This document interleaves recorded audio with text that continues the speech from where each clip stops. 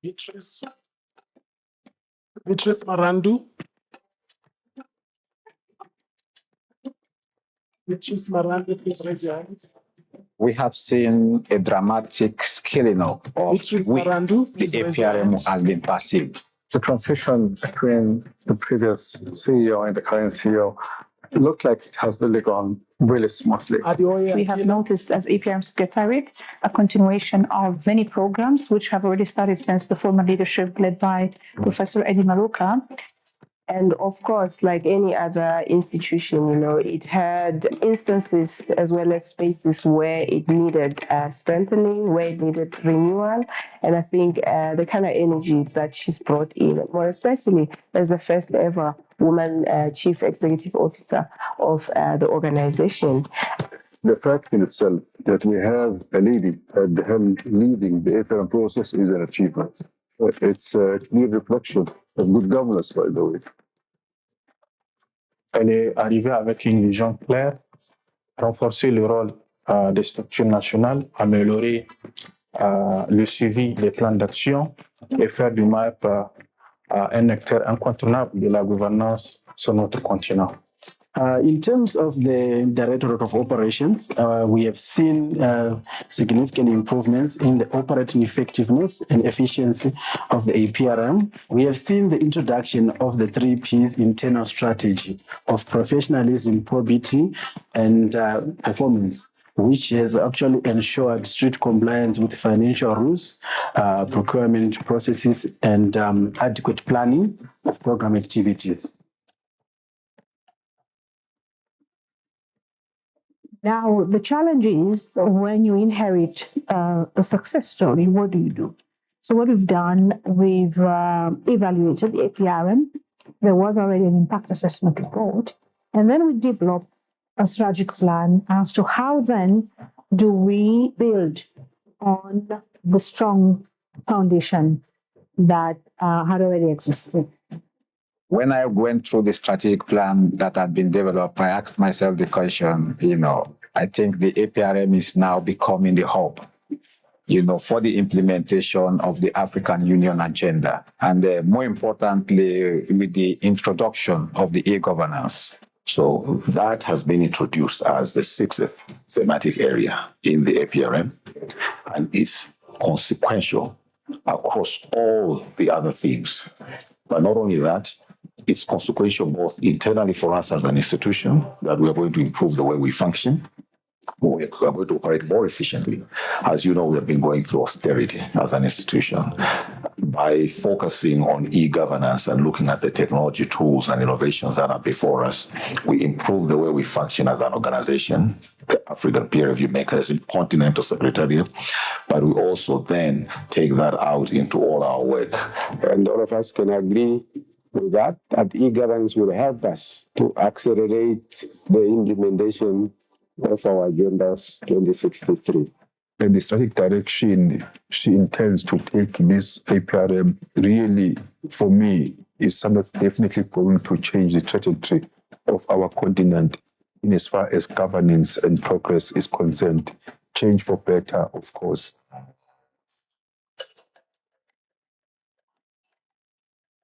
One thing that I can say for sure is that the new CEO, who is no longer new because she's 1 year old now, has done a great job in not just revitalizing the APRM Secretariat in terms of it's been effective with its mandate, but also bringing new fresh breath in terms of how APRM is perceived.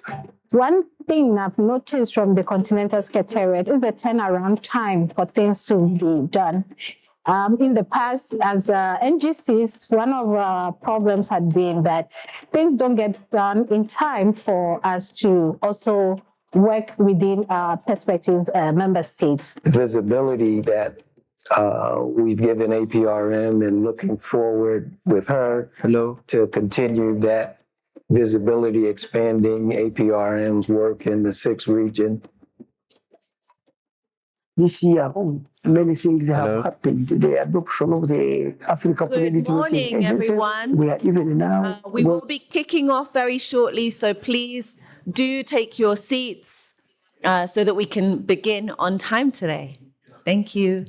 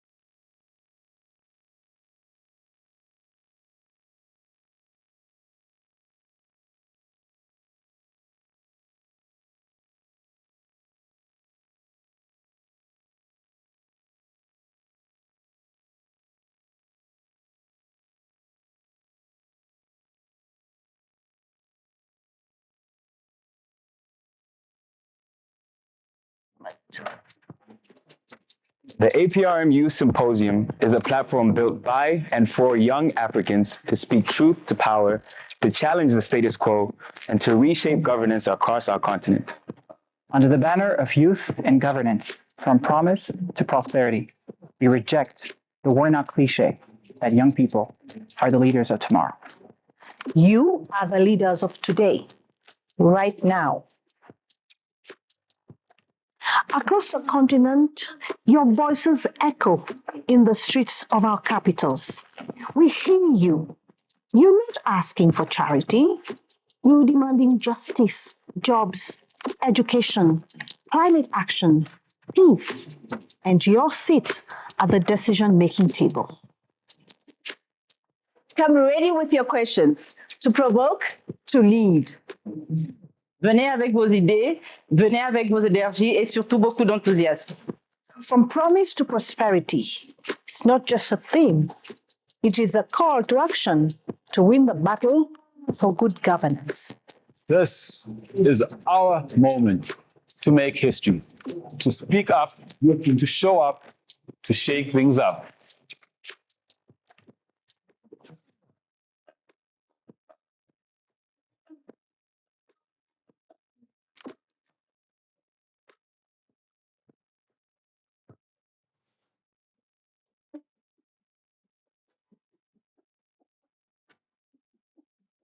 Imagine a continent where all African nations uphold values of good governance, peace, and sustainable development. This vision is what drives the African Peer Review Mechanism, commonly known as the APRM. So what is the APRM and what makes it unique? The APRM was founded in 2003 by the African Union Heads of State and Government as an autonomous entity of the African Union. The APRM is a self-assessment and peer review process where member states voluntarily participate to promote good governance, transparency, peace, and sustainable development. It's about African countries reviewing each other, sharing best practices, learning from one another, and working collectively to strengthen governance across the continent. The fact that it is the only African owned and African led governance assessment and peer review mechanism, which makes it very unique. The APRM consists of continental structures and national structures. At the continental level sits the APR Forum of Heads of State and Government, the Committee of Focal Point, APR Panel of Eminent Persons, and the APRM Continental Secretariat. The Continental Secretariat is led by a CEO appointed by AU Heads of State and Government. The APRM plays a crucial role in helping governments govern themselves more effectively by providing a platform for self-assessment and peer review. It bridges the gap between the people and policymakers, ensuring that the voices of citizens are heard and reflected in governance. Its office is supported by 4 directorates, namely Country Review and Assessment, Monitoring and Evaluation, Governance, and Specialized Reporting and Operations. On the other hand, the APRM national structures are represented by a focal point who reports to the head of state, a national secretariat, a national governing council or commission that includes all non-state actors, and particularly women, youth, CSOs, private sector, and the media. The NGC is at the core of the APRM process to ensure its transparency, accountability, and inclusiveness. The APRM is at the heart of some of the African Union flagship initiatives to promote good governance, such as the Africa Governance Report, the Africa Credit Rating Agency, the Africa Governance Index, the Africa Governance Support Program, monitoring of Agenda 2063 and SDGs 2030, or again, the Early Warning for Conflict Prevention Program. Over 21 years, the APRM has implemented its inclusive and transparent review process in more than 26 out of 44 participating states. It has managed to create a platform for dialogue involving governments, civil society, and citizens in evaluating key areas such as democratic and political governance, economic governance and management, corporate governance, socio-economic development, and state resilience to shock and disasters. While the APRM remains committed to its core mission of promoting good governance, which is anchored on Agenda 2063, Aspirations 3 and 4, its role has significantly expanded.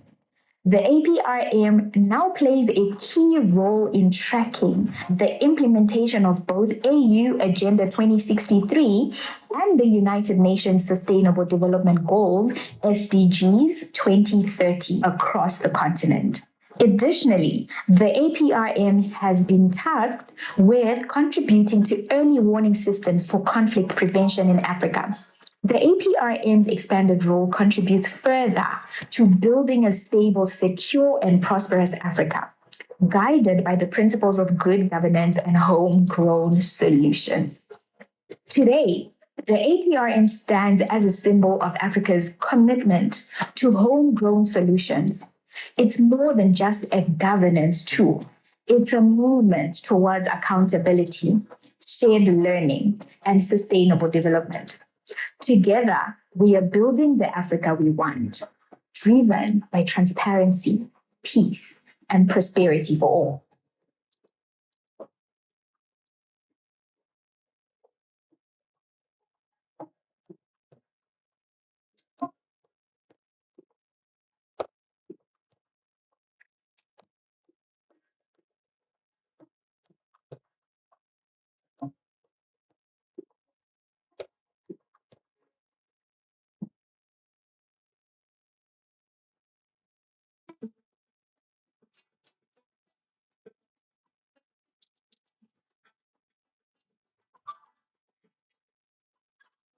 20 years ago, in March 2004, the Pan-African Parliament was established as a legislative body of the African Union with a vision of fostering unity, peace, and prosperity across the continent.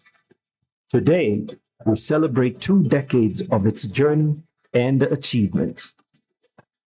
The establishment of the Pan-African Parliament amongst the African Union organs signaled a historical milestone and perhaps the most important development in the strengthening of the African Union institutional architecture. It laid solid grounds for the democratic governance and oversight within the African Union system and provided a formal platform for the peoples of Africa to get involved in discussions and decision-making on issues affecting the continent. The genesis of the Pan-African Parliament can be legally traced back from 1991 with the adoption of the treaty establishing the African Economic Community, adopted on 3rd of June 1991 in Abuja, also known as the Abuja Treaty. This treaty defined the pillars and grounds of realizing economic development and integration in Africa and called for the creation of a continental parliament amongst a set of organs as tools for the realization of African integration and economic development. This call was re-emphasized in the Sirte Declaration of 1999, which called for the accelerated implementation of the provisions of the Abuja Treaty. Distinguished delegates. At the time of the transformation of the please do Organization take your of seats African Unity into immediately. the African Union, We are going the to kick off the Constitutive program right Act now. of the African Union, in keeping. Please do take your seats. We're going to begin right now.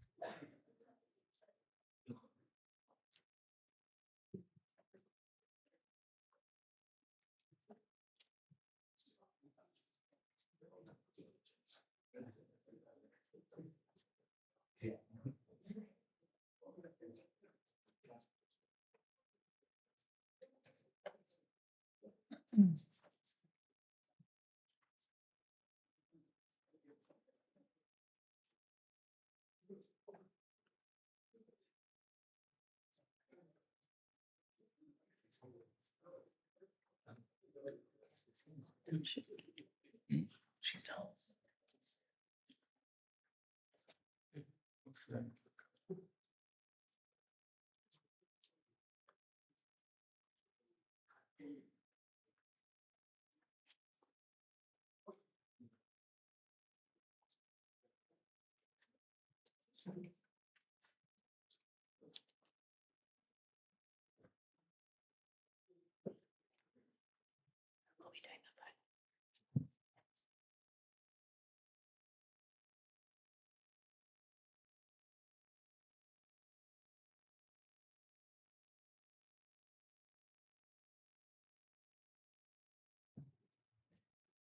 Good morning. Good morning. Jambo. Bonjour. Sanbonani. Molweni. Hoemora. Is there anything else I'm missing? What? Hueda? In Swahili, but I said Jambo. All right, good morning and a very warm welcome to the 5th APRM Youth Symposium. Please give yourselves a round of applause. Before we begin, I want you to look at your partner and say, today we're going to have a very good day. Today we're going to have a very good day. Right. Oh, today we're going to have a very good day. Yes, thank you. Yeah. We'd like to start off by just welcoming our delegates, our special guests, our ministers, and all of you, our VIP participants. We'd like to have an honorable mention, His Excellency Vincent Angeline Meriton, the former Vice President of the Republic of Seychelles. And of course, our CEO, we're going to call her our CEO in this forum, Ambassador Marie Antoinette Rose-Catra. Thank you so much. Today is a special day, day 2, where we get to engage, we get to participate, and we get to work together in order to make these policies, these dreams, these conversations come to a reality. Remember, this is an intergenerational conversation where we are coming together as youth, as leaders, to work together to find steps for us to make a better Africa and for us to work together in order to include the youth, to have the youth's voice and voices heard. And acted on. Yeah, and it definitely acted on. So we have another packed program today, but we're going to be kicking off with a very special event, a launch of the APRM Communicators Network. That will be the first item on our agenda. The second will be a live podcast recording. So you will all be able to participate in this live podcast recording on the state of governance in Africa. And then, very importantly, we'll be having some breakout sessions on key topics that we discussed yesterday, but we didn't really have enough time and space to discuss them. So we have the breakout sessions to be able to discuss them in more depth and then come back in the afternoon after lunch to finalize the outcomes of the symposium. So yeah, it's going to be busy, but I think we're all ready for that, right? Yes? Are we ready for a busy day? Yeah. Excellent. We're definitely going to work together, right? Yes, to make this whole thing a success. We heard your cries yesterday. You wanted more time to share your views. You wanted more time to share your ideas and your concerns. And so that's what we've done. We've given you spaces and opportunities to be able to have your views shared. Also, we love that you are active online. We just like to remind you to please use the hashtag APRM Youth as you post, as you tweet, as you post on Instagram, TikTok, wherever your preferred platform is. Also, we just want to remind you that everything that is said on this stage is important and needs the due respect. So please put your phones on silent and please respect everyone who is on the stage. Absolutely. Okay, so let's begin with our program.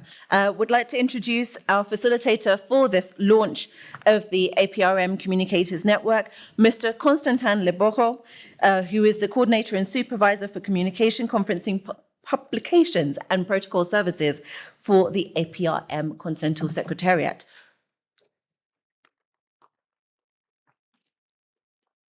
We'll see you later. I will airdrop you. Good morning, everyone. Hi. Bonjour à tous. Bonjour. Hello, everyone. Tempage. I cannot hear you. Young people, where are you? Thank you. Thank you for being here this morning. We are going to have a very special session this morning.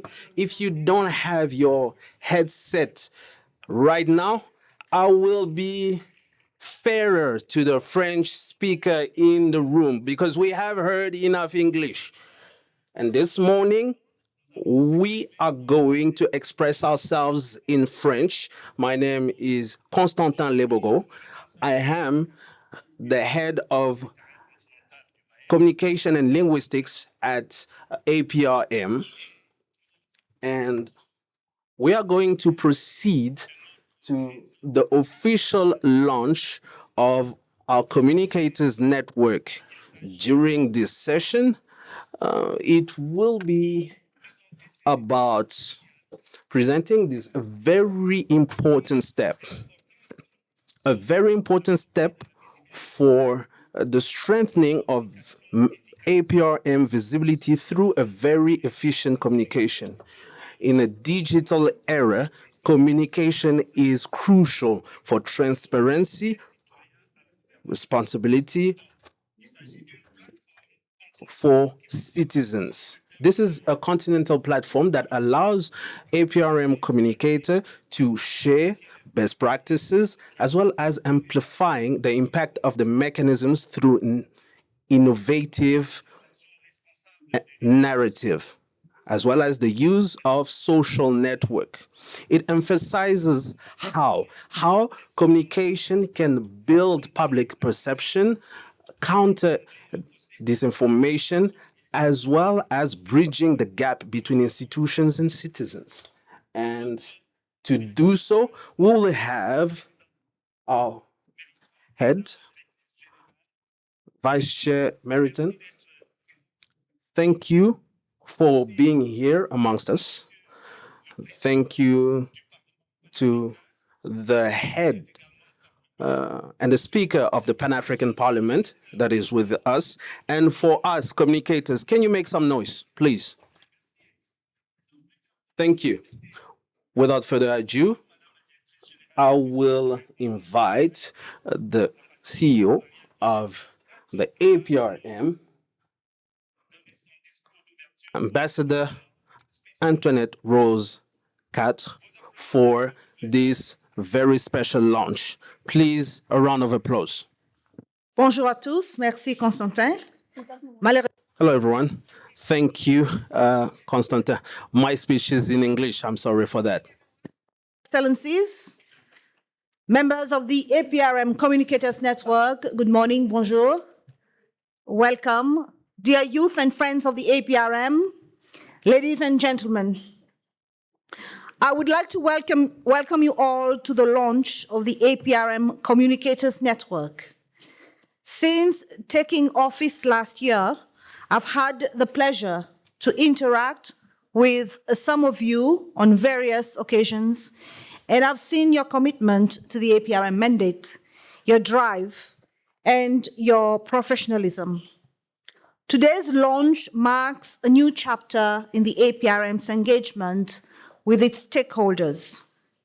I would like to congratulate you all on your nominations as members of the APRM Communicators Network, and thank our national structures for responding to our requests for communication focal points.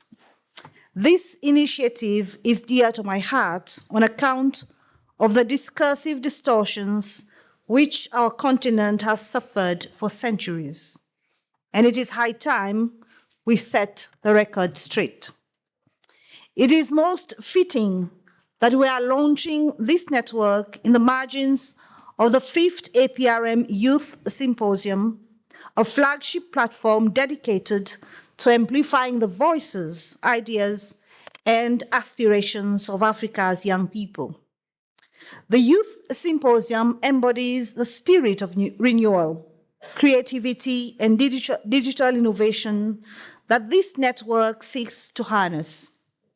In an era where communication technologies and youth-led movements are redefining civic engagement across the continent, bringing together the APRM Communicators Network and the continent's emerging generation of change makers under one roof symbolizes our shared resolve to build an Africa that speaks for itself, listens to its citizens, and tells its own story with authenticity, confidence, and pride. The saying that we were taught in school, "He who pays a piper calls a tune," still rings true today.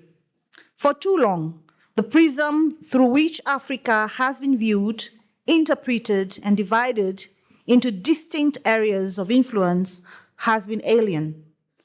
This is a continent in whose name so many self-appointed saviors previously spoke.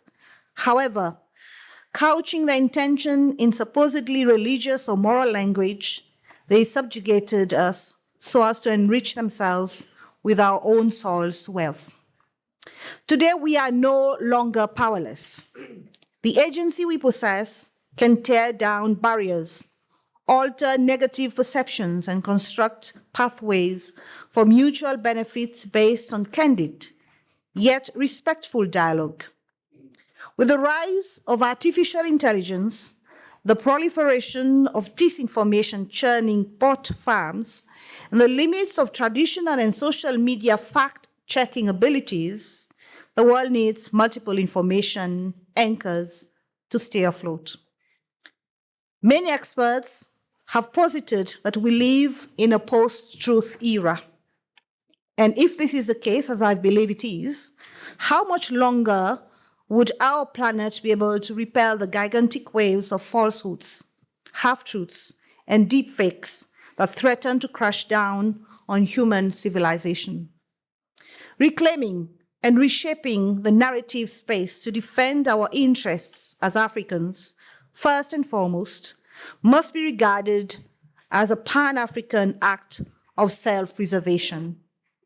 Through the promotion of the mechanisms brand, the APRM's Communicators Network is expected to play a role in shaping, contributing to, and writing accurate, original, and upbeat stories about the continent. Global airwaves and editorial pages must no longer be saturated with stories of doom and gloom, but of scientific ingenuity, athletic prowess, and artistic excellence. Together, we will not only help realize Aspiration 3 of Agenda 2063, which is an Africa of good governance, democracy, respect of human rights, justice, and the rule of law, but also Aspiration 5, an Africa with a strong cultural identity, common heritage, shared values, and ethics. As you all know, the APRM Continental Secretariat has unveiled a new strategic plan for the 2025-2028 period, whose launch we celebrated at the end of June this year. Its 4 pillars will guide our efforts of purveying good governance across the continent. The 4th pillar of our strategic plan is particularly relevant to this network's mandate, as it focuses on communications, advocacy, and outreach. I urge you to familiarize yourselves with it meticulously for effective discharge of your important responsibilities. Your Excellencies, ladies and gentlemen, driving the governance agenda with impact, the strategic plan's theme requires us to articulate our vision with precision. We will endeavor to reach our African brothers and sisters whom we serve wherever they are. We often make a distinction between the APRM Continental Secretariat and the APRM national structures.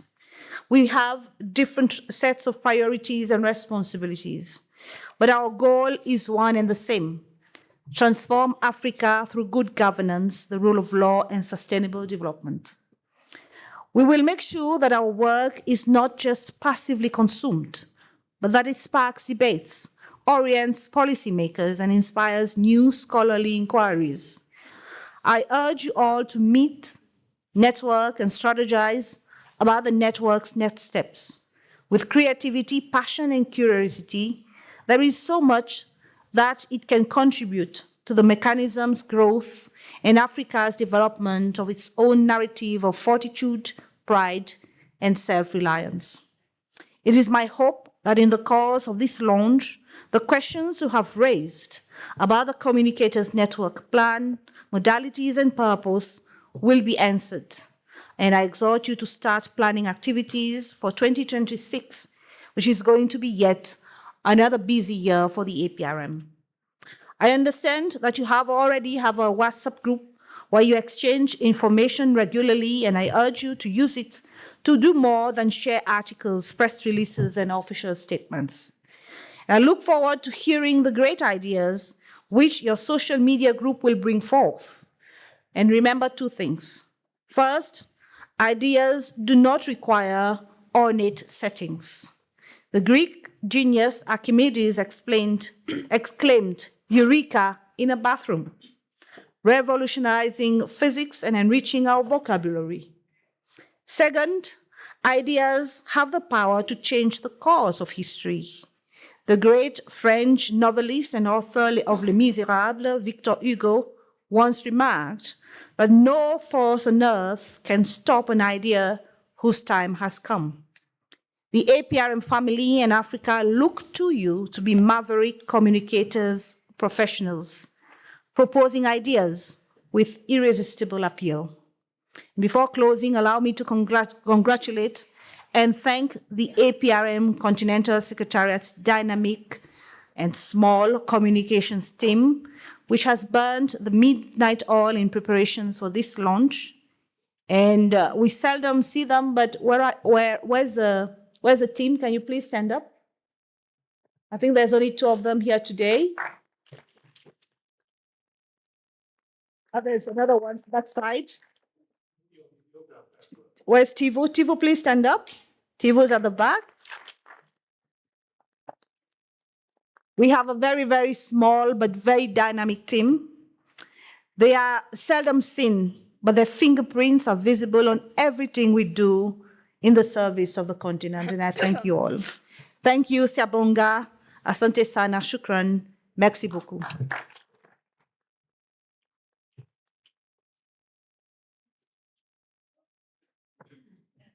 Can we give her another hand of applause, please? Thank you so much. It's so heartwarming to receive encouragement and such a push from your own CEO, such recognition. So without any more ado, I would like to invite here, because the CEO spoke about the modalities, operational modalities of this network. So I will invite my colleague, Mr. Emmanuel Merissa Anna, who has a presentation for you on how this network is to operate. Emmanuel, and the presentation, please.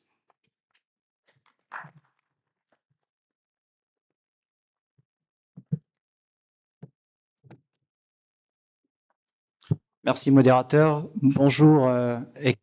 Thank you, dear moderator. All protocol observed. Today, I've got great pleasure to announce to you the launch, as it was announced by the moderator, the communicators network of the APRM. So it's something that's very dear to our CEO, Marie Antoinette Roscat, who I wish to pay respect to for her determination and passion for good governance on the continent.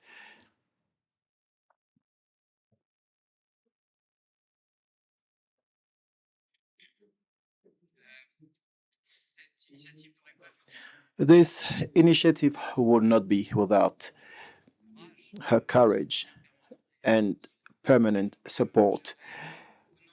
I'd like, on behalf of the whole communication team from the APRM, to pay our respect to her. Today's communication is around 7 items. The strategic plan for 2025-2028, the raison d'être of the communicators network, and the scope of work, the membership and terms and conditions of the network. Participation via the network will allow the members the regular flow of information and the 7 C's of communication, of corporate communication. Without further ado, I would start with the APRM, a strategic plan for 2025-2028. So it was launched on the 30th of June 2025 online to allow all members of the great APRM family, not just the Continental Secretariat, but everyone to be part of. We have two pillars as part of this strategic plan that we have to keep in mind.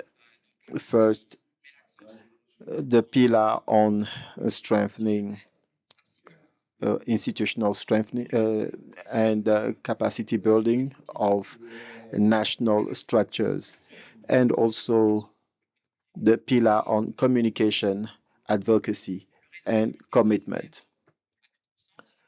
For us, this will allow the APRM to achieve pillars 3 and 4 of this network, of this strategic plan. Apologies. So the raison d'etre of this communicators network first is to promote communication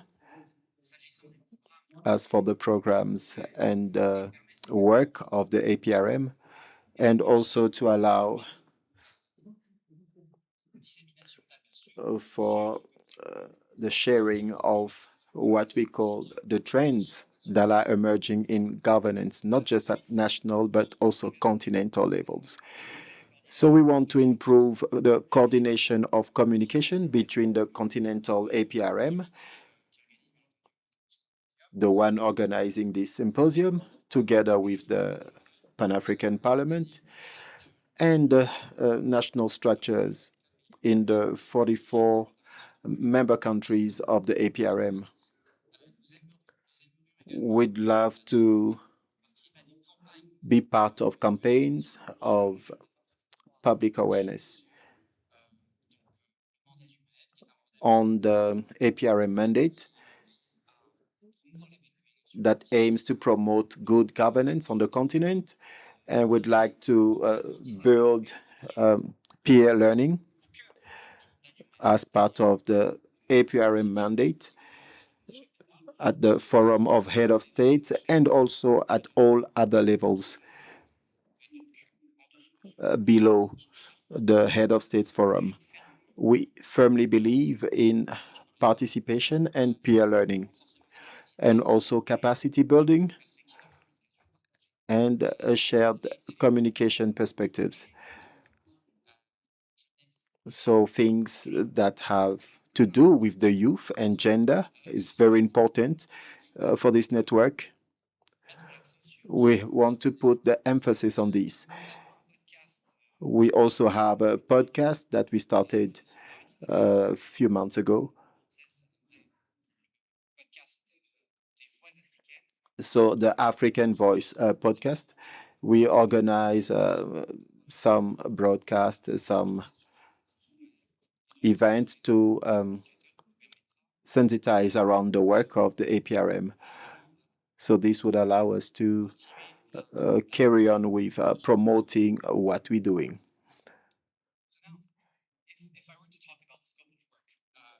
Communicator network, I would say that it's supposed to develop and adopt an annual work plan, and I'm pleased to say that we will be meeting as members of the APRM Communicators Network this afternoon to discuss our future activities in the course of next year.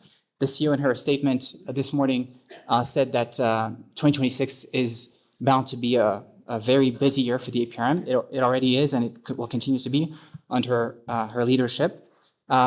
We will continue coordinating communication between the APRM Continental Secretariat and the national structures, disseminating knowledge products such as country review reports, in which are found very targeted, specific, time-bound recommendations for countries to implement so as to achieve greater progress on development endeavors or development objectives.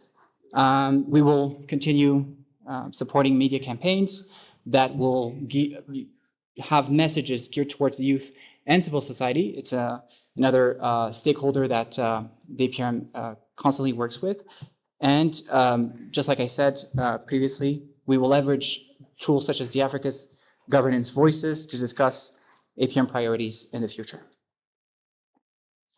So again, on the scope of work, we will be promoting peer learning and cross-country experience. We will develop crisis protocols for deployment during high-stakes events. And we hope, and that is a very important point, to use this network to achieve universal accession, but also, more importantly, revive APRM, the APRM process in dormant countries. We have 44 member states. Unfortunately, not every single one of them is active at the moment. And so we're hoping to leverage this communication network to revive the APRM process in those countries. In terms of membership and modalities, the membership of this network is voluntary. So it needs to be clear that it's a pro bono type of work. And nominations are based on nominations which we receive from our national structures, most particularly from our focal points, who are the representatives of our heads of state. And as such, participation in this network will not be remunerated, as it will be considered part of existing APRM responsibilities. The network will serve as a technical arm, I think by now it's clear, of the APRM, and will strengthen, obviously, the coordination between the Continental Secretariat and National Secretaries, but also raise the visibility and impact of the mechanism. Incentives and recognition. The network is going to afford members opportunities such as this one for networking, for career development, and we will, in the course of our various activities next year, also deliver certificates of recognition. On regular communication flow, I would like to bring to your attention, and I'm pleased to say that we have a WhatsApp group that's been created to facilitate information. We're launching this network today, but it's been active for the last couple of months. And so we are constantly in touch to share not just press releases, which we write on various activities that the APRM champions or the APRM organizes, but also governance trends across the continent. And so we use this platform, though informal, to further the APRM mandate, and we will continue doing so. Lastly, j'aimerais terminer donc cette présentation par... Allow me to conclude by talking about the 7 C's of communication that I mentioned earlier. I'd like to know if in the room some of you have heard about the 7 C's. It looks like that's not the case. Let me just name them quickly. The 7 C's of communication are very important. You have to know them for everyone who wants to communicate in a clear way. And the 7 C's are to be clear, concise, concrete, correct, consistent, complete, and courteous. Thank you.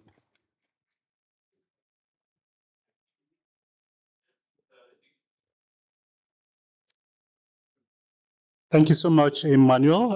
I hope I have been ticking the boxes.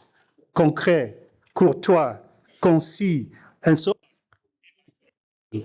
Anyway, we're going to move on with our panel. We have a very brilliant panel that's going to discuss communication matters on the continent and with regard to the APRM as well. And this will be led by the able E.K. Bensa, all the way from Accra. Bensa, a round of applause, please.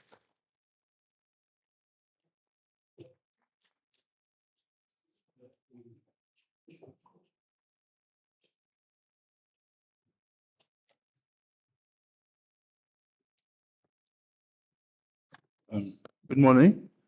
My name is Emmanuel. I come from Accra, Ghana. Thank you very much for the opportunity to be here.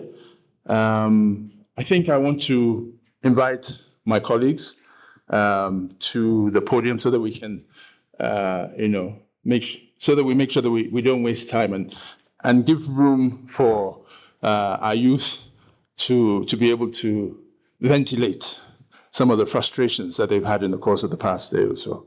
So, Susan, Franklin, Fabrice, Madame Diallo, and then I think it's Jules from Seychelles. Is that that? Okay, great. Okay. My name is Emmanuel Bensa.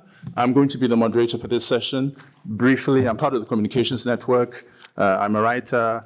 I've just recently penned the first Agenda 2063 crime thriller, part of storytelling. We want to try and tease out some of the storytelling and creative things that our panel want to do so that we can have very important takeaways to get out of here. Thank you very much.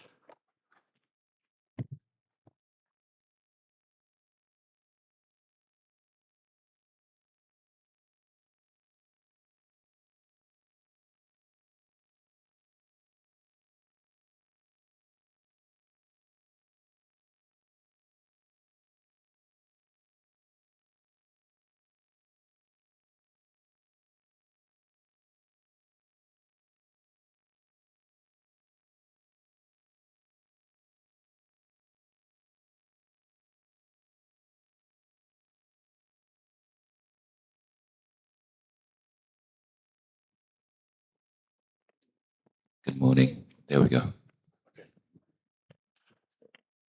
Thank you very much. So basically, I think what we're trying to do with this very important session is to try and capture the very important messages from our panel. The panel is populated by people who are connected to the structures of the APRM who have actually worked with them. So we have Susan, who has worked extensively in Zambia, National Governing Council. You can't talk about APRM in Zambia without talking about Susan Mwape, in fact. OK. On a aussi Madame Diallo, qui travaille avec le structure. We also have Madame Diallo, who is working within the Senegal structure, APRM structure, who will speak on issues related to communications and will provide strategic communications examples that she's using at work as well. Same with Mr. Fabrice from the Seychelles and Franklin de Kenya. That we cannot isolate from the conversations on APRM because of where Kenya sits in the conversation on good governance. And Kenya also has a distinction of domesticating part of what it does around the APRM with its county peer review mechanisms. In Ghana, we have regions. Kenya, they have counties. And they've been doing a lot of good work on really domesticating at that local level. So I think these are some of the important best practices we want to take away from this room about when you go home in your own countries. What can you begin to do to ensure that you are putting pressure on your structures to, as the French would say, vulgariser, to popularize some of the important conversations, to bring down governance so that it's digestible and understandable. So without further ado, we want to start with Susan. We have 5 minutes for each panelist to help us understand what they're doing in their country, some of the best practices. I think we'll talk a little bit about the context in which we live as well, of artificial intelligence. People claim that we can set up websites in 5 minutes and all these things. In this kind of age, how do we reconcile that? In the age of elections, in the age of conflict. I come from a region where we can wear the coups. We can wear T-shirts on the coups that we have. What do we do in West Africa, in Central Africa, around instability and good governance? How do we begin to link these conversations together? And I want to believe this basically is what we want to try and do with this panel. So Susan, 5 minutes. After that, each will go to Madame Diallo, Fabrice, Mr. Jules, and then Franklin. And then afterwards, we'll have the floor for questions. Thank you very much. Go ahead, Susan. Thank you very much, Emmanuel. Good Okay, there's very low energy. Viva African Youth, viva. Viva. Viva African Youth, viva. I want to feel you, I want to hear your voice as you need to communicate with me. So I'm going to talk a little bit about my experiences with communication of the APRM. So basically, and very briefly, my background is that I've been doing work around the APRM from before the time that my country, Zambia, acceded to APRM. And so when I got the opportunity to work with civil society on the APRM, one of the biggest things that we had to do was to popularize the APRM to all the different stakeholders in the country. It was a big challenge because we realized that the APRM in itself is a very complex and very technical terminology, but at the very core of it, it is just a basic governance issue that everyone can relate to. So we began by training the media to get the APRM. We didn't get the results that we wanted. We went into communities to engage with people. We didn't get the feedback that we wanted. And one of the things that I did was, because I was traveling to rural communities and different parts of the country, I would always ask people, can you translate APRM? And they just struggled. But the moment we began to break the APRM down and say, okay, the APRM is about governance. We are assessing these areas. What does democratic governance mean to you? If we look at socioeconomic development, we break it down to access to water, access to health. We saw that the rooms began to spark because people could relate to those things. People could understand what we were talking about. So when you take out the technicalities of the APRM, we realized that the feedback was much better. The media was more keen on engaging with us and asking us questions around what the APRM means for different policy positions and also just economic situations in the country. So that was my experience. And through that, we began to do our work differently. So I started working on the APRM sometime in 2007. And at that time, social media was not the biggest thing. At that time, Facebook was mostly perceived to be one of those things that people do for social networking and playing. No one really took it seriously. So we had to use traditional media. And I would like to say, I know that one of the panelists here will be talking about new media, AI, and all those things. So I'll try to steer clear, but also just to remind us that as we engage with the APRM, we need to understand that to a large extent across Africa, a lot of you will agree that our digital public infrastructure is not conducive for everyone. So we also need to fall back on the important traditional communication initiatives that we have always used. So some of the things that we continued to do was to use community radio stations, because community radio stations are the ones that most communities use. If you go to rural areas, you find that they have no access to the national radio stations in some instances due to bad signal, bad infrastructure, electricity, and all those things. So when you talk to people in a language that they understand, as long as you're able to sell the concepts to them, it is easier for them to engage. We also need to use our traditional, means of meeting, workshops, church meetings. You can think of all those traditional meetings that they have in Davas. Now, one of the popular things that the Gen Zs are doing, and I think a lot of other people, are those runs. Everyone's running for this thing and running for that thing. Use those opportunities to communicate the APRM to people. Use those opportunities. Let's have an APRM, a run for the APRM, and get people to understand. Lecture hosts, those of you in universities, have lectures, bring in experts, but also just bring in people who are able to communicate the APRM in a way that is understandable. I'll take it a step further. One of the things that I found very innovative within the APRM and going across the continent was in Tanzania, where the youth decided to share the APRM from their perspective.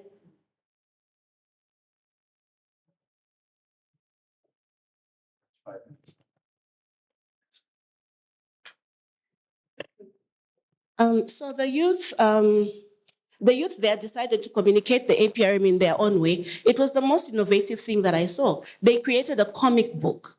They designed the comics. They published a whole book that explained what the APRM in its technical state was, just using that platform. Taking it up with my work as a former APRM communications champion, where I worked with Emmanuel and the rest of the team at the Continental Secretariat, we found that we used social media a lot more because the demographic that we were targeting was different. Our goal was to try and get the APRM message across, to amplify and augment messaging beyond just these meetings. So we'd sit in a meeting like this and try to share across the continent, believing that the national structures of the APRM would take that information down. So to you, the youth, I think that right now we have a lot of tools that we can use, and I would encourage you to ensure that in whatever shape or form, you're able to go back to your spheres of influence and relate with this process and make sure that you communicate as far and wide as possible. Let your voices be heard. There are so many avenues within which you can participate in the APRM. Take a leaf from the Kenyan youth who were able to develop their own submissions around different sectors of the APRM process when the review was happening. This can be done in so many ways, and I would encourage you to continue to do what you do. Get your voices out here heard. Don't just stick to social media. Remember that traditional media also works, and also do not hesitate to innovate and come up with new ideas of how we can communicate better. Thank you very much.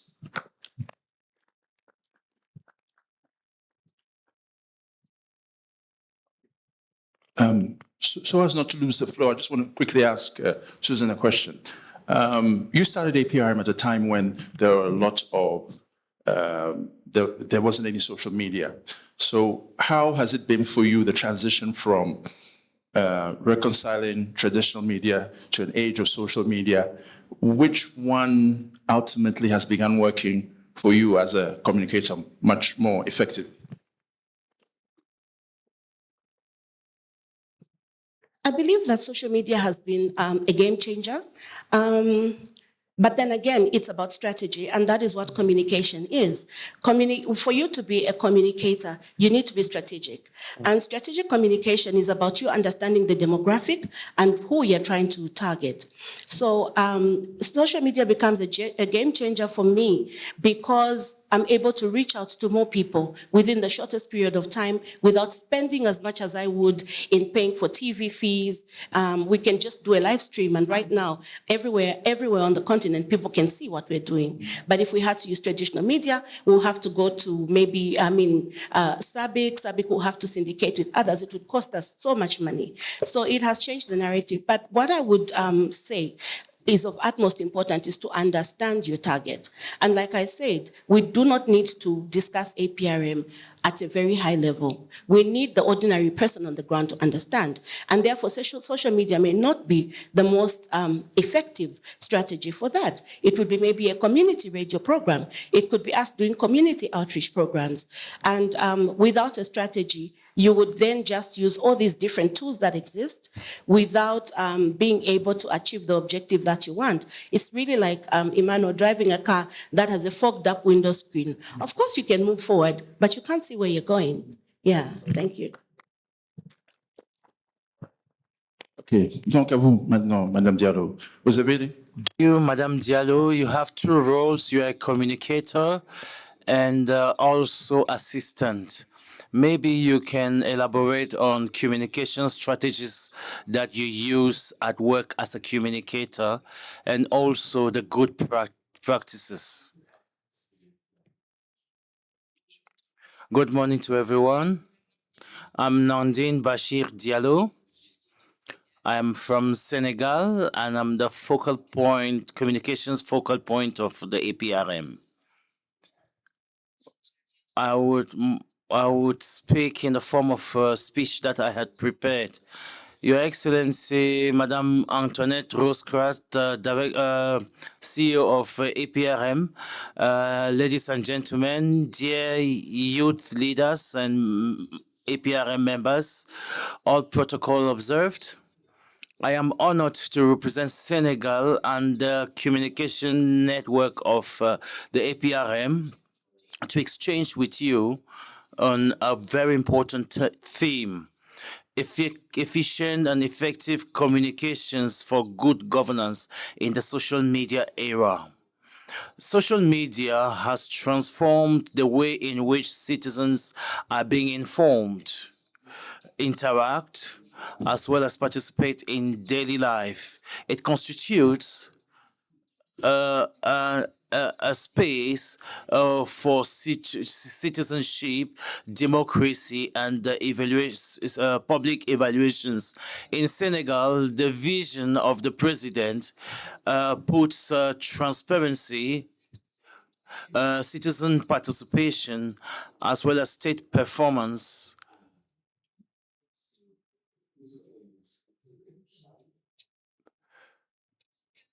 state performance at the heart of public governance. This new change movement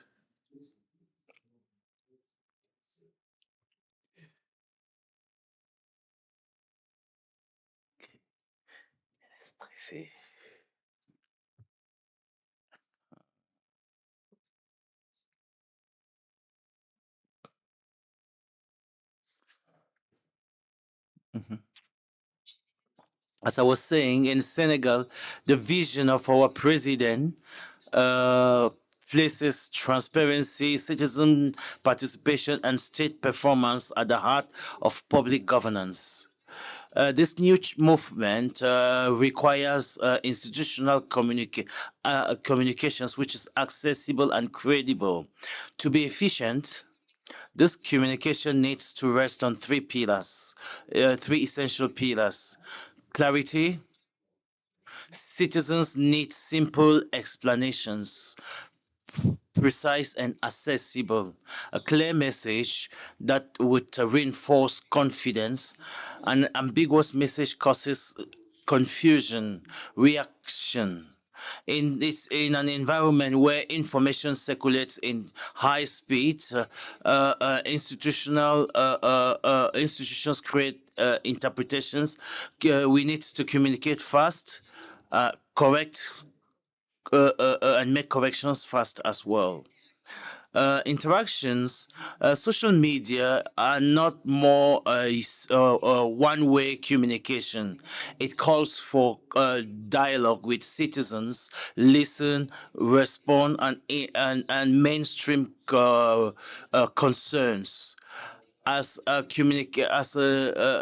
APRM communications network, we have the responsibility to make governance accessible, pedagogical, and we have to, in respect of APRM principles, create institute reforms, encourage and also encourage citizen participation and the youth in particular.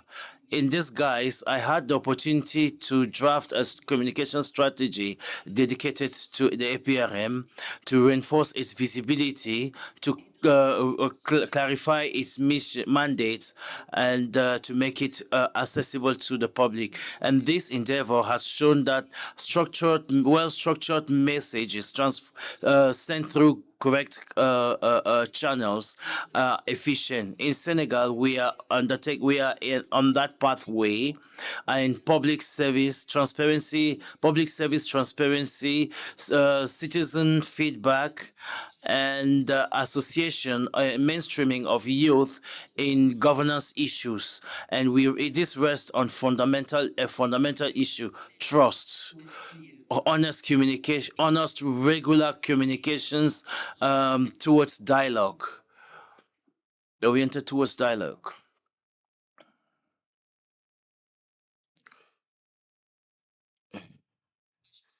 I would like to stop here. Thank you.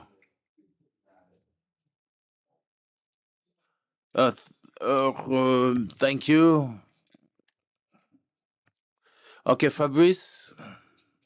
Thank you, Emmanuel. Good morning to everyone. I'm Fabrice Mekale, a member of the Communications Network Gabon, and I'm very happy to be here as a youth and as well as a communicator. I would like to take a couple of minutes to exchange with you on the efficient communications for good governance. Know that at this era where social network has influence, to speak of good communications as good governance comes with challenges as well as successes. It falls within, you have exchange of stories and others. Public communication has changed. Today it's not a vertical but horizontal in nature and very participatory. Through social media, youth become actors, players of public debates, and also promoters of reforms. Just like the case of MIEP, where its purpose is to promote responsible governance through inclusive and adapted approaches through social media. We can make APRM accessible, understandable, and loved. And however, there are challenges such as disinformation, as well as a polarization of debates. This is where our role as communicators comes to play, to transform institutional information in the engaging information without losing its greatness as well as importance. In placing at the center of our strategy our citizens as beneficiaries of the governance. We need to identify weak signals on platforms, which can be an alert, which is an issue, administrative issue, something important at public service level, but also evaluate public sentiment relative to government actions that have been taken. To have effective governance, we need to transform feedbacks into policy actions.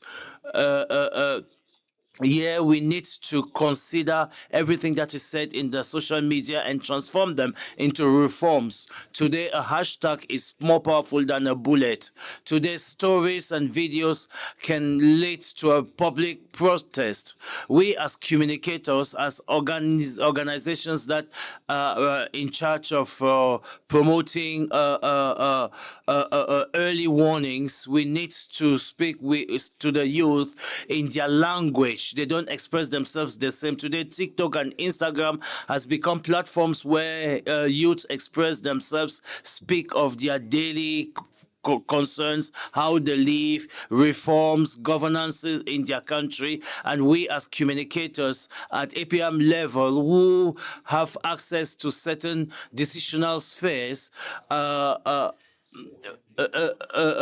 the bridge between the citizens and the decision makers. That is, Emmanuel, in a nutshell, what I I've loved to say. Thank you very much. Thank you. Okay. I start with your permission, Mr. Moderator. I'd like to greet the most important stakeholder in the room. That's the young leaders. So I'll just say good and you'll say morning. So we'll share the greeting together. Are we together? So I'll say good and you say morning. Good? Good? Awesome. Now, a friend of mine once asked me, Jules, you talk a lot about, I'm from the civil society sector, you talk a lot about civic engagement, civil society. I mean, if I ask you to draw in just one object, civil society, what will it be? I don't know what you'll draw if I ask you that question. No idea. Will it be somebody, maybe a person, you know? For me, I said my drawing will be simply a heart. A heart.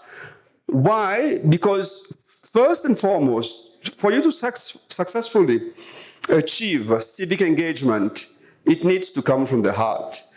And when we are talking about communication, our communication needs to target the mind, but also the heart. When you are targeting the heart, this is where real change happens. This is where the message stays. So earlier, our brother, when he was presenting the network, the communicator platform, he spoke about the 7 C's in communication. And I know Madam CEO knows that very well, coming from a journalistic background. The cornerstone of communication or civic engagement, it's got to do with people. So I just want to talk about 5 B's. There's a 6B, but let me focus on the 5 B's. 2 minutes. 2 minutes? Yeah. Seriously? Are you sure? Are you using the... You're not using the Kenyan clock. Okay, the first B, it's brain, bold, break, build, and brand. Okay? Bear with me, just explain briefly. When we talk about brain, in terms of communication, we're talking about injecting innovation, fresh perspective to the way that we communicate. And this is where innovation comes in. And when I talk about bold, it's about inclusivity. Make sure that our communication is inclusive, okay? And by having this important element, at the end of the day, you lead to accountability and transparency, which is very important in communication as well. Now, break. We need to break the old habits, the old way of doing things. We need to come up with new innovative methods, okay? And build. Through our communications, we will help to build stronger communities, build stronger youth alliance, networks, and brand. You need, as I said, you need to be talking to the brain and to the heart. And you will not be able to achieve that if you don't have a brand, if you don't have a message that is targeted and well said.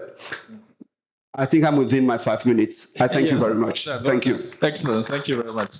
Franklin, thank you as quickly as you can. Thank you.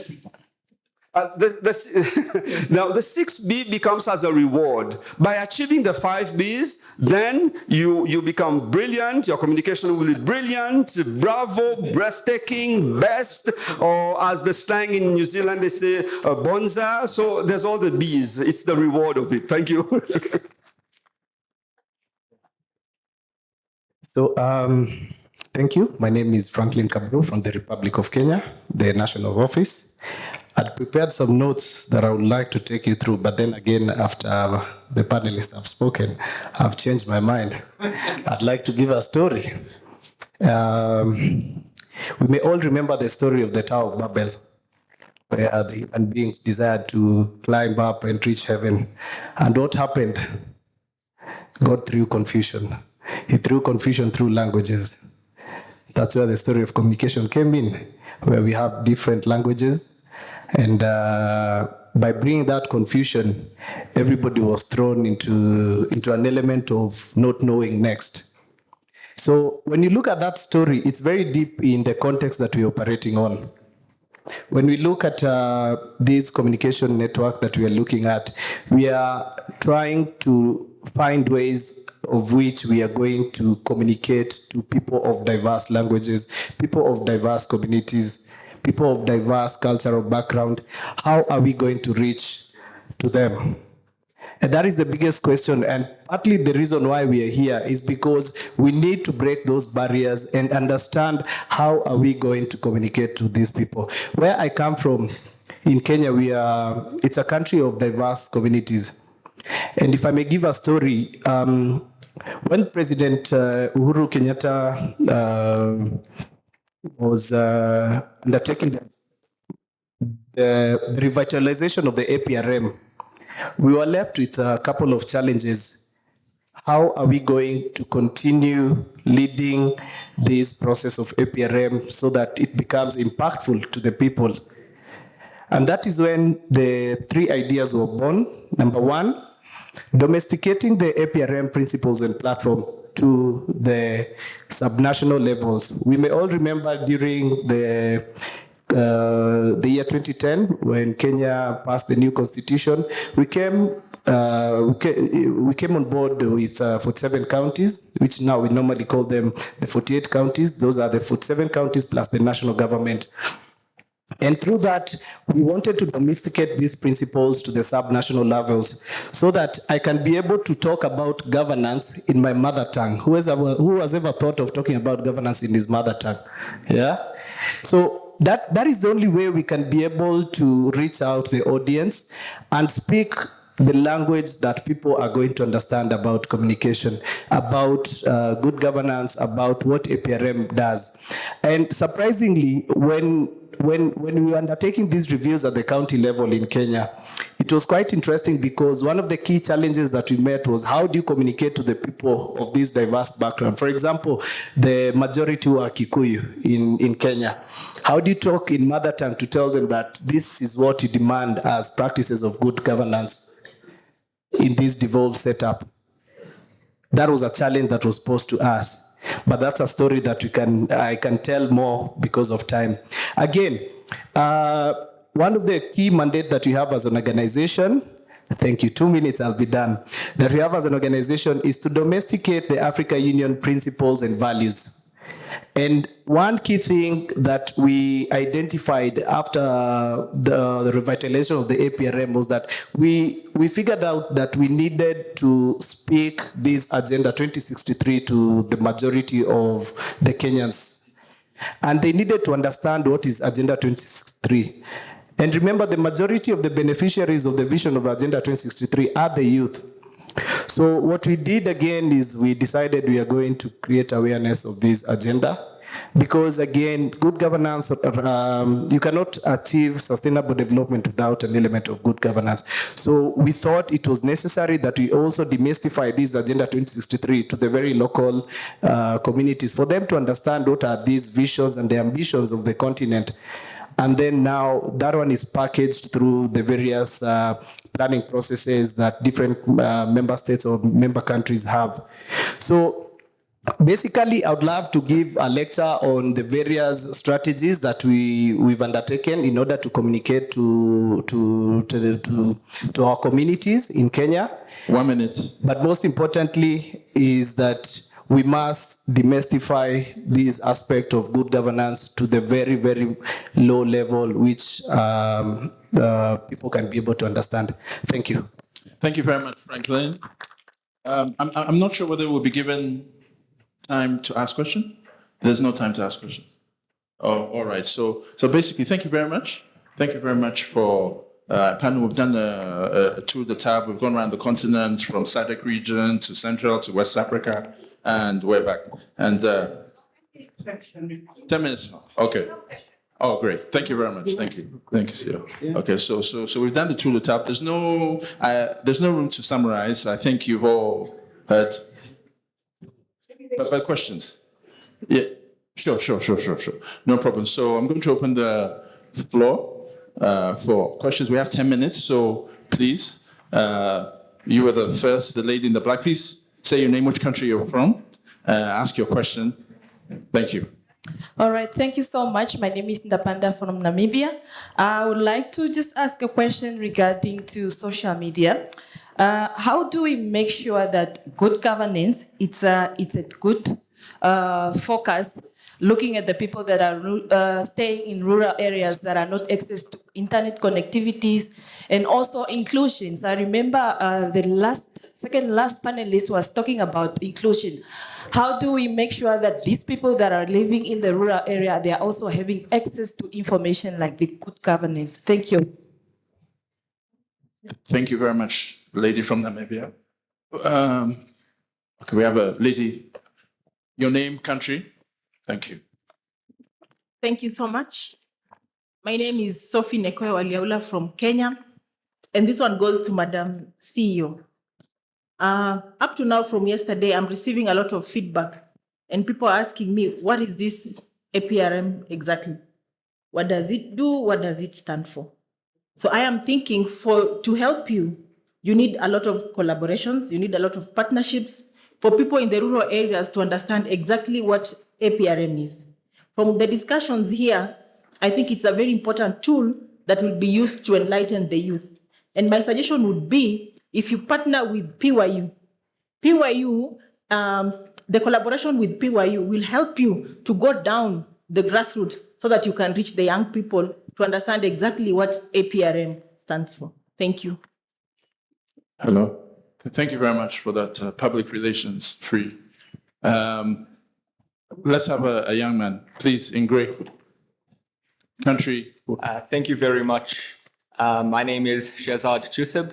I am from South Africa, and I have a question to, well, anyone in the panel regarding communication. As you've said, and it was very well put, I must add, that we must engage with the communities in order to seek out their needs and to fulfill them. I work in the line of public health, and we engage with rural communities and communities in very widespread areas. Yet the challenge we face, and the question to you guys are that how do we engage meaningfully with our communities without seeing or without being seen as outsiders to that same community? Thank you. Thank you very much. Hold that. I just want to, let's go over here. Your name, country, please. Good morning. My name is Nonkululeko Msibi. I am from South Africa.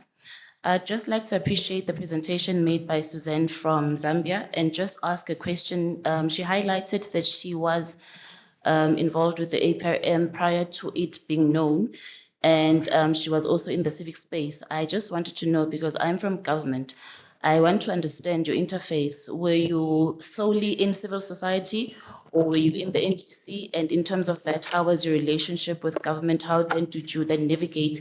Because Zambia is actually doing very well in the APRM. Thank you. Thank you very much. The lady in yellow, please. Name.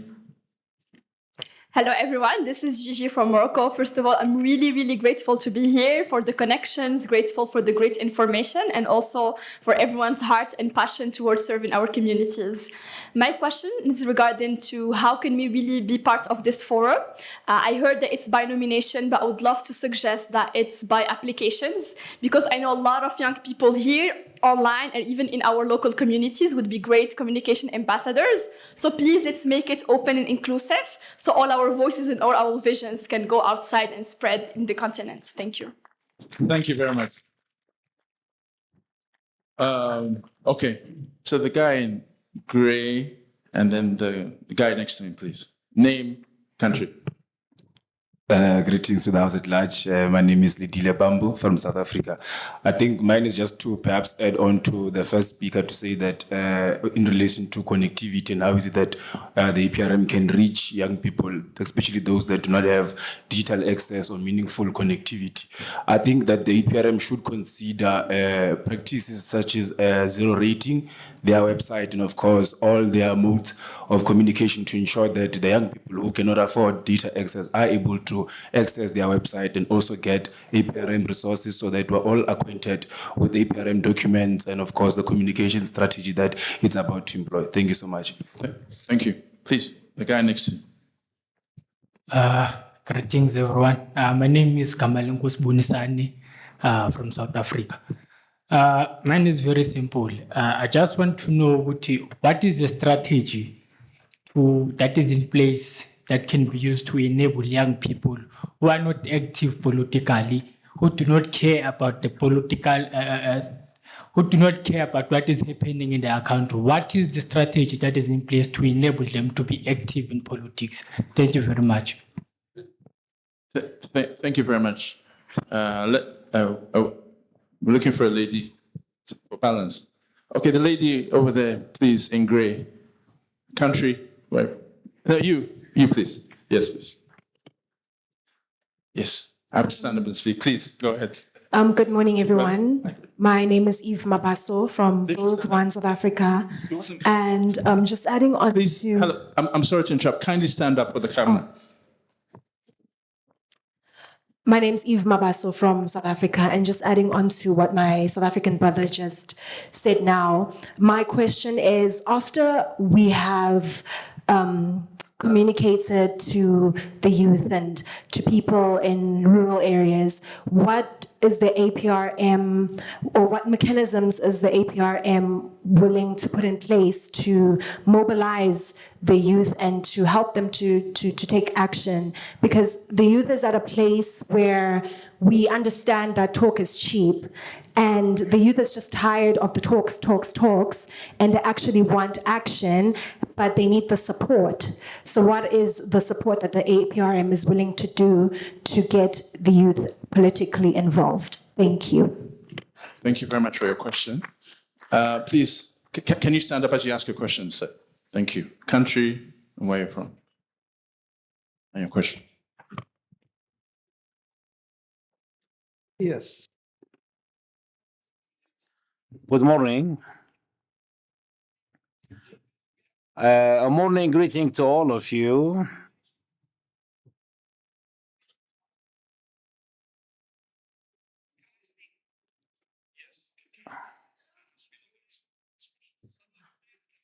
Good morning to all. My name is Yusuf Fakri. I'm a member of the Pan-African Parliament from Libya. In our customers, when we receive guests, we welcome you. Therefore, I'm welcoming all of you, the youth who are around us here in the chamber, and I wish you success in your meetings. I was chair of the caucus of youth in the Pan-African Parliament. The same caucus now is chaired by Honorable Leila.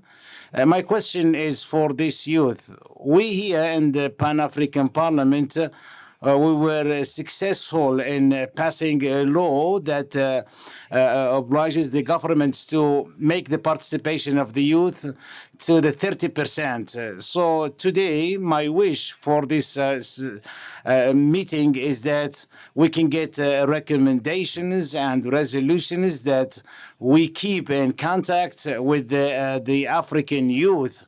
I wish at the end that we can see an output from this meeting that serves the youth. Thank you very much. Thank you for your question. In the interest of time, I just want to recommend that all those who have outstanding questions send it on X with hashtag APRM Youth, and I'm sure the organizers will be able to respond accordingly. We need to come back to the panel so that they can respond appropriately to some of the questions that have been asked. There's a question directed to you, Susan, but there are questions around social media from the lady in Namibia. What is the APRM doing? What does it do? The young man from South Africa about public health, communicating effectively.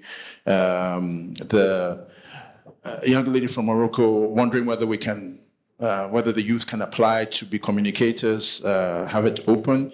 There are other questions asking about supporting the young people in rural areas to break down APRM, helping them with data, strategies, and so on. So I think you've all, any of you can pick up the questions by way of response. So please go ahead. Thank you.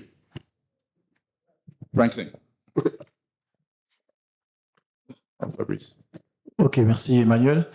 Je voudrais spécifiquement répondre à notre... Very specifically to our sister from Morocco who wishes to join the communicators network earlier on when the colleague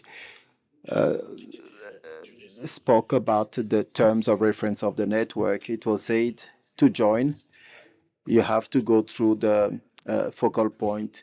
That's very formal. But as young people, we are all here as ambassadors of good governance of the APRM.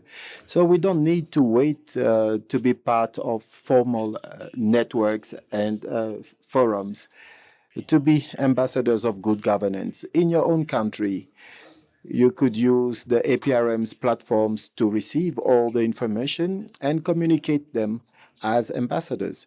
So we were lucky to be chosen by our focal points to be a relay at the national level.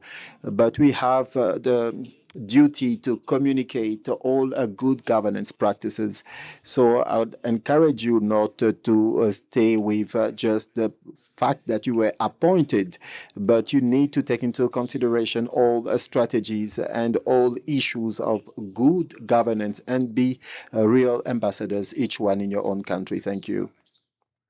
Respond to the question from our sister Tabamba from Namibia. You said, how do we reach a grassroots level where accessibility of internet is an issue? Now, when we talk about networking, we are talking about 5 important C's. And this is you connect, you communicate, you collaborate, you coordinate, and you ensure consistency, continuity. Now, there are 2 things when you talk about especially accessibility in rural areas. In communication, we have what we call the platforms, the tools, and then we have the structures. So yes, in some areas, we do not have accessibility to internet. This is where now you will not necessarily use the tools, but you will use the structures. What structure do you have in place to ensure that communication or information is passed on to the latest house in that village? Take, for example, Rwanda. In rural areas, they have a fantastic way of sending information. So let us not, as much as we have the tools and the platforms, awesome, very good, but in settings where you do not have these tools and platforms, let us use structures in place. Thank you very much. Thank you. Franklin? Yeah.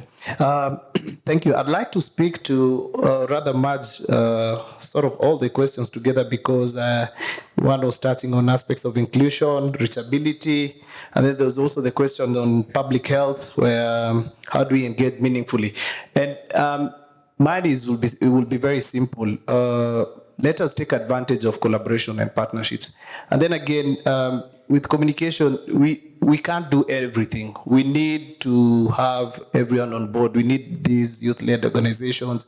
We need expertise when it comes to public health so that they speak in the language that everybody understands, or we break down that communication jargons in public health. So essentially, it all boils down to collaboration and partnerships. Let us work together. Let us champion this governance initiative. And through that, we'll be able to reach the very low-level scale of people that we desire to, or audience that we are looking at. Yes, thank you, Vincent. Thank you very much, Franklin. Madame Diallo? Réponse? La traduction. I would like to ask a question. Okay, you may go ahead. I think that there is someone who asked a question who was asking himself, what is the APRM? I would like to answer that question. It's simple. In a very literal manner, APRM is a mechanism, as its name, of self-evaluation, very independent evaluation. APRM comes from the African Union. It's where countries that wanted to subscribe subscribe so that their self-evaluation may be approved. I don't know if you understand me. I don't know, maybe somebody can intervene. I'm not really in a good mood today. Okay, thank you very much. Okay, okay, quelqu'un veut... Okay, Susan. Please. All right, thank you. Thank you. Very quickly, I'll respond to the question from my sister from DPSA, who was asking how we were able to engage with government. So what I said was that I started following the APRM before Zambia acceded to the APRM, not before the mechanism itself was established. So what that meant was that, and it wasn't just me, there were a number of people in the country who were going around to different meetings and getting to learn about the APRM.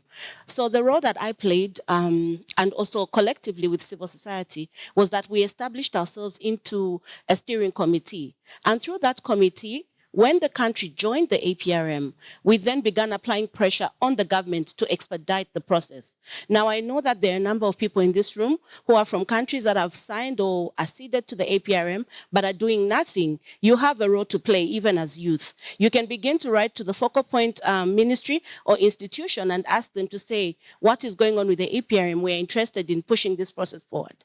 So our role was more to play, my role was to be a liaison person between government and civil society, and also raising awareness with the citizens to engage with the process. I hope that answers your question. And finally, I have one response to make to, I think there was my young sister in the corner who said, okay, there's APRM, what, and then what? We are tired of talking.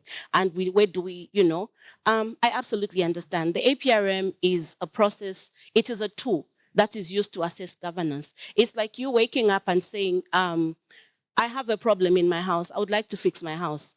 So APRM gives you an opportunity to go and check your own house. Then you come back and tell us what you think the problems are. You tell us, oh, my bed is broken, this and this. But at the same time, you open your space to outsiders or foreigners or strangers to come into that space and also take a look at it and see what they can improve.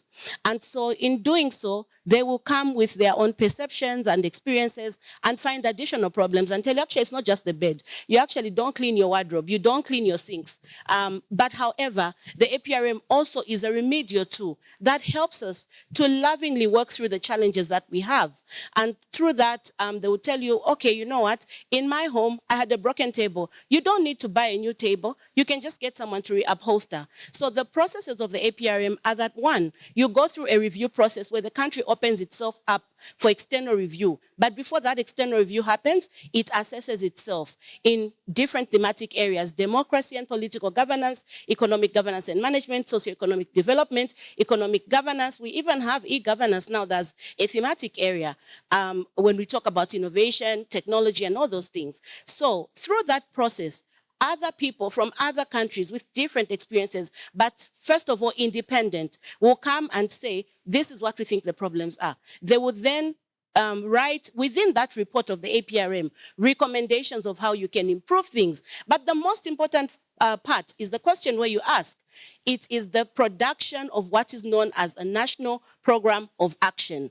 Now, that is where the action comes in, and that is where you come in. In most instances, APRM has a lot of drive and vibe when you're going through the review, because you have high-level people coming, you have the presidents, the ministers, and all that. But the moment we get to the part where all these problems have been identified, a program of action has been established, it goes quiet. So your role, whether as youth, civil society, government agencies, is to begin to follow that program of action, to say, okay, so you say that under democracy, we have a problem of corruption. What are the suggestions? These are the suggestions. So how far is the government going to ensure that we implement that? Otherwise, in the absence of us ensuring that we monitor and follow up with the programs of action, the APRM becomes an academic exercise. So it is very beneficial. There are issues of youth. There are issues in every sector. And if you pick up any APRM report, whether for your country or another country, you'll find that it's a very appreciable tool. It doesn't matter what topic you can discuss in your country around governance. Best believe it is sitting there in an APRM report. So I encourage you to follow that. Thank you. Thank you very much for that very extensive response. And we finally give the floor to CEO to offer her input and then to round up this panel. Thank you very much. Thank you very much. And I think thank you, Susan. I think Susan has explained very well what we do at the APRM, but I think the question is fundamental. What is APRM? And I don't think the answer is the African Peer Review Mechanism. The name itself is confusing, and we've talked about it, with the communications team and my team at the Continental Secretariat. I think the question is, how do we explain what is the APRM to 1 billion youths across 55 countries in thousands of languages, both in rural and urban areas, and to different knowledge levels? This is a question I think that's been asked by my sister from Kenya, and this is why we've decided to have the communicators network across the continent so that we can really unpack what is the APRM to the lowest level in every single country, member state or not, and to every single community. We really want to make sure that we reach out to everyone across the continent, because we speak to governance and democracy, which is fundamental to how our communities work and how do we make sure that the social contracts between governments and citizens are really implemented as best as possible. So this is why we're launching the Communicators Network, to ensure that we communicate well to everyone across the continent, which is a huge responsibility and a very important task to the Communicators Network. That is first. Second, I hear you, my sister from Morocco, and I think the next step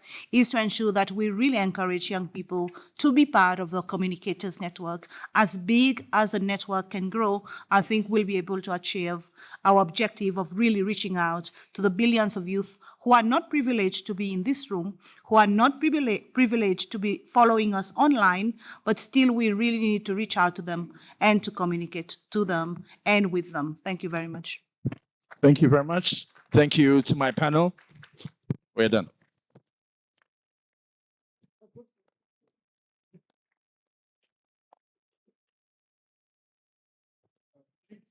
Members of the panel, can we give, I didn't hear you, applause for them. Please, I would like you to stay. And with you, I'll please invite Vice President Meriton to join us here, as well as the CEO of the APRM Continental Secretariat to please join us. All members of the Communicators Network, please join us, as well as staff members, the communication team of the APRM. Please join us on the podium. And this is for a group photo. Please, communications team. Jacob. Tivu. Yonela.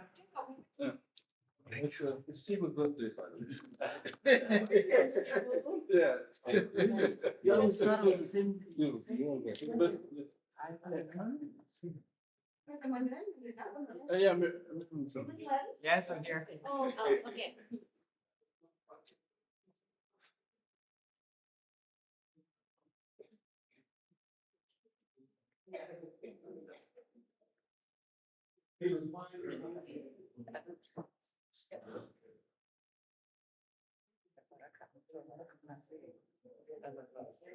Merci. Merci. Wait, excuse me, please do not leave. Please don't leave the stage. Please do not leave the stage yet. Please do not leave. Please do not leave the stage yet. I think while you are still here, we'd like to take a group picture. So can those who are on the stage, please make your way in front of the stage. Who are already here, please make your way in front of the stage. At the bottom of the stage, please. At the bottom. And then we want to ask everyone, please, quickly, can you please all just make your way to the stage so that we can get a group picture. Which we didn't get yesterday. Yes. So everyone, please make your way to the stage quickly so that we can all get a group picture.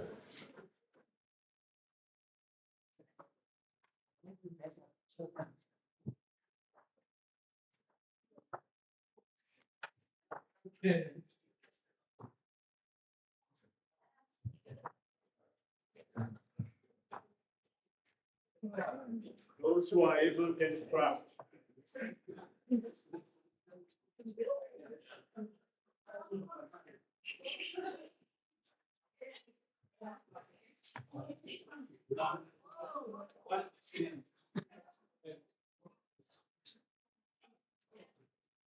Yeah, okay.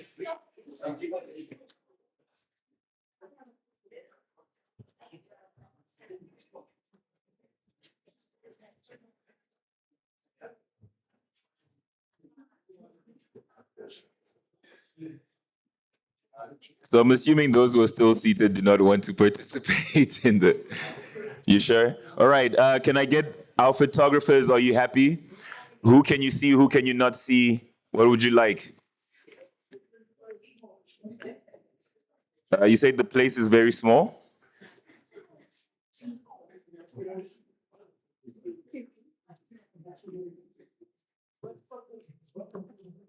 What would you desire?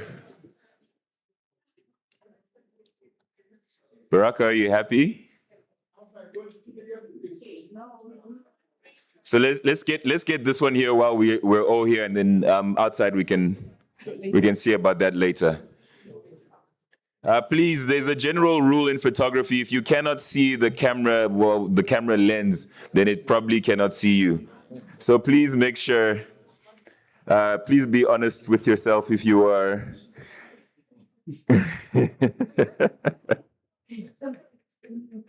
Trying to be politically correct.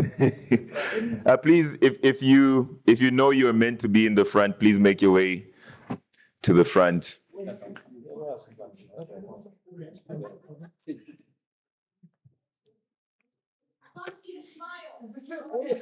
All right, and then, are you happy? Okay, so at the count of 3, we'll shout APRM Youth. Okay. 3, 2, 1. Okay, yes, definitely.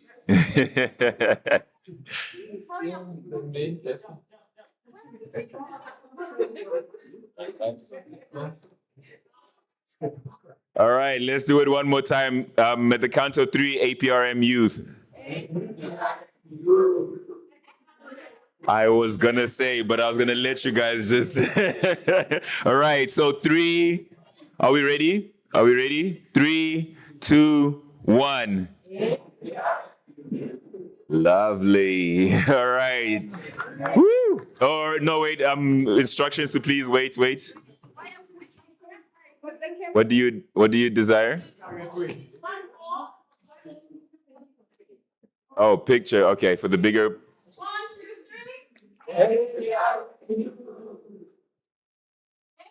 Lovely. Thank you so much.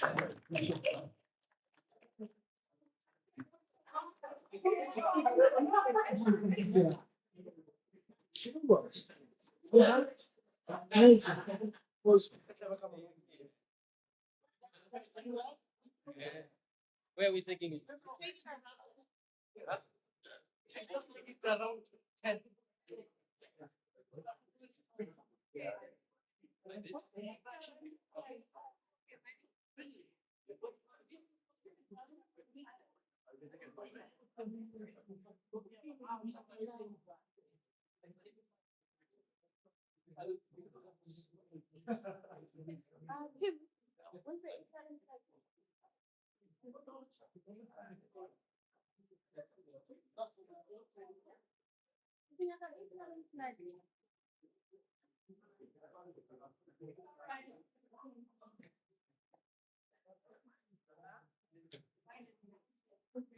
Okay, bueno.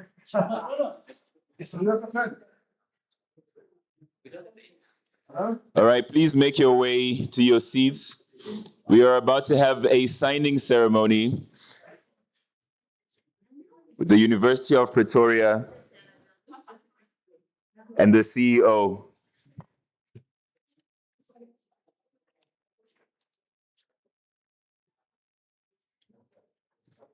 So may I please call the Ambassador Marie-Antoinette Rose Catre to please make her way to the stage for the signing ceremony. Please make your way to your seats. Photographers, please make your way to the front so that you can capture this moment.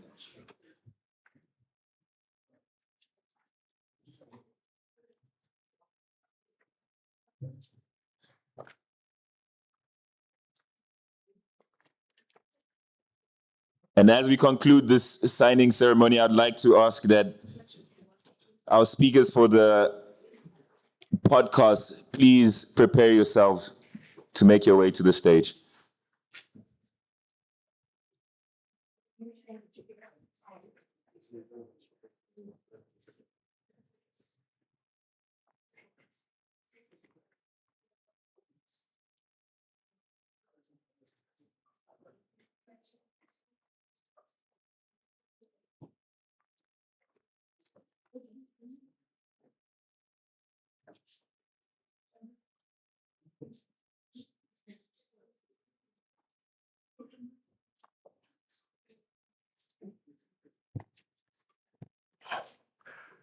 Thank you. No, thank you very much, Your Excellencies. And we are at the point where we are signing the MOU between the APRM and the Center for Human Rights at the University of Pretoria. This is done in order to consolidate and deepen our collaboration with African research institutions, think tanks, and universities, and make the AU and its institutions closer to the people. Thank you very much.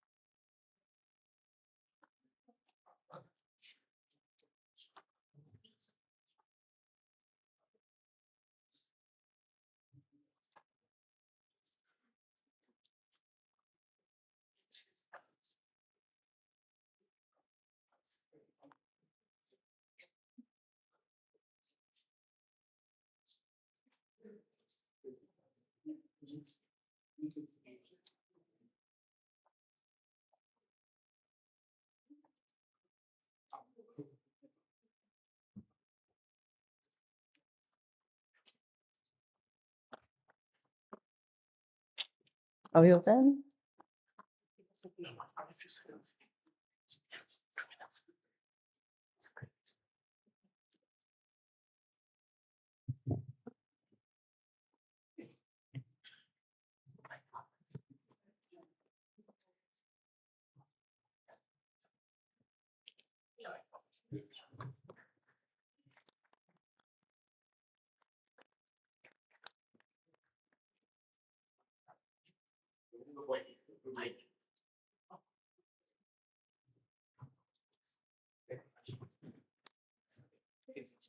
Yes, sir.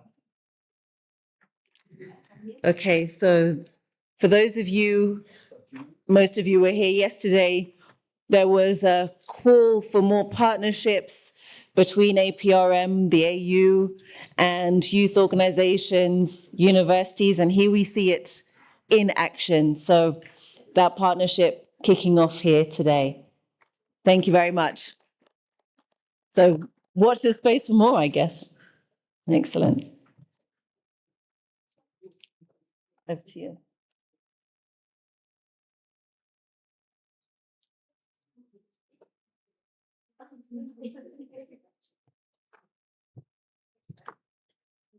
Thank you so much to all the participants, our CEO,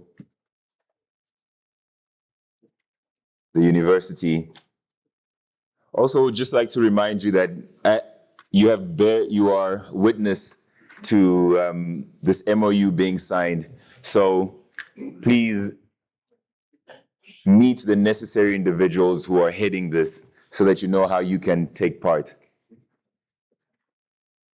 We're now going to move into our next session, which is a podcast, a live podcast, a roundtable on the state of governance in Africa.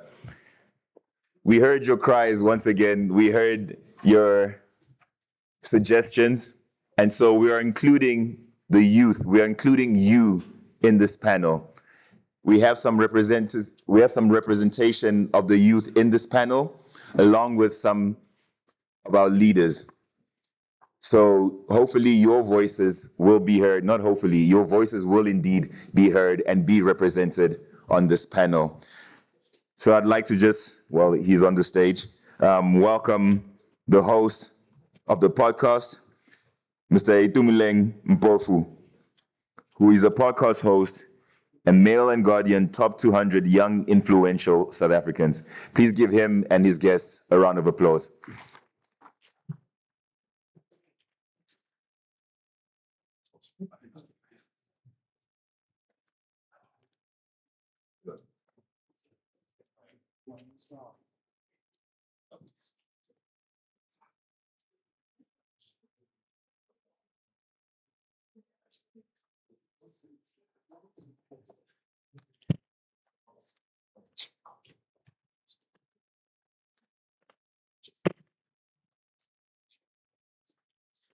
As they set up, I'd just like to remind you about the hashtags APRM Youth. And also, there is an individual who is really passionate about the APRM, so much so that I'm not too sure if they're suggesting that they want to give us all their life savings. Someone has lost their bank card. So if you have lost your bank card, please find myself or one of Nonku, who's over there. She's waving. She has your bank card. But please tell us, come with something that shows that you own the bank card. So proof that this is your bank card. Thank you.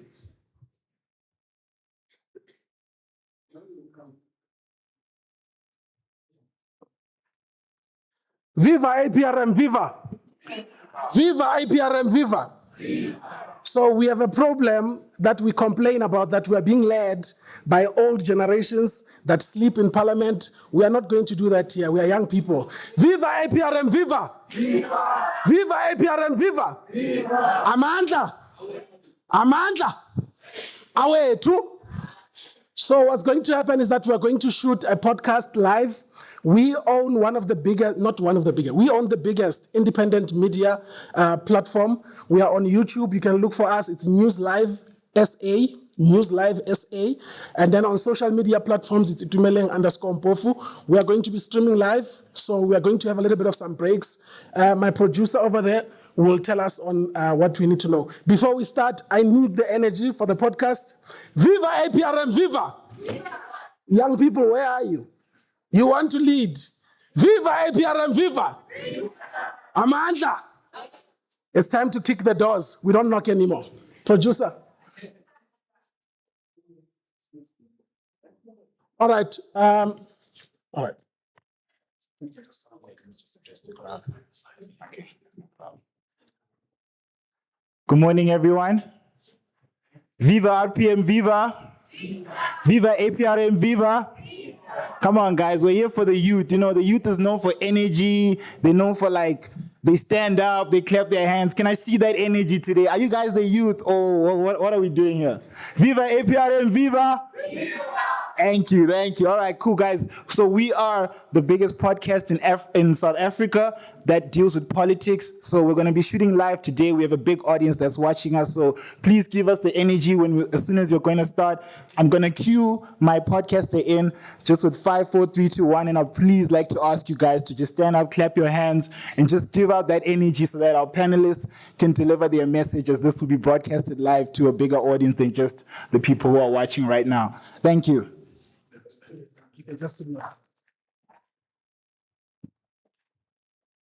My producer will signal for the clapping when we start once I've done my intro. You can cue us in. Yeah. 5, 4, 3, 2, 1. Let's go. Ladies and gentlemen, comrades and friends, my fellow compatriots, welcome to Break It Down, a platform where we get to unravel some of the most complex social, economic, and political issues, making it easy for young people to understand.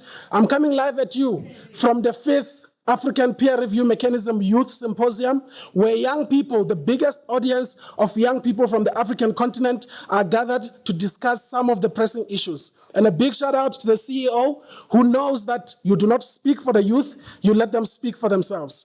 And I have my panelists here that I'll be introducing and getting into questions.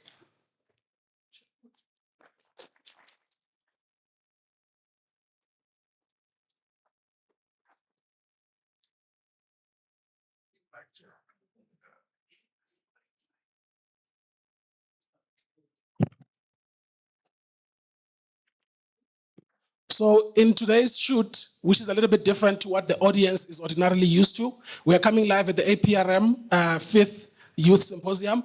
I have some of my colleagues who are with me here. I have Tato Madibo, who is a political economic strategist, a young person. I also have Palisa with me. Palisa is a recent graduate in political studies. I also have Omwa War from the organization in France. I also have Mr. Vincent, who's with us, who was here yesterday. And then I also have Prof. I think let me start with you, Mr. Vincent. With your experience of having been in leadership and in governance, what are some of the key mechanisms that you feel that young people, that government creates for young people so that they can be able to have their voice being heard? Because for the longest of time, young people feel that we have been knocking, but we are not being heard. So for someone who's been in government, what is your take on that? Thank you, sir. Good morning, everyone. Let me take the cue from Jules, who said earlier that whatever we do should come from the heart. Governance is an act of care, I said yesterday. It's care for the people and care for the youth and care for the future. You asked the question, what sort of mechanism should we have in place to allow the youth to expend their energy? There are many. But on the experience of the Seychelles, the National Youth Council is one of the platforms grouping youth from across all the social divides, coming together to be the voice of the youth, to be the conduit between the youth and the government, so that the government is aware of the aspirations of the youth, the challenges that the youth faces, and how these issues are dealt with on a governmental level, but nothing for the youth without the youth. So we must involve the youth in the implementation of the different strategies addressing the challenges of the youth. So I think that is one mechanism that is very effective, very important. Another thing I'd like to say, one does not understand why a government stifles progress and development, resulting in the youth going on the streets to create disorder, to voice out their concern, when that can be done through the different structures that exist in country. So I think it is fit and proper, as we talk today, that we realize that the energy of the youth, each and every one of you has a good story to share. So let us share the good stories that we have, that we can emulate so that others can replicate that in our respective realities. Thank you so much. Thank you so much for that. I'm going to now pass to Ms. Omwawar from the representative of Organization International Francophone. With that has been said by Mr. Vincent, what is it that your organization does in trying to reach to young people, to the youth, in terms of all the crises that they have? Thank you, Mr. Moderator. I will speak in French, so some of you might need interpretation. No. Greetings, everyone. For Francophonie, the youth is really at the heart of all the programs and actions. We give a voice to the youth so we can translate their expectations into concrete actions. So we started with 2 consultations in 2020. The one consultation was on the future of Francophonie, to understand the expectations of the young people from the Francophonie. And 2023, we had a meeting on democracy. So the youth expressed their expectations. What came out of it is the priorities of the young Francophone is access to education, digital support for entrepreneurship and representation.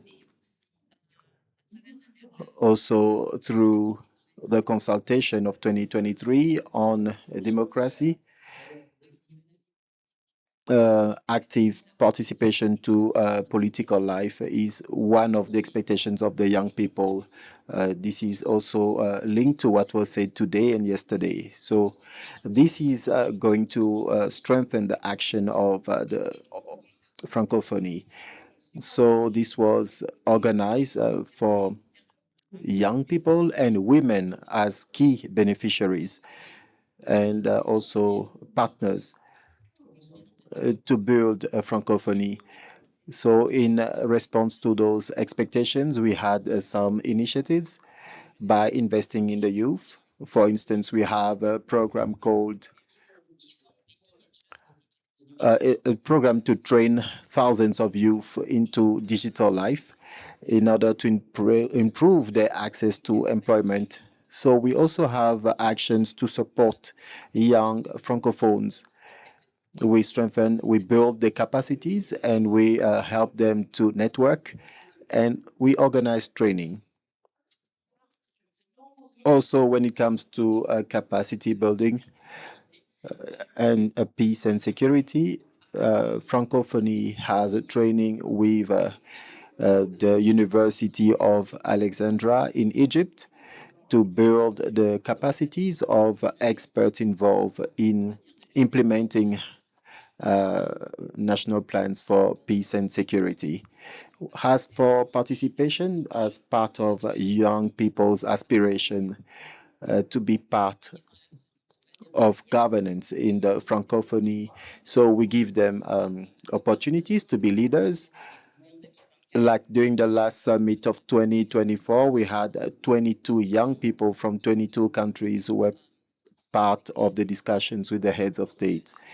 So during the roundtable, they expressed key actions to implement to improve employment. So the young people were given the opportunity to make the leaders understand what were their priorities. I'm now going to take it to Prof. Adwoye Akinola.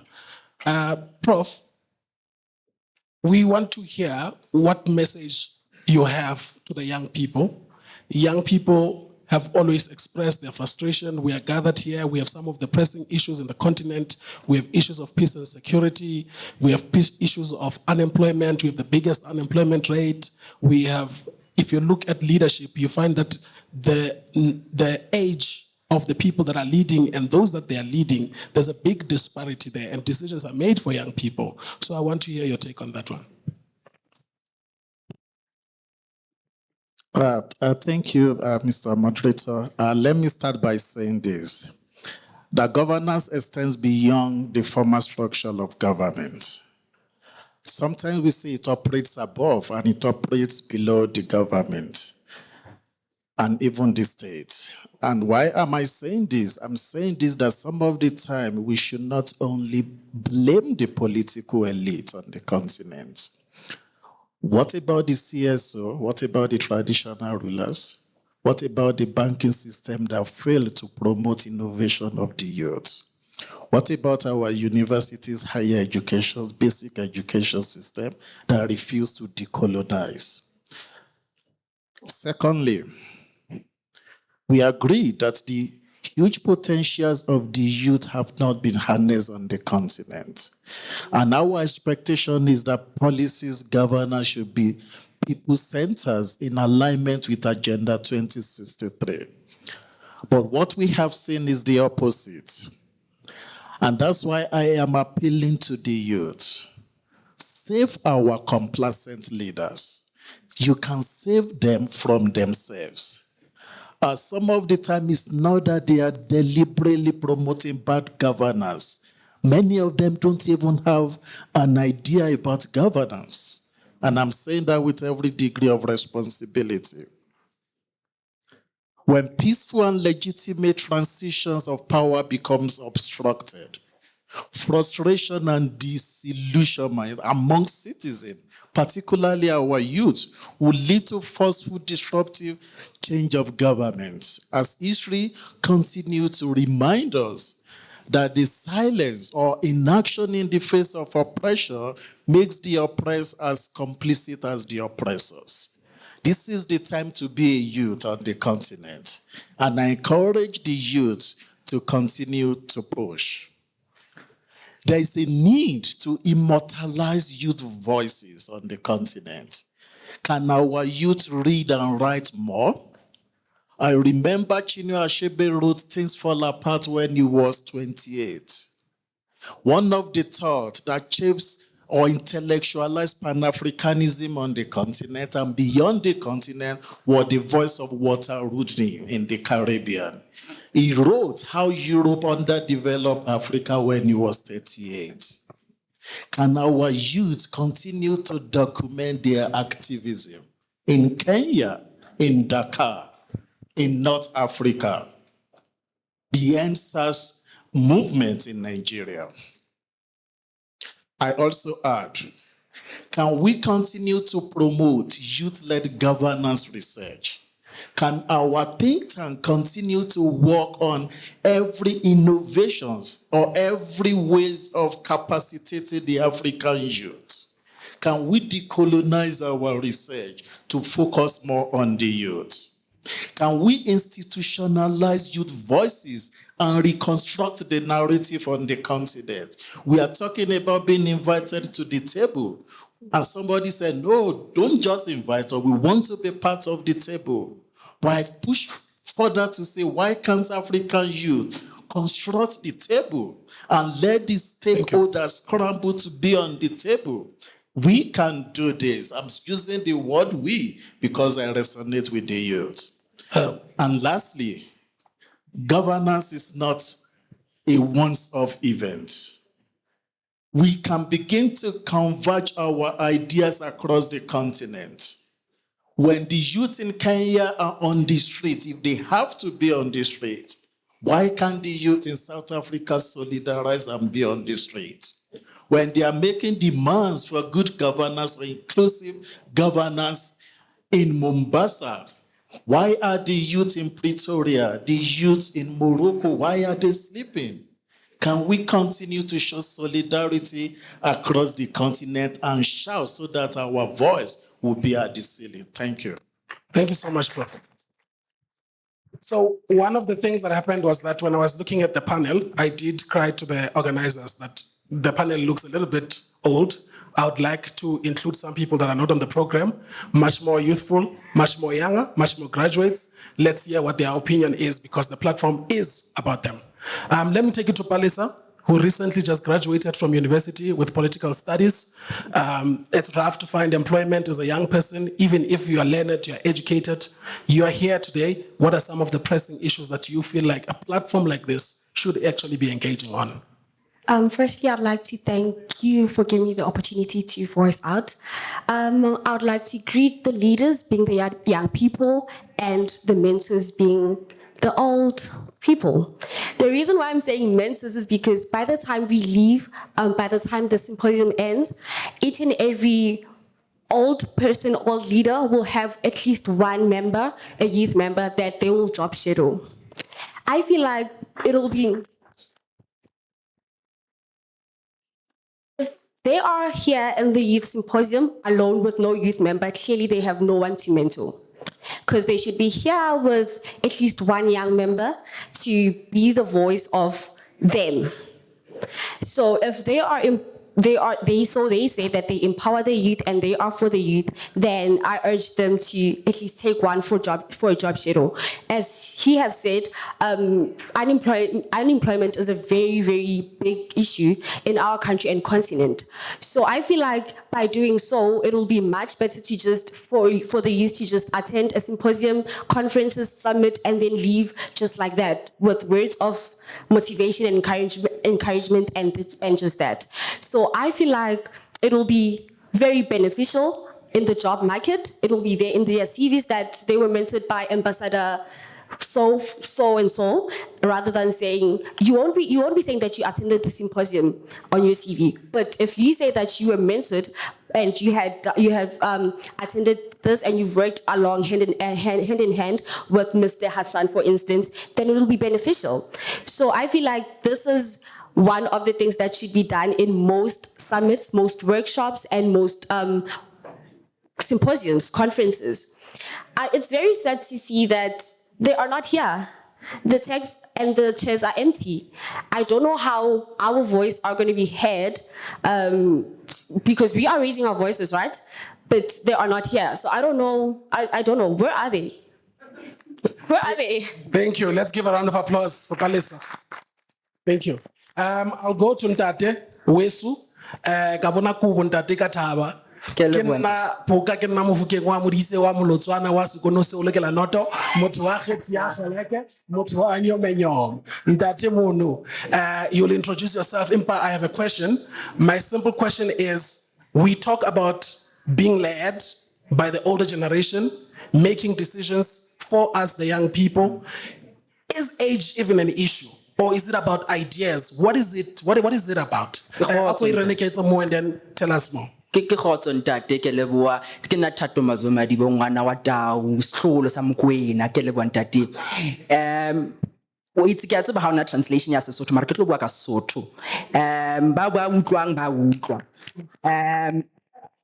pele taba ena ke batla o bua o sa ka ntho tse raro mara tla bona ya kae ka taba ena pele ke batla o bua ka policy capacity ra tseba gore na di teng di policy mara ntho e bohlokwa kore there are not much spaces for us to get into major spaces. I'm going to give you some stats. This was some of the things I was going to talk about yesterday. For example, at DERCO, they only take about 25 candidates. Yeah. Now, on average, there's about 26 universities in South Africa. On average, there's about 400 students. Times that by 25, that's 10,400. Now, that's 10,400 people applying. Do you know what the percentage rate of acceptance is? That's 0.0240. That is even more than Harvard, Oxford, Yale, Princeton combined, just to get a seat in. Generally speaking, in government, do you know how many young people are represented? Here's the number for you. 0.0000326. And then we talk about having young people in the expression of policy, right? The irony. I'm not going to answer your question. What I would like to do instead is just add some complexion to what the leaders here on the table have spoken about. I believe it's the Deputy President said governance is an act of care. Thank you so much. I appreciate it.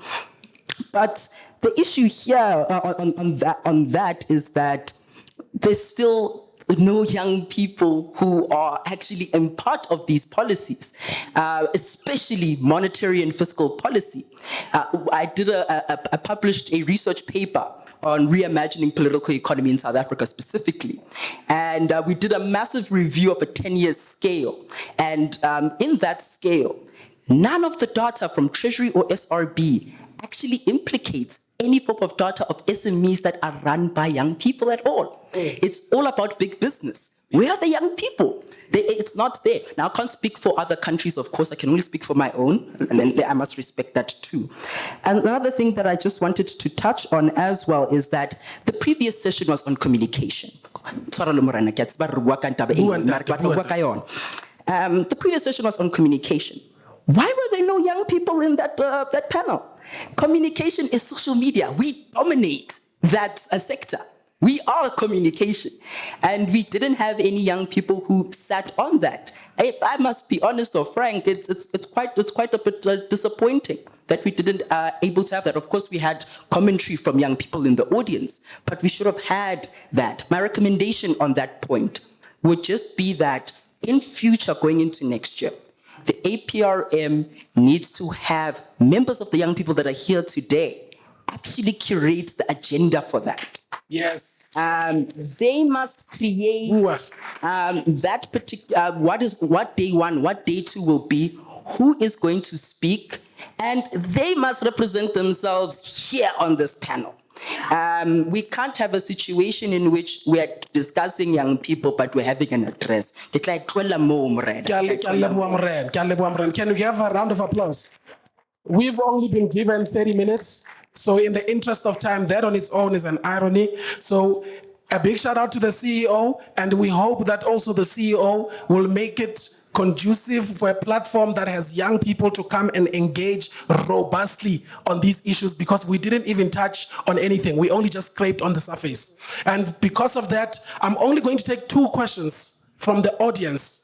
And after those 2 questions, we have to close because we are shooting live on a podcast. But we do hope that going further with the CEO, we'll be able to talk to the CEO that we want young people, we want more young people. And bakasere close limona staging that. Let me take the question from back there.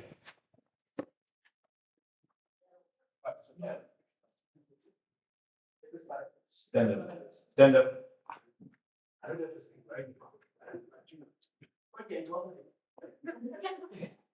There's a mouse on your panel, press it. Oh. I can project the slide. So the question I wanted to ask. Sorry? Oh. I'm the highlight. Oh, there we are. Okay, so I want us to bring it back to Pan-Africanism. And I want to ask the young people, I'm not really interested in older people, how do we reconstruct the Pan-Africanist spirit, that Nkrumah spirit amongst young people? I was talking to Itumeleng and telling him about this whole, we are building this African Renaissance in silos, in little sections and pieces, young people in Namibia, young people in South Africa. How do we reconnect that and recreate that Pan-African Congress that happened in London when Kwame Nkrumah was in his early 30s, if not late 20s? You know, that type of Pan-Africanism that was charged in young people at that stage in early Africa. Before we speak about 2063. 2063 is too far. We need the African question to be answered by the next 10 to 20 years. 2063 is too far. I'll be 51, 59 by then. We can't be expecting that the youth of today must answer the African question today. Yeah, I'm going to take the last question. I think also the organizers can see that next time a session like this, we need roughly about an hour or 2. Can I please take over there? So, yes.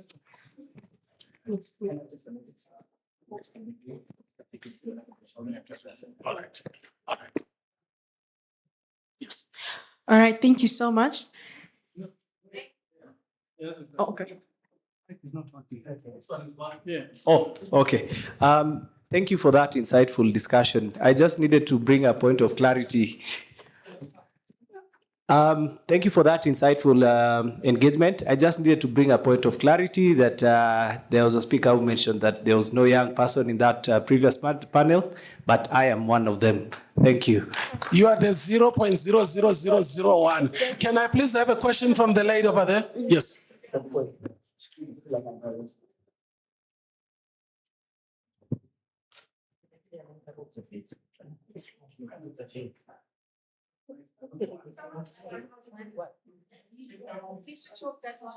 The previous young person who was on the panel, please switch off your mic.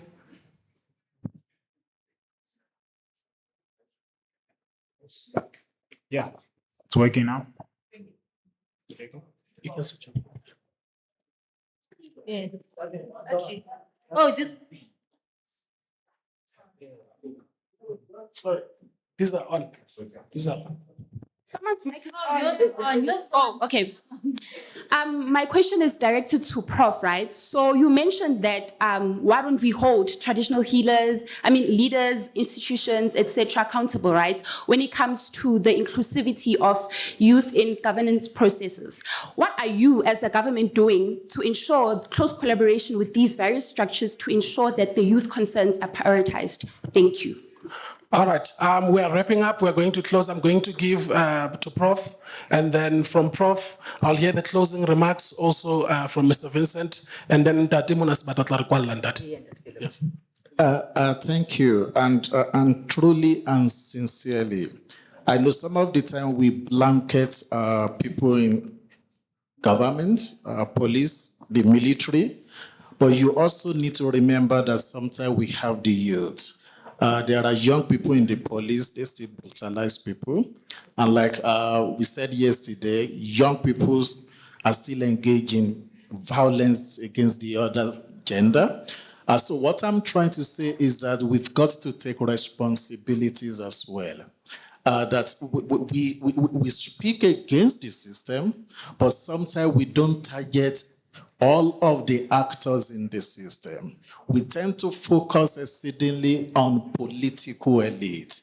And I'm saying we cannot excuse other facets of the societies that have also failed the young people. And I'm talking about the banking system, for instance. If you're a young people, you have an innovative idea, you approach the bank, is either they are talking of land titles, collateral before you can take loans. How can a 19-year-old boy get access to a land property before you can take loans? And I'm talking of the civil society in many countries that has also betrayed the people.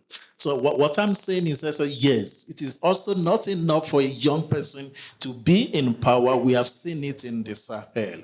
And the question is, even the young people or person in power, has he been responding to the aspirations of the young people? So those are some of the nuances I'm trying to uncover. But we can take it home and we can take the conversation even beyond the four walls of this hall. Thank you.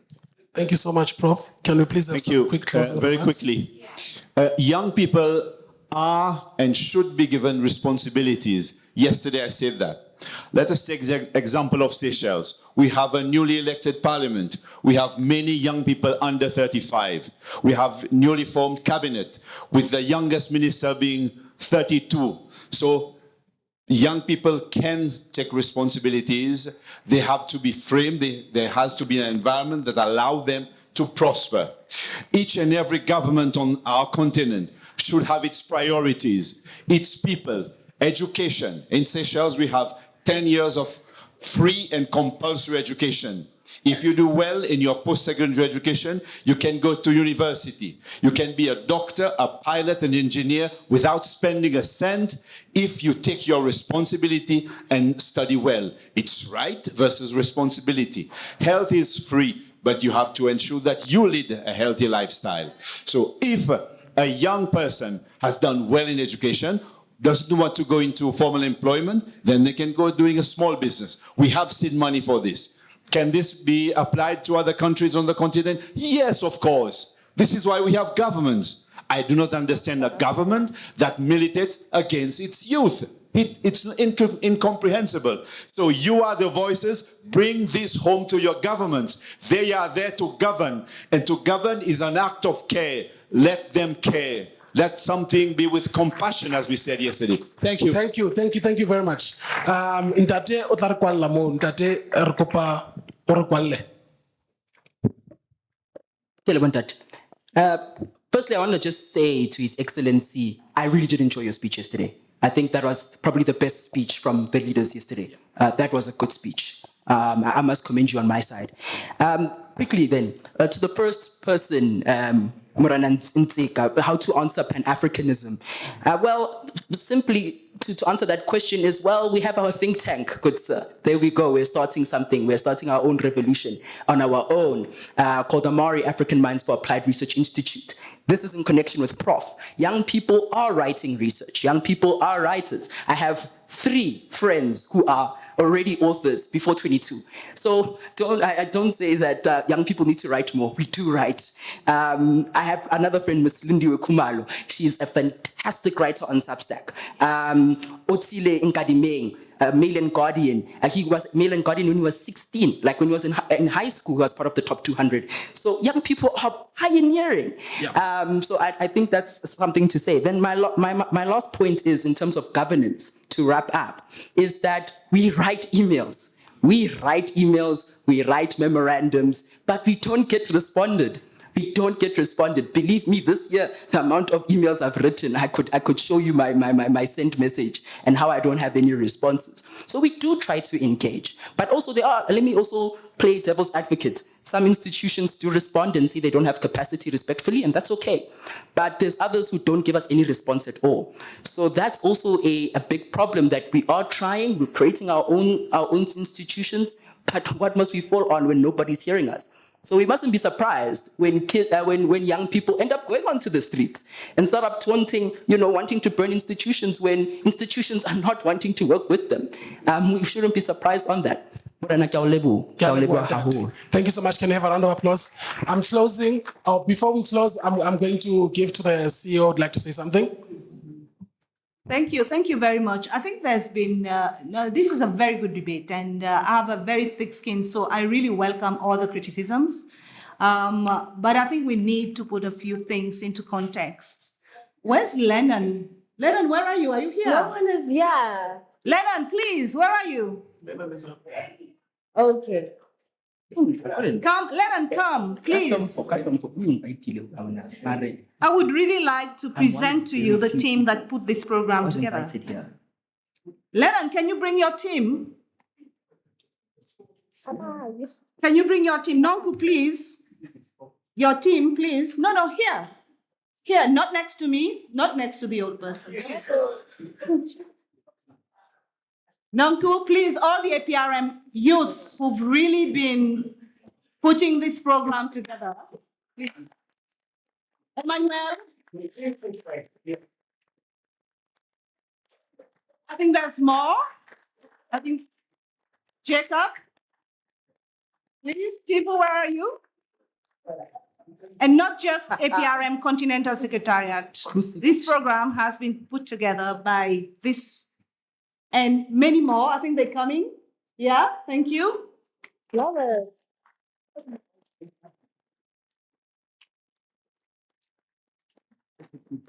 Karabo, please come. Where's Karabo? She's shy. Okay, this program was put together by young people, for young people. If we want a different program, let's talk to yourselves, to each other, and have a different program. It was not put together by myself. I just guided the team. It was not put together by the management team or the African Union. It was put together by young people, for young people. And it's not a perfect program, but I do it on purpose. I push my youths, I push young staff at the APRM so that they get the training. They know what leadership looks like in practice.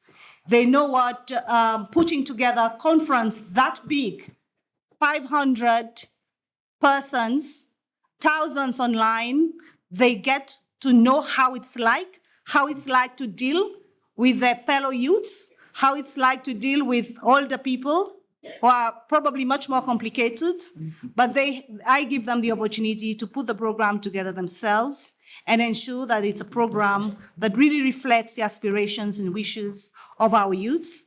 We'll do better next time. Certainly, there's room for improvement, but I would really like to take this opportunity to thank my very young, energetic team at the APRM. Thank you very much. And the second point I would like to make is that, there's been a comment about where are the older people in the room? You don't need validation from us. You are youth leaders in your own right. And I really would like to applaud the youth leaders who've been meeting with me, in bilaterals, in the boardrooms during the last 2 days.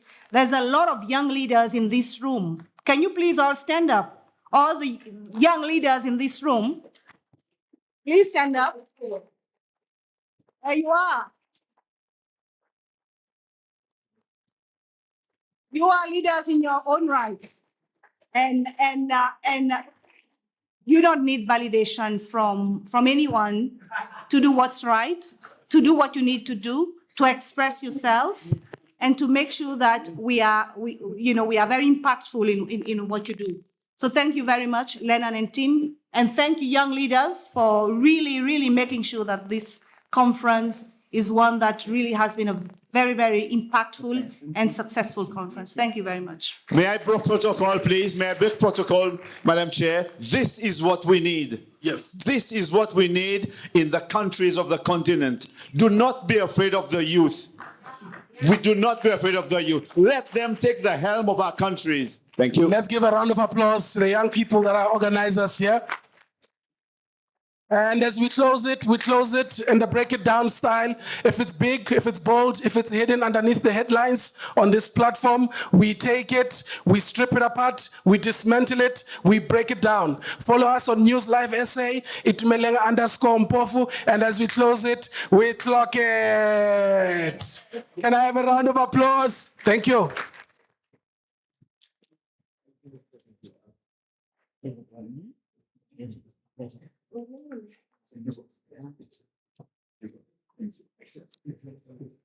Please give them another round of applause.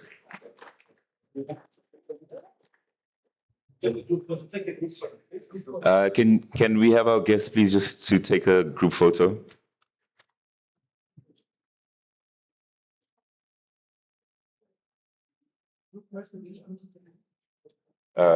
There's a camera that's there at the end there.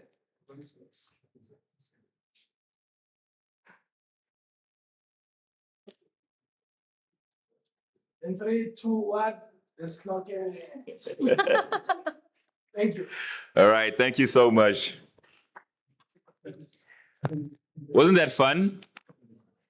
And I love the fact that there is so much that has been uncovered from the youth speaking to the older generation, to the leaders who are here, from the organizers who made this thing possible. Can you please give them another round of applause? Yesterday, I had mentioned how we're going to speak to the team on creating a suggestion box, whether it's on social media or whether it's on our website. We're going to create something where you are able to give your suggestions so that we can make the symposium better next year. And remember, this is a work in progress. This is an ongoing conversation, an ongoing platform. We only get better and better and better. So thank you once again for being here, and thank you once again for sharing your views on how we can make this a better organization and a better platform. Super. We're going to continue with the interactive nature of the second day and what we also began on the first day. We're now going to move into breakout sessions. We have 5 different breakout sessions, and they will all be in different rooms, of course, so that we can have some really detailed discussions on these key issues. Shall we read out the different topics, perhaps? All right. So the first one, which is going to be here in this auditorium. So just to explain, just to be more clear, these are breakaway sessions, meaning each of them are in different venues. So we're going to read the headings out to you. Also remember, there's a QR code in front of you. You can scan the QR code and you will have a copy of the program, both in English and in French. And then you'll be able to see the different headings and the different topics that are going to be discussed. Once you've heard one that you like, there are 5 of them. Once you've heard one that you like, please pick it and go to the room where that discussion will be held. So the first one is going to be happening here in this auditorium. It is on mental health and documentary screening. So there will be a screening of a documentary, but the main topic is mental health. It will be hosted by Paramount Media, MTV Base, and United Nations Population Fund, which will happen right here. It will be led by the Continental Secretariat, Mr. Gospel Kazako and Ms. Karabo Chadzingwa Mochobelele. Yeah, so if you need to know anything more about that, just check in. Those are your 2 people to speak to. Is on peace and security. It's going to be hosted by the Africa Center for the Constructive Resolutions of Disputes and the Organisation Internationale de la Francophonie.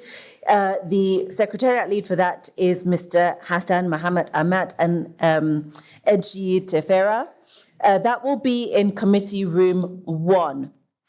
So if you're interested in peace and security, please head to committee room 1. And there will be ushers outside to tell you which room for the different events, different breakout sessions. All right, the third topic is Gen Z Data and Participation in Governance, hosted by the Afrobarometer and European Partnership for Democracy. The secretary lead for that will be Dr. Samson Osei and Mr. Peter Katwesige. That is in committee room 2. Okay, so fairly easy so far. The next one, the fourth one, is on strengthening African youth development and reimagining, that word again, activism for equity and restorative justice. That's going to be hosted by the Institute for Pan-African Thought and Conversation and the Pan-African Parliament together. And that the lead for that is Mr. Lutz van Rensburg and Mr. Jean-Yves Adou. And that is going to be hosted in room 3, committee room 3. So if you're interested in African youth development strengthening, please go to committee room 3. All right, and the last one is e-governance, hosted by APRM Continental Secretariat. The lead for that is Mr. Jibril Ibrahim and Dr. McBride Kalamba, happening in committee room 4. So just committee room 8. My apologies. Committee room 8. So just to run that through you, in the auditorium, we have mental health and a documentary screening. In committee room 1, we have peace and security. In committee room 2, we have Gen Z data and participation in governance. In committee room 3, we have strengthening African youth development and reimagining activism for equity and restorative justice. And then in committee room 8, we have e-governance. So please make your way to the room which you would like to participate in. Yeah. Thank you. Those breakout sessions will run until lunchtime, so you will go directly into lunch at around 1:30, given that we are moving about half an hour late. So please go to lunch at 1:30. Please give enough time for your sessions, discuss the issues in depth, and you'll have some great organizations and people leading those conversations so that you can have your voice heard on these particular issues. Please make your way there swiftly and promptly so that you can get good seating and so that we can start on time. Thank you so much.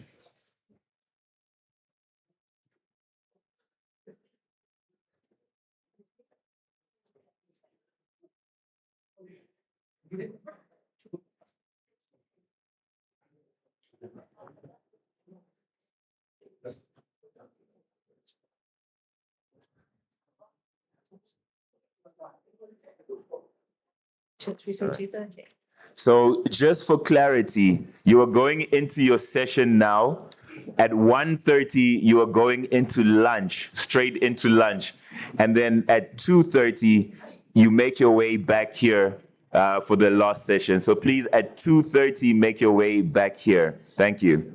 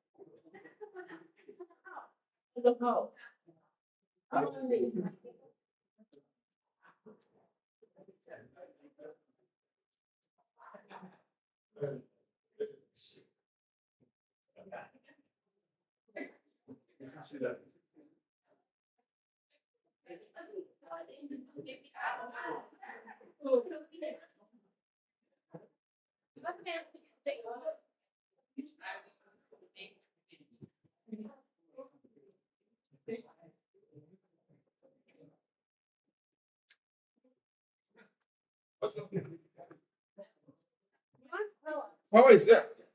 Yeah, but it's off. How is it off? I don't know. But power should not be off. Did you guys touch anything down there? Not me.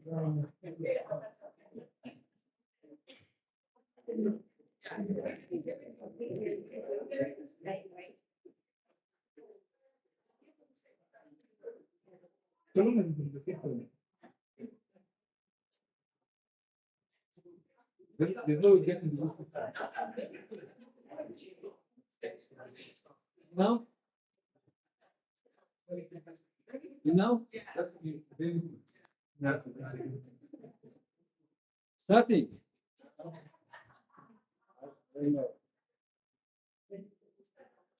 You know what? Disconnect it. Just like from that time. Oh, I'm not going. But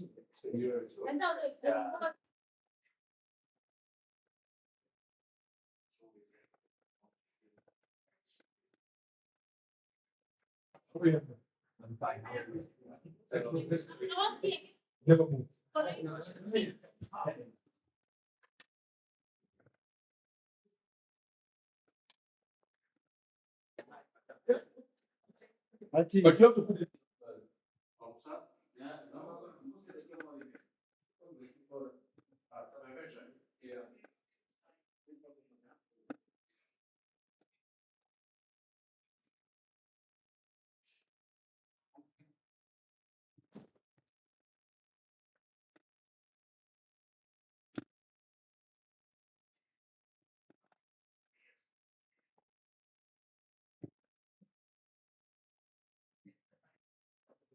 But that's one like this.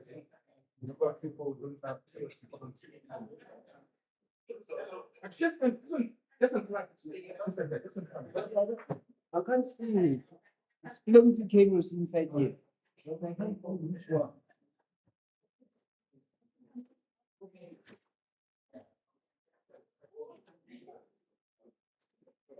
Let's take which one.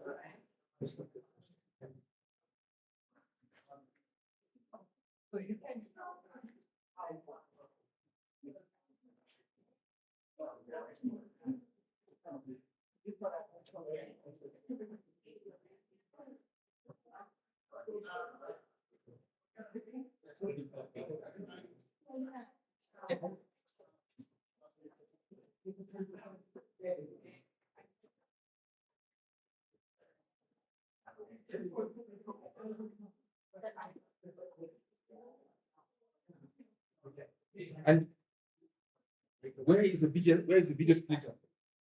Where is it connected?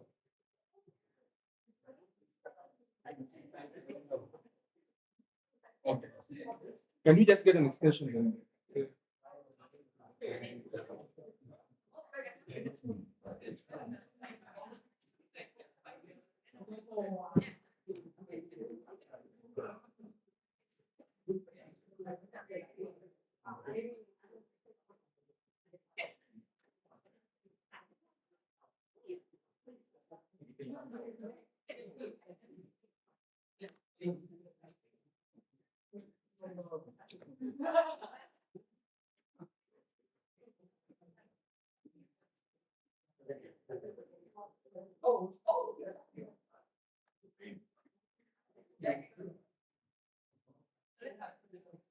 Did you find it? Oh, okay, let's get another extension. Maybe you ask some of the things.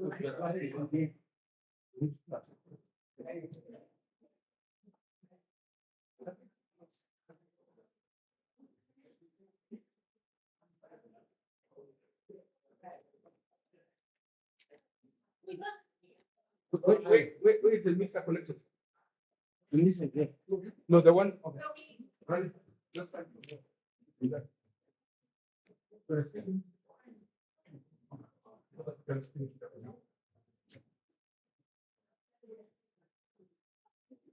fine.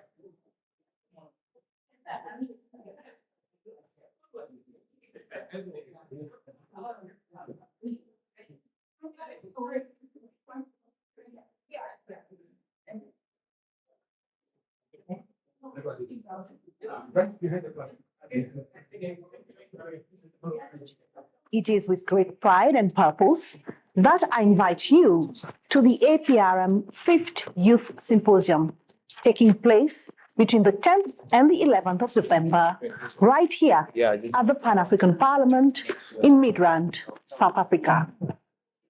This is more than just a symposium. It is a movement, your movement. The APRM Youth Symposium is a platform built by and for young Africans to speak truth to power, to challenge the status quo, and to reshape governance across our continent. Under the banner of youth and governance, from promise to prosperity, we reject the worn-out cliche that young people are the leaders of tomorrow. You are the leaders of today, right now. Across the continent, your voices echo in the streets of our capitals. We hear you.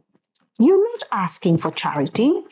You're demanding justice, jobs, education, climate action, peace, and your seat at the decision-making table.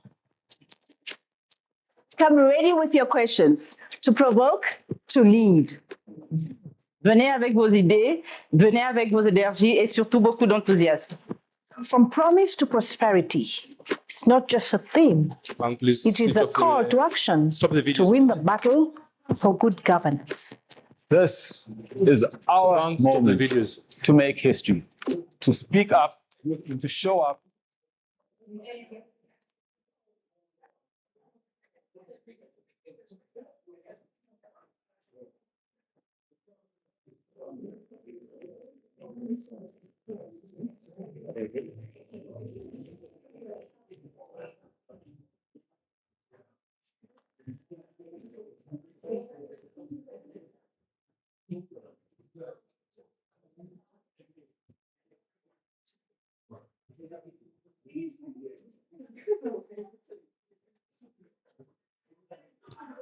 Thank you very much, everybody. Thank you, thank you, thank you.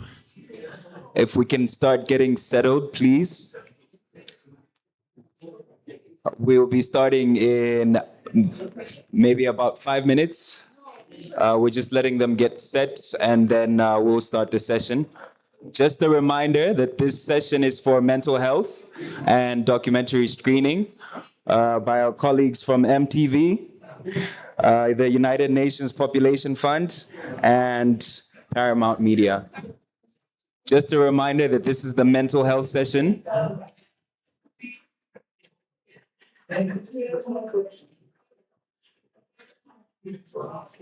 Yeah. You know what? We're gonna play like.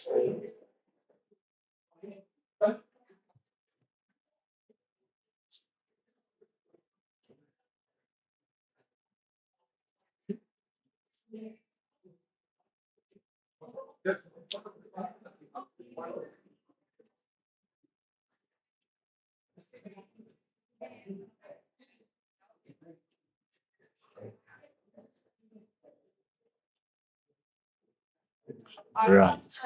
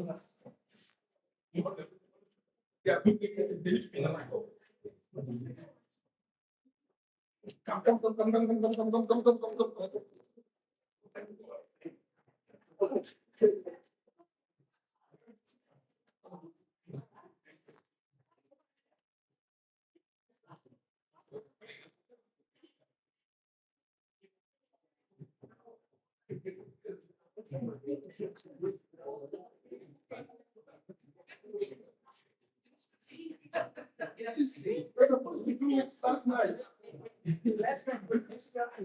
Also, good question about whether you know that.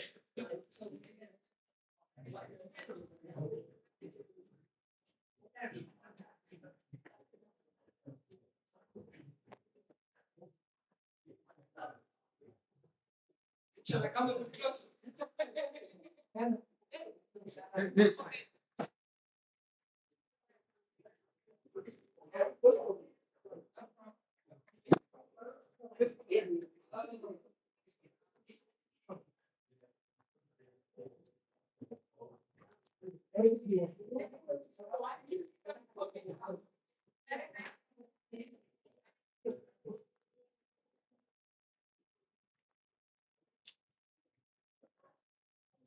So, can to our contribution to our reality, to people today. It's our youngest.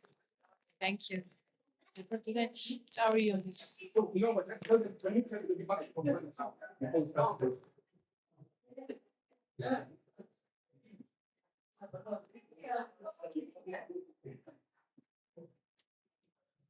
Where do you want to put the bus? Help us.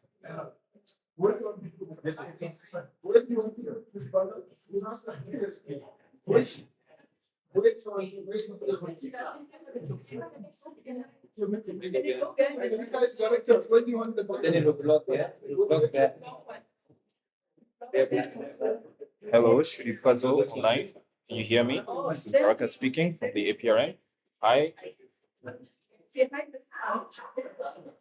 Hi, Shurufato. Oh, there's a stay. Yeah, there's a stage, yeah. We can't take yours on that.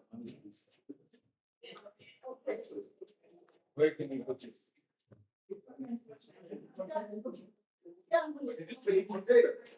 Good afternoon, Shurifazo online. Can you hear me? This is Baraka from the APRM.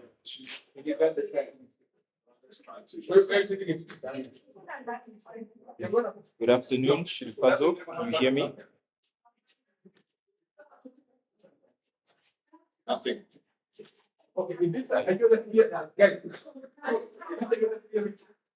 Good afternoon, Shurifazo online. Hi, this is Baraka speaking from the APRM. Can you hear me?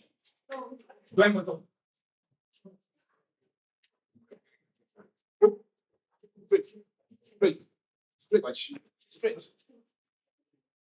Okay, now bring the MTV one. Bring the MTV one. Here.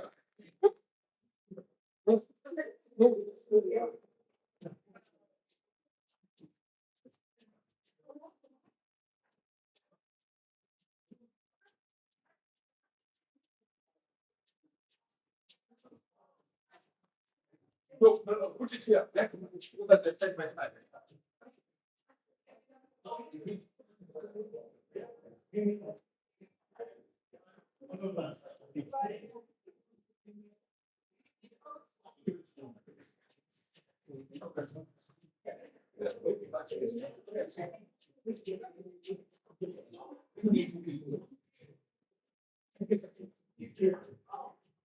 Good afternoon, Shurifazo. Can you hear me?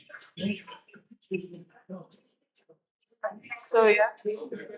Just we just want to check your sound. Is it clear on your side? You're receiving us properly?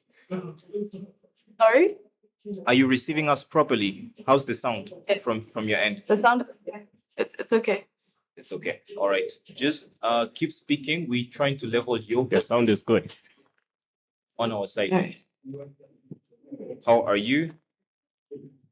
I'm tired. It's 5 a.m. Great. Happy to join us? Sorry? Are you happy to join us? I am. I guess I woke up at 3:50 in the morning a.m. and then now it's an hour late. So The things we have to go I can only be as realistically happy as reasonably can be because someone woke up at 10 to 4. How are you? Great things. Okay, I'm getting a bit of feedback. Okay, we're all good on this side. Thanks. Thanks a lot. Pardon? Sound is all good from our end as well. Thanks. All right. Thank you. Great. Thank you. Bye. Bye.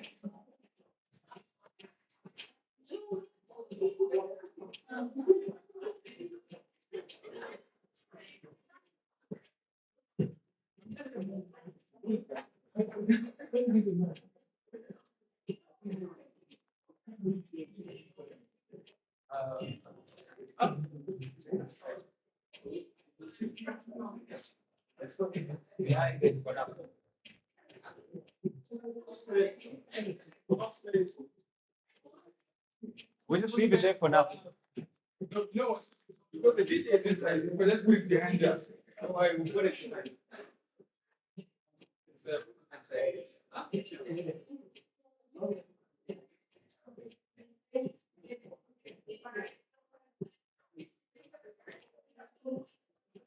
Yes.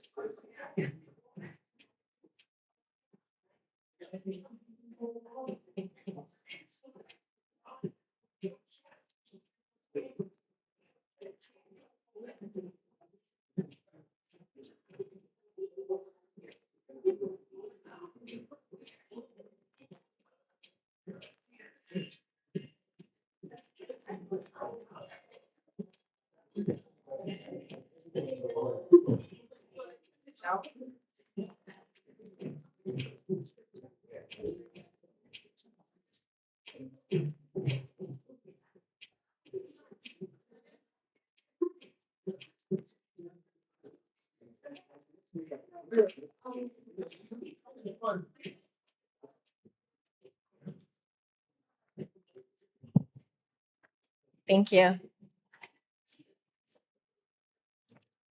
Good afternoon, everybody. All right, we'll give it, DJ, no, don't do too much yet, DJ. We are just calling people in. We'll start the session in about 1 minute or so. If you have anybody that you know that wants to be part of this MTV mental health session, please go and recruit your people.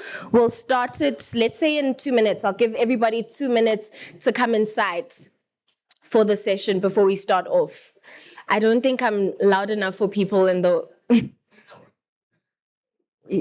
foyer to hear me. Okay, thank you, DJ. 2 minutes and then we'll get started, everybody. Thank you for your patience.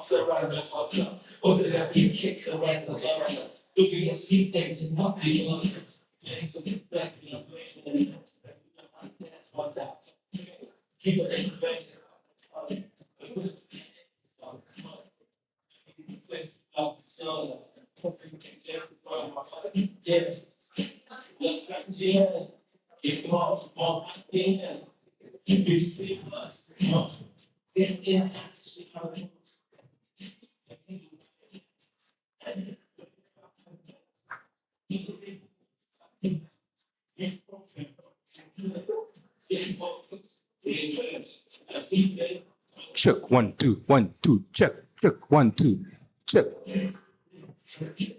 1 2 check 1 2 check 1 2 check 1 2.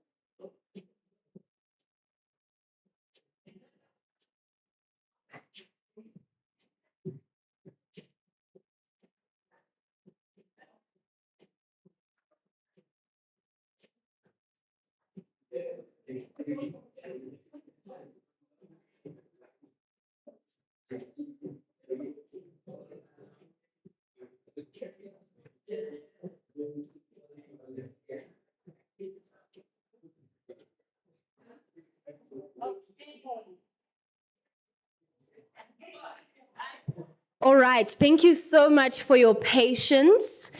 We are about to get this session started. So good afternoon, everybody.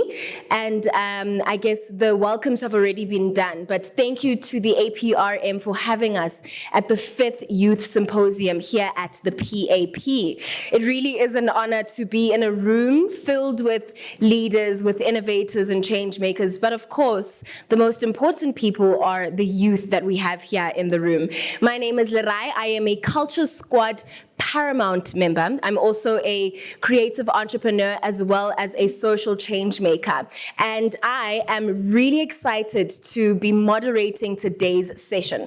So just to let you know how the day is going to go, we are going to start off with a 30-minute film screening. Thereafter, it will be followed by a panel session. We have on the panel joining us from New York City virtually is Shudufadzo Masida, UNFPA Global Champion for Women and Girls, author, and of course, former Miss South Africa. We have Monde Twala, who is the Senior Vice President of Paramount Africa, as well as a board member of the Staying Alive Foundation. Wame Jallo, who's the Executive Director of the Staying Alive Foundation. We have Miss Marina Malade, who is the Executive of Sustainability and Shared Value of MTN Group. We have Ntombenhle Matibiri, the Youth Leader and Groundbreaker of Love Life, as well as Miss Pearl Tusi, actress, entrepreneur, and model. So that will all be taking place after we have this 30-minute screening.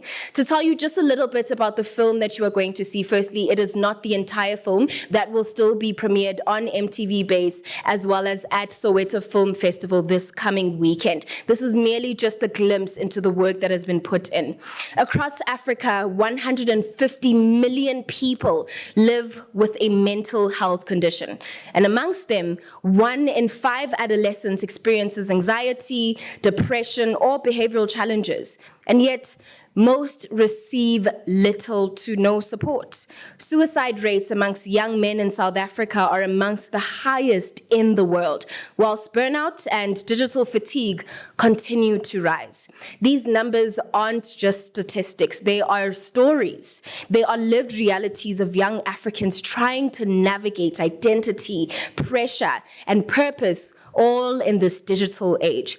And that's why today's conversation, as well as this film, matter so deeply.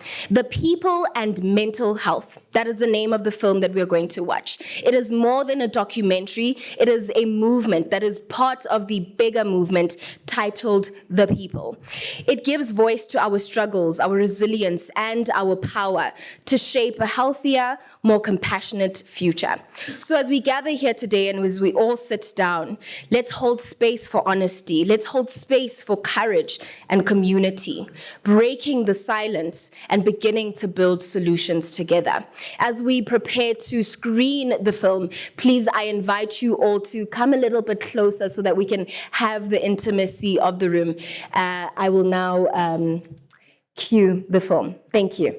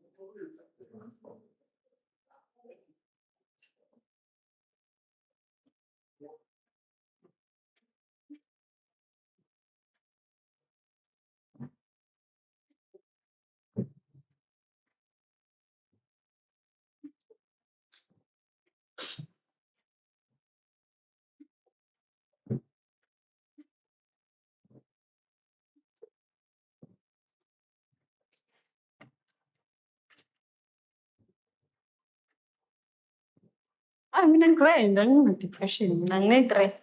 Stress ne-depression zi-different. Bengisho ukuthi into eyi-one. Njalo nje uma ngiphathwa i-stress, ngithi, yo, yazi ngine-depression. Until ngihlangana nomuntu angibuza ukuthi uyayazi i-depression ukuthi yini wena? I was like, yile nto engiphethe, le engiphethe le yi-depression.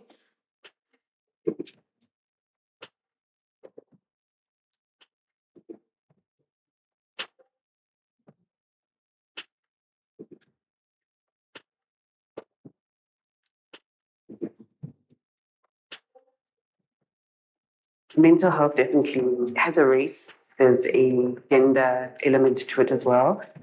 We've got gender-based violence, we've got all sorts of poverty, we've got financial challenges that women are raising children on their own. They're carrying the burdens of families, carrying the burdens of their futures and their corporate lives, which come with their own mental health challenges. As a Black woman, I'll speak personally and say, there's no time. I don't have the time to fall down. But you're not expected to cry about it. You're not expected to complain. It is what you do. And the woman before you did that.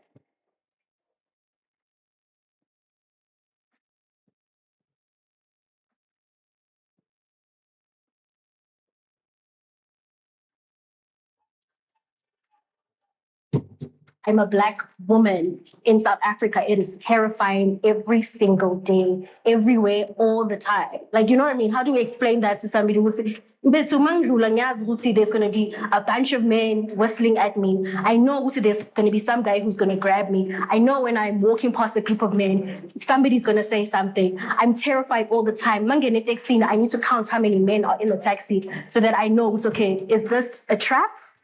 Am I safe?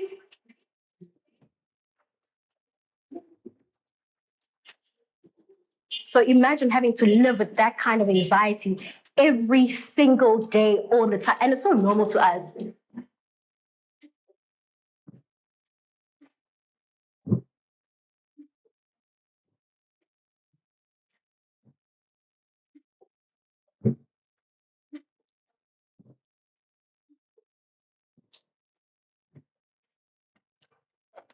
Oh, that was pathetic. People that know me, they know like my struggles. Like I will tell them, Muti, I won't be able to see you guys. Level 17 has struck again. That's what I call it. If you ask people, they always say she's the funny one. Abaz Muti le humor, yok deflect her, so that you don't see what's going on. And I always joke about it because for me, like humor is it's more of a coping mechanism.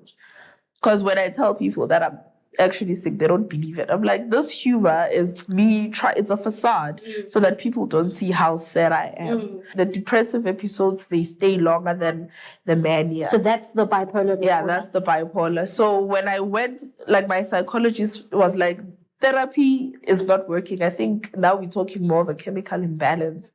And she said, you're probably incapable of feeling happiness on your own. So you need to take meds in order to feel happy. Oof, that's hectic. So the first day when I talked to the psychiatrist, she just said it. You have bipolar disorder. You show like borderline personality traits.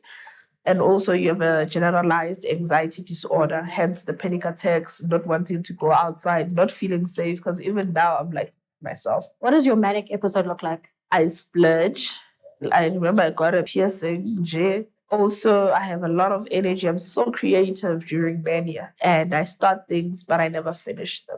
And then I'll just crash, maybe for like 3 months, depressive episode. Does your husband have to defend you or comes to your rescue most of the times when you're having your episodes? Yeah, he knows how to deal with it and he can tell that something is off. Then he'll ask me questions like, are you taking your meds? Are you, you know? Because somebody in an active episode can be scary. They can be aggressive, physically, verbally. They can be scary, but realizing that this person is at one of their most vulnerable points. And being able to engage with them there and see, okay, how can I help this person rather than avoid this person? This is not my problem. You can't rationalize with somebody that is actively manic, actively psychotic. You can't engage with them there. So bringing them back to the here and now, orientating them to the here and now. Have you eaten? When last did you eat? We are usually comfortable putting ourselves at the back and forgetting about our needs and forgetting what we really require because there's so much else that we've got to manage, so much else that we've got to be dealing with. And so, yes, we tend to mask ourselves and forget about ourselves and neglect ourselves at the cost of a future mental health problem that will be waiting for you. If you don't deal with them as they come up for you, they sort of all come together and it's these small skeletons that come out of the closet and come and find you and say, actually now, today is the day that we deal. And that can result in physical health problems because all this mental health has now found a place in your body to show up because you've been ignoring it for so long.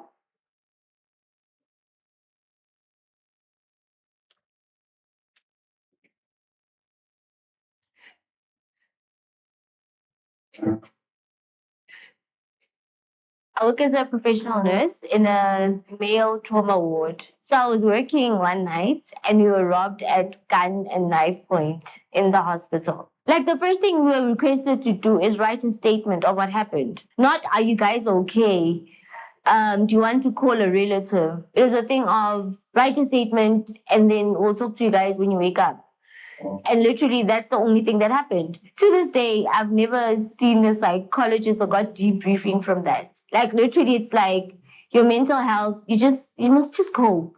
It's hard to explain to somebody why talk therapy works because it's not a wound that you can see, you know? Like if you're physically hurt, there's like tangible things that people can do to heal you, but to explain to somebody talking helps. It's like there's no like pragmatic tools that I can use every day to make sure that I don't regress into, you know, depressive episodes or whatever. But somebody who comes from a poor environment with like barely anybody there, maybe a single parent household, You'd literally refer a person to a psychologist and still they don't go. Yeah. Because a lot of mental health, it's you have to take the initiative. Like the male culture is that no, we don't talk about it. Yes, I got shot, I nearly died. I was in ICU, but no, I'm a man. Yeah. I must move on. There's a lot that they're going through, but they don't want to talk about it. That's the thing. We cannot underestimate the absolute impact and power of the histories that we're marinated in. There are two interesting shifts that many modern men are facing. One of them is that the modern man is spending more time with their children and quality time than previous generations. The modern man is also contributing a lot more to the domestic responsibilities. Compared to all our uncles and everyone else, now we're able to talk, but the biggest problem only is that I don't get to speak about everything because I don't know what other things are thinking about. Because we still have that guard. I'm still in don't judge. Actually, we cannot underestimate the power of how much we are also products of our history, right, and our present. And in that, there was this messaging all the time that you cannot be vulnerable. I think what I enjoy the most about men talking about mental health at this current state in time is if Deep Tone says something to me that's going on in his life, let's say it's about a girlfriend or a family matter or a financial issue, it's so hard for me not to relate to him because we're all put under the same bus. So instead of putting up my own defenses and like, I don't go through that, it's instant empathy. Whenever we meet up, it's always, hey, sure. We're always macho, you know? Hey, grind, kim not. You can't just open up to anybody because it's not the easiest thing ever. Out of nowhere, you see Vicky breaking down and you're thinking, yo, but I thought Vicky was strong. I thought Vicky had it all covered out, you know? As much as the khatid, you know what I'm saying, we've been tough for the longest time. So everywhere we're tough, we're strong, but Rabo don't lose my chance. There's no space for weak men. You always gotta keep a cool head. You always gotta be focused. You always gotta be sharp. We need to also have a conversation about how men also don't become confident in everything throughout not having money. The whole financial talk is a very difficult one. The pressure doesn't only come from females. It doesn't only come from your family. The pressure also comes from other guys. We can't speak about mental health also without speaking about financial health. As a man, that's very. That's why like. For 10 years I struggled, you know, and all my friends were working at that point. But I couldn't be with them because if ever they said McDonald's or whatever, I wouldn't afford that. So what would I do? I'd isolate. And isolation is the worst thing you could do for yourself. We do speak about vulnerability very generically. And I think that if we're going to speak about it less so, it will involve each individual knowing where they're at, where they're starting, what they struggle with. I think research even shows that men have a lot more access to vulnerabilities, which would include, for example, their more difficult feelings and fears and experiences, but as well as their ambitions. You know, it's very vulnerable to be ambitious. It's very vulnerable to say, I want something, you know. It's in different ways, you know. And that at the best of times, when it's crunch time, the individual internally will struggle to differentiate vulnerability from shame. And most men, for example, the kind of most relatable version of this is actually just financials. That most men to this day have imagined that they've insulated themselves actually against vulnerability with having a lot of money. One of the key things for mental health is therapy. Don't do therapy. And it gives me just because of the wife's sake. You need to. But the minute we grow up, and especially Mokas, therapy. Pay 600 rand. 600 rand. Because so many people were speaking about mental illness and mental health in particular, then there wasn't an ability to regulate who was saying it, what was true, what was fake, what was not. And I speak about this a lot, is that while I do think that it's great that nobody is a custodian of mental health and everybody should be speaking about it, we really need to recognize the real dangers of this. We wouldn't take any information, any kind of input or contribution around cancer incredibly seriously unless it came from an oncologist. Mental health is a daily thing. It's a daily thing. Yeah. It's beyond the conversation. Mental health It's is like beyond the hygiene. conversation. Yo, mental health is like hygiene. It's like mental carpet. You need to bath. It's beyond. Revisit So everything. because we go through different situations. The most rudimentary thing you can ever do is love yourself. Yeah. Because with love comes acceptance of self. Accepting the fact that I am where I am today because of the decisions that I've made in my past. And I can only predict my future with the decisions that I make today. But now that I'm conscious of the fact that I am a reflection of God's image, I'm 1 in 7 billion, man. I'm a living organism. Every day I wake up and I can be the greatest version of myself. Then we can start chasing how we fit into society.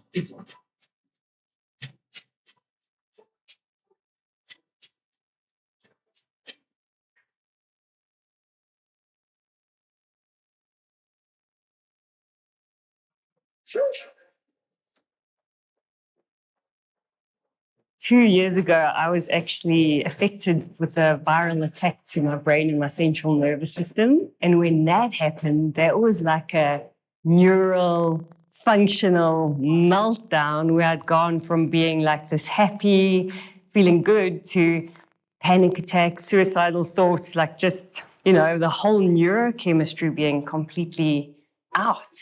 Like a lot of the docs were like, you know, you need to reset your brain and you need to start going on medication to do that. And I was like, no, I'm going to do it the way I know how, you know?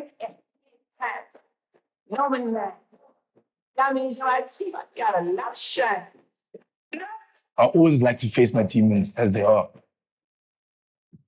People would ask me, why do you train so much? I said, I train for life. I train to be energetic. I train to think properly. I train to be positive. I train to be strong mentally.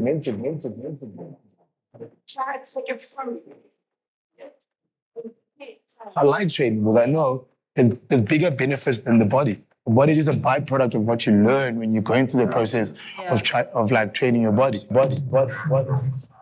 For me, gym became about therapy. It was my refuge. It was my safe space. Just for me to zone out and just compartmentalize my thoughts.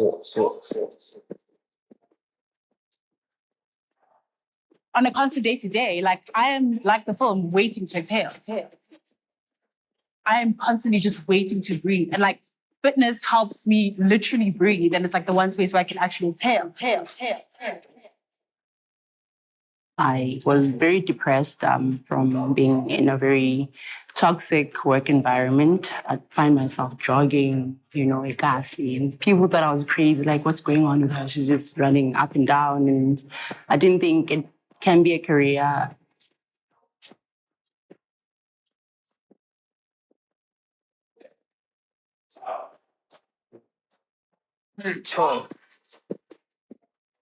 Being a pro bodybuilder, in a sport that is synonymous for toughness. You have a mental capacity. You can go through a lot. You can tolerate pain. And then now you are found in a space where the doc is saying, no, you got depression, right? It hits you, you know, face first. So you then sit back, you go, man, this is chronic. You know, it means this is for life, you know? When I was like really depressed and sad, like my grand would always be like, you should pray. Like, when last did you go to church? And I'd always, I think also because like stigma, it was like, they think it's like the devil. And in the Black society, mental health is still a big stigma. We grew up in an environment where the lack of knowledge and understanding this, because we then want to be able to deal with this, we self-diagnose in the most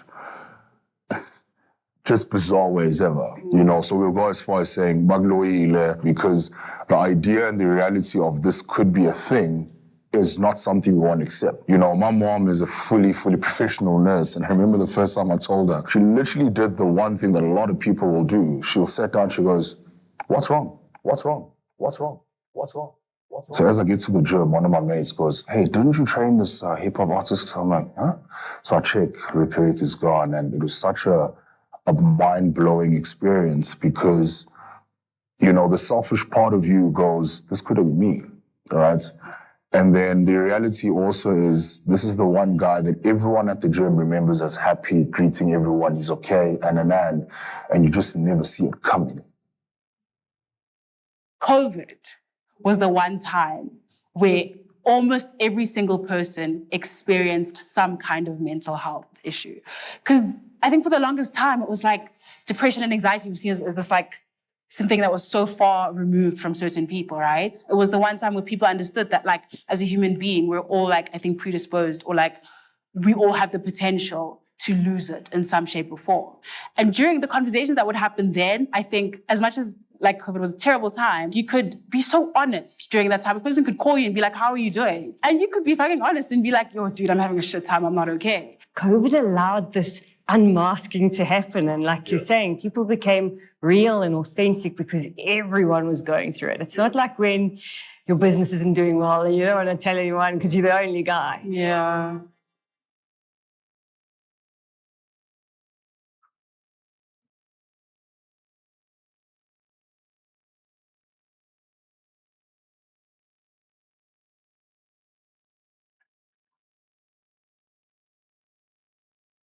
There's like a point where, or maybe it's the stigma, but you feel like depression or anxiety is all you are. Yeah. But that's not, you know, like you have so much outside. Like, yeah, it's just like you have like a full life outside. You're like the funny person, like with your friends. You're like a great cousin. You're a great big, whatever it is, you know? A lot of us lack something which is called internal locus of control. The idea that most people are going to internalize and find out what is it that I can do to get out of this situation, that reality, unfortunately, is very minimal. Not because people are running away from taking responsibility, but it's actually easier to blame everything else but yourself. We sit in like that bubble sometimes for too long. Yeah. And I even found myself like sitting in it for too long until like I, started, I guess, working out and like. It's comfortable. Yeah, it is comfortable. It's comfortable. Yeah. It's comforting. Yeah. I think it's also understanding that healing from that and getting out of that comfort is also your responsibility. I think subconsciously, our environment, we can't really be fully in control of that. And it really affects us in a whole lot of ways. We think we've got control. We don't have control. All we have is anxiety. Because the reality is, I can't control what you say. I can't control what you do. Yeah. The only thing I can honestly control is my inner state of being and my inner peace. In the last while, I've completely got off the pleasure-seeking hamster wheel. Like no longer looking for any pleasure outside of myself, because I started to realize how like after the high is the low, right? It's a trap. It's like you have a bad day, you go out, you get drunk, you wake up the next morning, you're feeling again. But don't you find everything pleasurable because you don't find pleasure in anything? I find it as a most beautiful paradox. I know, it's been the most crazy thing because I felt like every single time I'm not giving into it, like into this temptation, more power is coming back to me. And I'm no longer this bait. I'm no longer this consumer bait to like, because let's face it, like the world is geared to make us, become the bait for all of these things. And I feel like we so often are looking outside of ourselves for all this pleasure.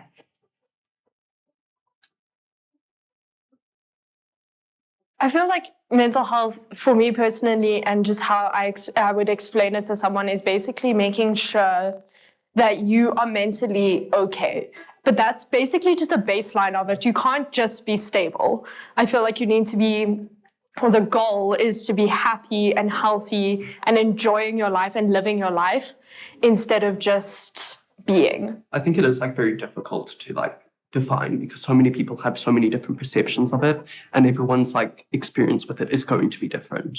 I've spoken to a lot of people just about mental illnesses and there's no set definition to what they think it is. I know you say it's more than being stable, but for some people being stable is their mental illness being perfect for them. So it's really hard to define and I think it really does end up just boiling down to how you feel. The way I look at it also is when I try to define leadership, I feel like everybody here would define leadership as completely different things.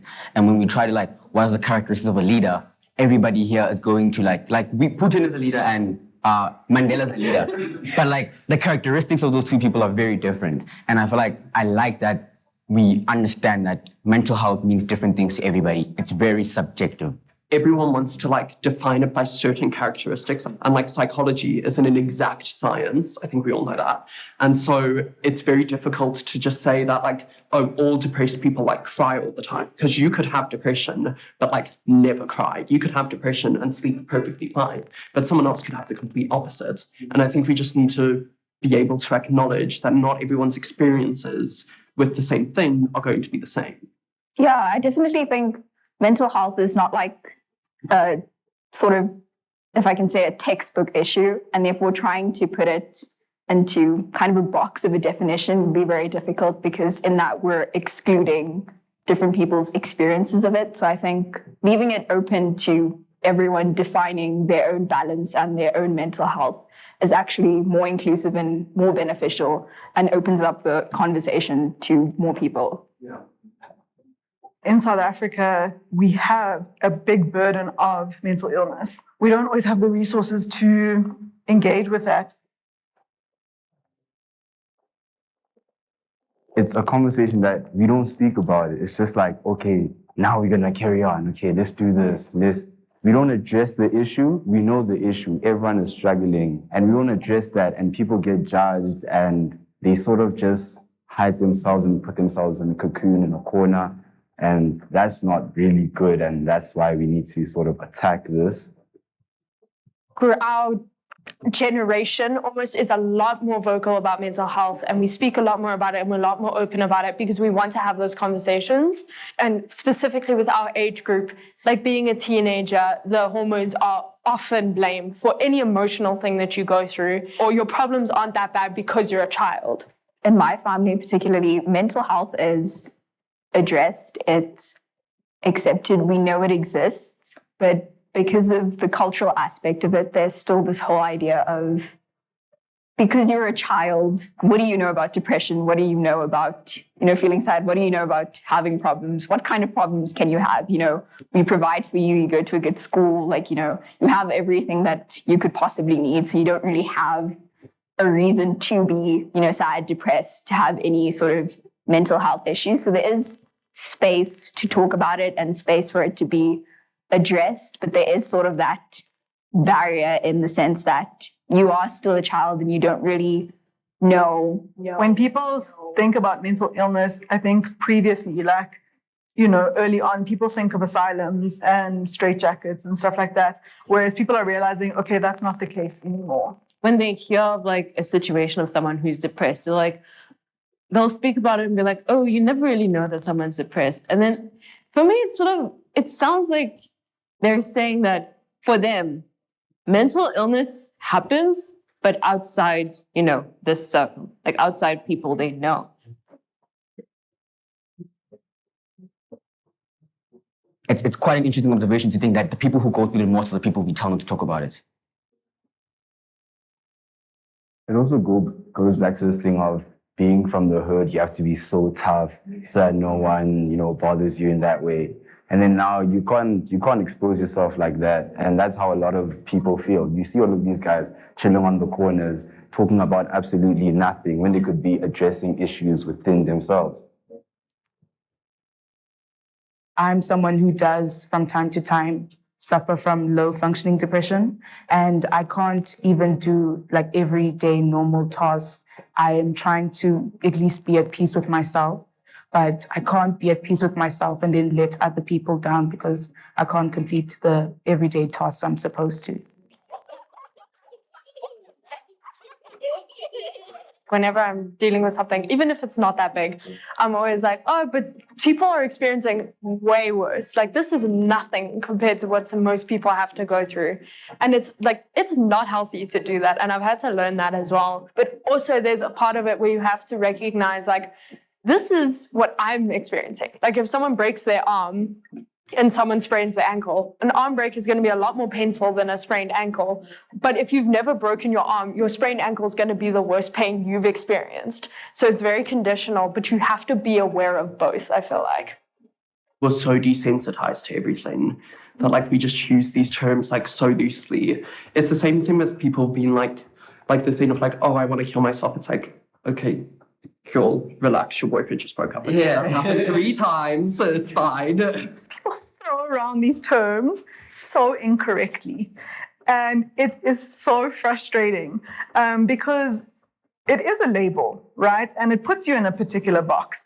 And that box is often incorrect versus when compared to the actual diagnosis of a personality disorder or having personality disorder traits. I just think we've become so used to always being engaged that we're starting to like lose touch with reality. Exactly. And it's only probably going to get worse from now. Virtual reality is booming.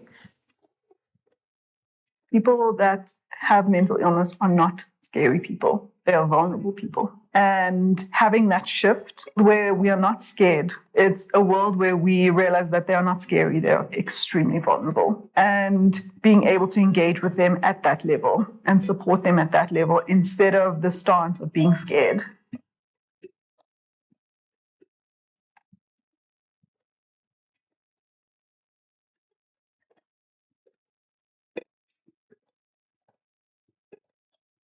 I've completely got off the pleasure-seeking hamster wheel.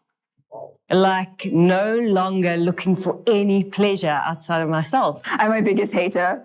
And so just the few little people who do believe in me and who do believe in where I can go and where I can be, I think that's what really does keep me going. Just them constantly being in my ear, just like, you can do it, you're gonna be there. And that just is what really drives me. And knowing yourself and understanding yourself and looking at somebody else and saying, I can put myself in this person's shoes and understand where they're coming from. And understand that you'll never understand, because no matter how much someone tells you about their problems, you can never really understand the extent of it. So I think it's about empathy, certainly, and kindness. The world is tough and we're all struggling.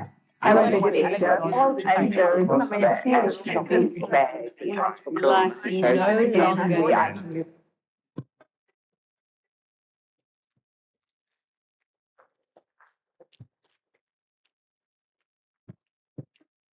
Ooh, that final line, the world is tough and we are all struggling. I think it's something that we can all relate to when we're at home, when it's just us and ourselves in our bedrooms. My mother always said, when you are going to remember when you are in the bathroom, you and yourself. But I think the biggest takeaway from this is the need for empathy.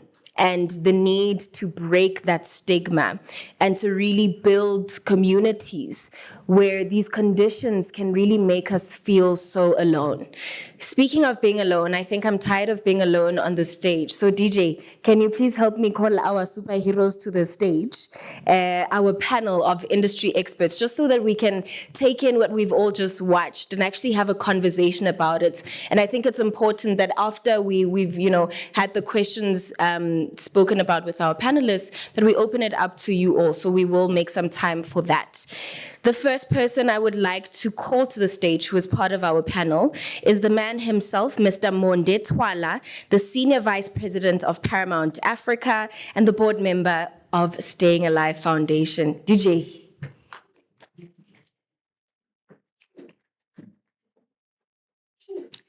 I would like to also call to the stage Ms. Wame Jallo, the Executive Director of Staying Alive Foundation.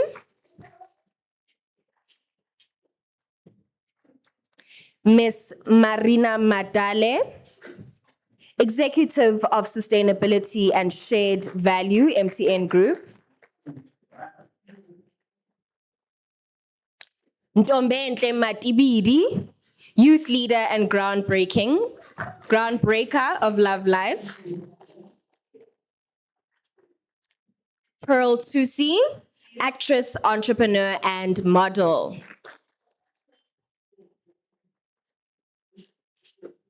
And then we will have Shudu joining us online.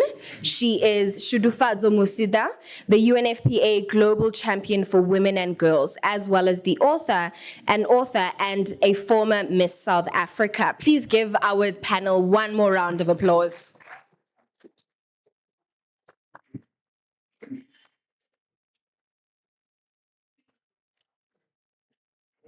Okay, I want to just do a little bit of a vibe check-in because the film was talking about serious issues, and I think we need to just shake it off ourselves, just to go around, check in with everybody in the panel. How did that make you feel? One word. Seen. Seen.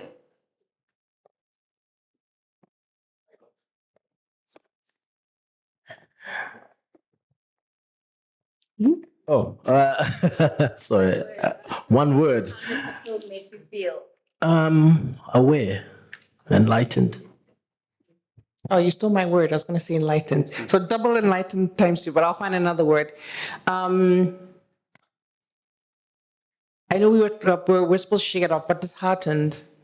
Disheartened. What?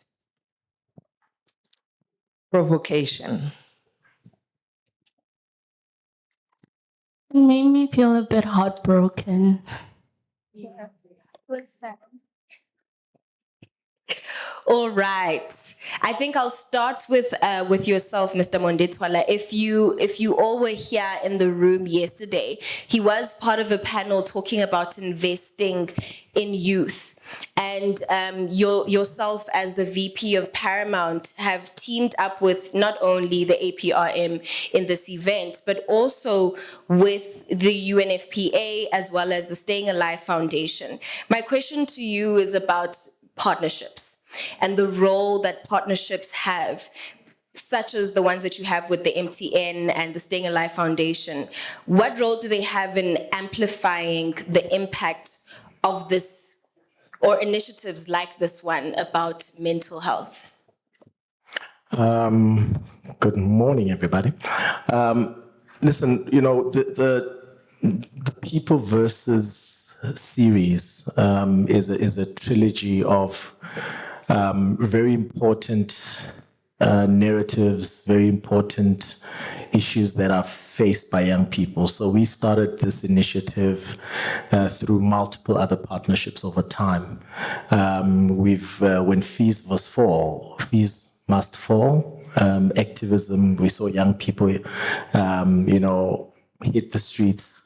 We were there. We did the people versus the people. We really looked at, obviously the whole notion of free education, access to education for young people. We moved on when the Me Too initiatives were blowing up all over the world. We did the people versus patriarchy, which looked at gender equity as an issue and how we are perpetuating it as society, and trying to engage young people. And now we are sitting here with the people versus and mental health, and there's a signature to the versus because it is the space that is very conflicted, and a lot of young people are going through this. We work in the youth space, so if you look at the rate of suicide, it's now exam time, isn't it? Exam time. So a lot of young people are going through the most during this time. We've seen the cyberbullying as a big issue.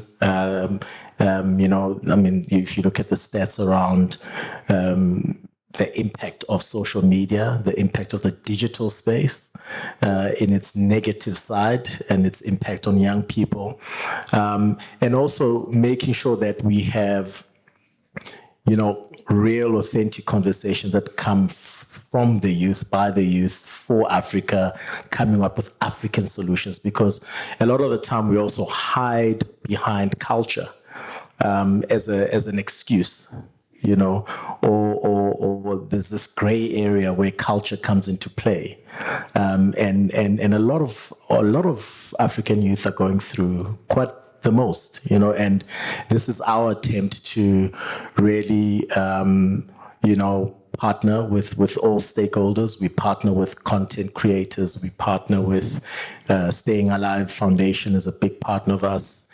We've just finished an amazing series called Room of Safety, which looks at with MTN.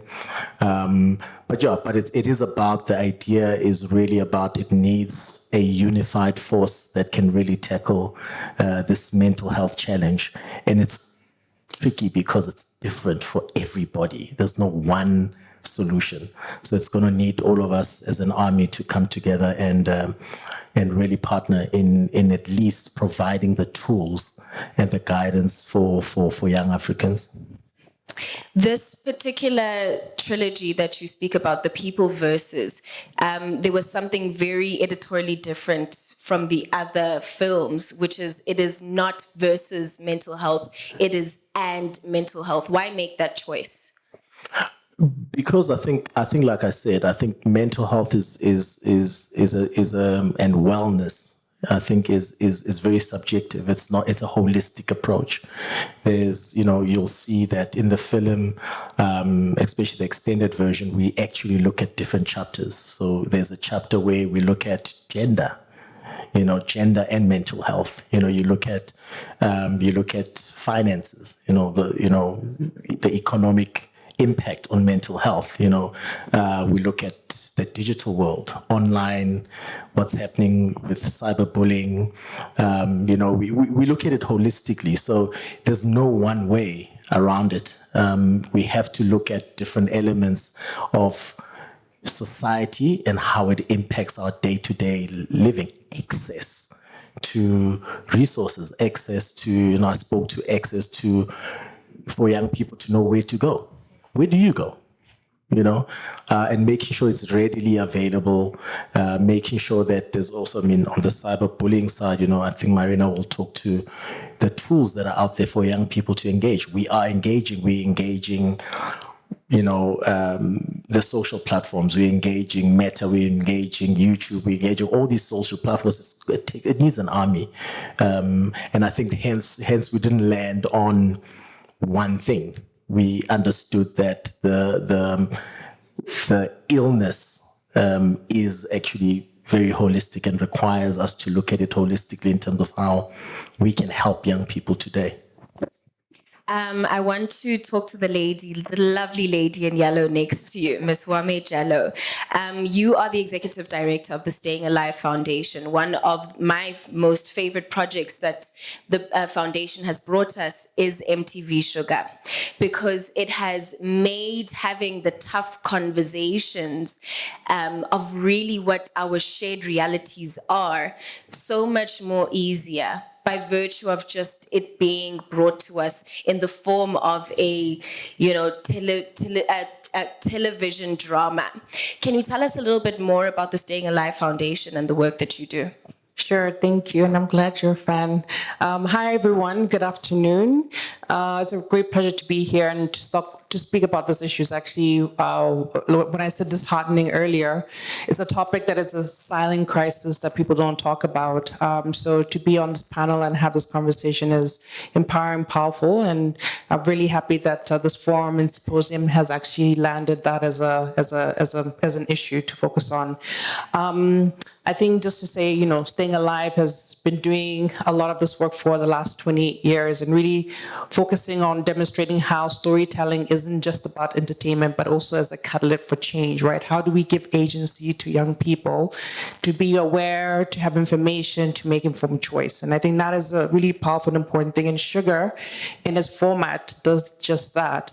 So it started in Kenya in 2009. It was Love, Sex, and Money. And it was the first time you're seeing something very bold on television, young people being able to see their lives being represented, and that talks to the authenticity, as Monday was saying, and the relatability of those stories. So Sugar became a Pan-African phenomenon. We went on to do it in South Africa, we went on to do it in Nigeria, in Kenya, and also across in India. And a lot of it comes from storytelling by young people for young people, right?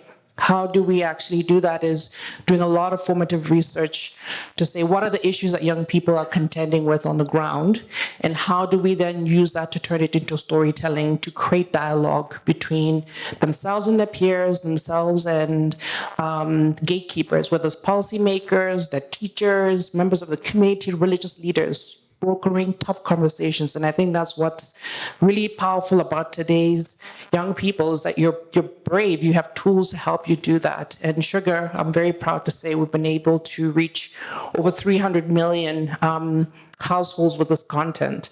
We're going to show a clip shortly that really reflects, I think, talking to mental health, what young people are contending with, and it's an intersectionality of issues. You know, mental health is not just about the health component, but also social circumstances that young people are contending with. Unemployment, huge unemployment, not feeling heard, minimized voices a lot of times in the space, financial scarcity. I'm glad we're going to be talking about cyberbullying and the tech space.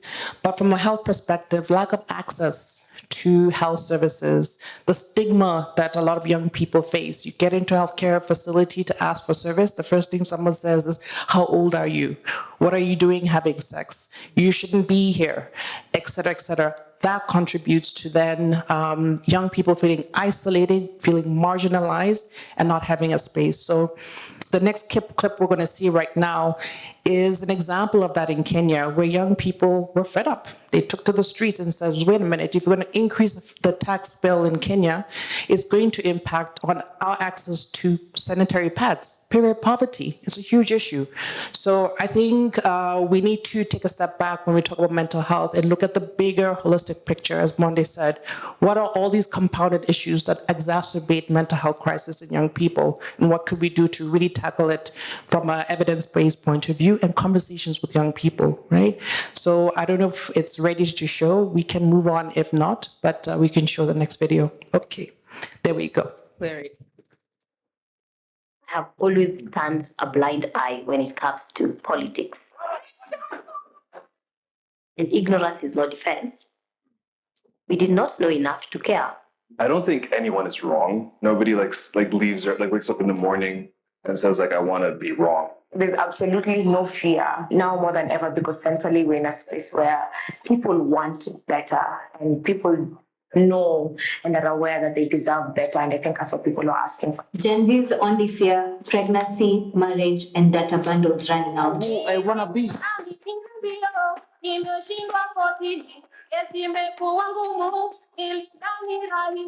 You can't just give someone internet bundles and be like, good luck finding all the stuff that I agree with. Let's talk about men's mental health. I am going to be my brother's keeper. The quality of one's future life is not as strongly dependent on education as it was in the past.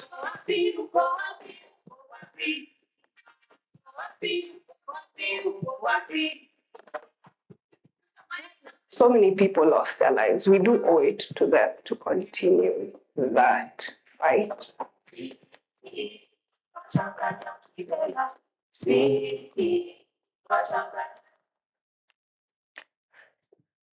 Whew, the quote. And I think I may have been watching a podcast that you were featured in, Wame. No, I still want to, I'm still on you. Don't give the mic away just yet. The quote was, Gen Z's only fear, marriage, pregnancy, and data bundles running out. Pearl said it sounds exactly like her daughter. That was such an impactful statement. And I think in working with the organization that you have beyond just the Staying Alive Foundation, you probably have had hands-on experience, not only with the people, but of course with the data itself. What are the most pressing mental health issues right now that you think Gen Z and the youth are facing? The pressing ones are a lack of access. I think that's a big one. Services, information. It's information highway right now. There's so much out there. And what we keep hearing from a lot of young people is, which platforms can we trust? What can we trust, right? So trust and truth building, I think, is a big part that contributes to that, because 1 minute is one thing, another minute you're told something else. So that's one part of that. I think the other thing around it is the lack of enough information around the implications of gender-based violence, intimate partner violence. So when you see in that clip when we talk about Johnny John Jonty, it's a classic example of a young girl who has 3 different types of partners. Older, bless her, who's a friend of her father's, a young man that she gets married to, but he's not able to provide because he can't get a job. And then there's a third one. The third one is is just another guy in her community who's like I would say a pimp, like somebody who's more repressive. So she uses all 3 of them to get what she needs, and she deals with intimate partner violence, and she's not able to go anywhere. She thinks that's normalized, right? So gender-based violence is a huge part, and we don't talk enough about it, and I think that's a big part. And then, yes, there's the alcohol, there's the substance abuse, there's all of that. So like I said, it's a compounding factors leading to the fact that a lot of young people are really feeling isolated, are not feeling heard, are feeling marginalized, and that's what we see in our data. Yes, and lack of data bundles. I like the fact that you spoke about, the gender-based violence and it being in that sphere, but it's also something that can take place digitally. I don't know how many of you have seen people's profile pictures changing to the color purple as of late, and it's particularly advocating against that matter. Now, what I want to talk to Ms. Marina Madale about is the Help Children Be Children campaign that MTN has put together, because this type of violence can also take place online. And I don't want to say too much about the initiative because you have all the facts, but I've had the opportunity of being part of the campaign in some way, and to see the mechanisms that you guys have created to make it easy for us as young people to report these types of behaviors online is so innovative, and it's something that we need. We need more access to it. I'll allow you to talk a bit more about it. Thank you so much, Lerai. And I think you did more than just participate. You shared your story and your truth, which was absolutely incredible. So I think most people are familiar with MTN and, our mandate, and I promise you can wake up any employee in the middle of the night and ask them, what is our core belief? And they'll tell you is that everybody deserves the benefits of a modern connected life. Now that modern connected life and connectivity can't come and open up doors to additional risks. It needs to come with protection. And that's something that we believe in. And as part of our Help Children Be Children campaign, we've been looking at things like how do we block child sexual abuse material off our network and so forth. But what we were missing was the voice of youth. And I think the partnership with Paramount Africa through Room of Safety that you just touched upon was really powerful, because it started to tell the story of young people. What are they experiencing online? And I think what was interesting was that almost every episode had an element of mental wellness within it.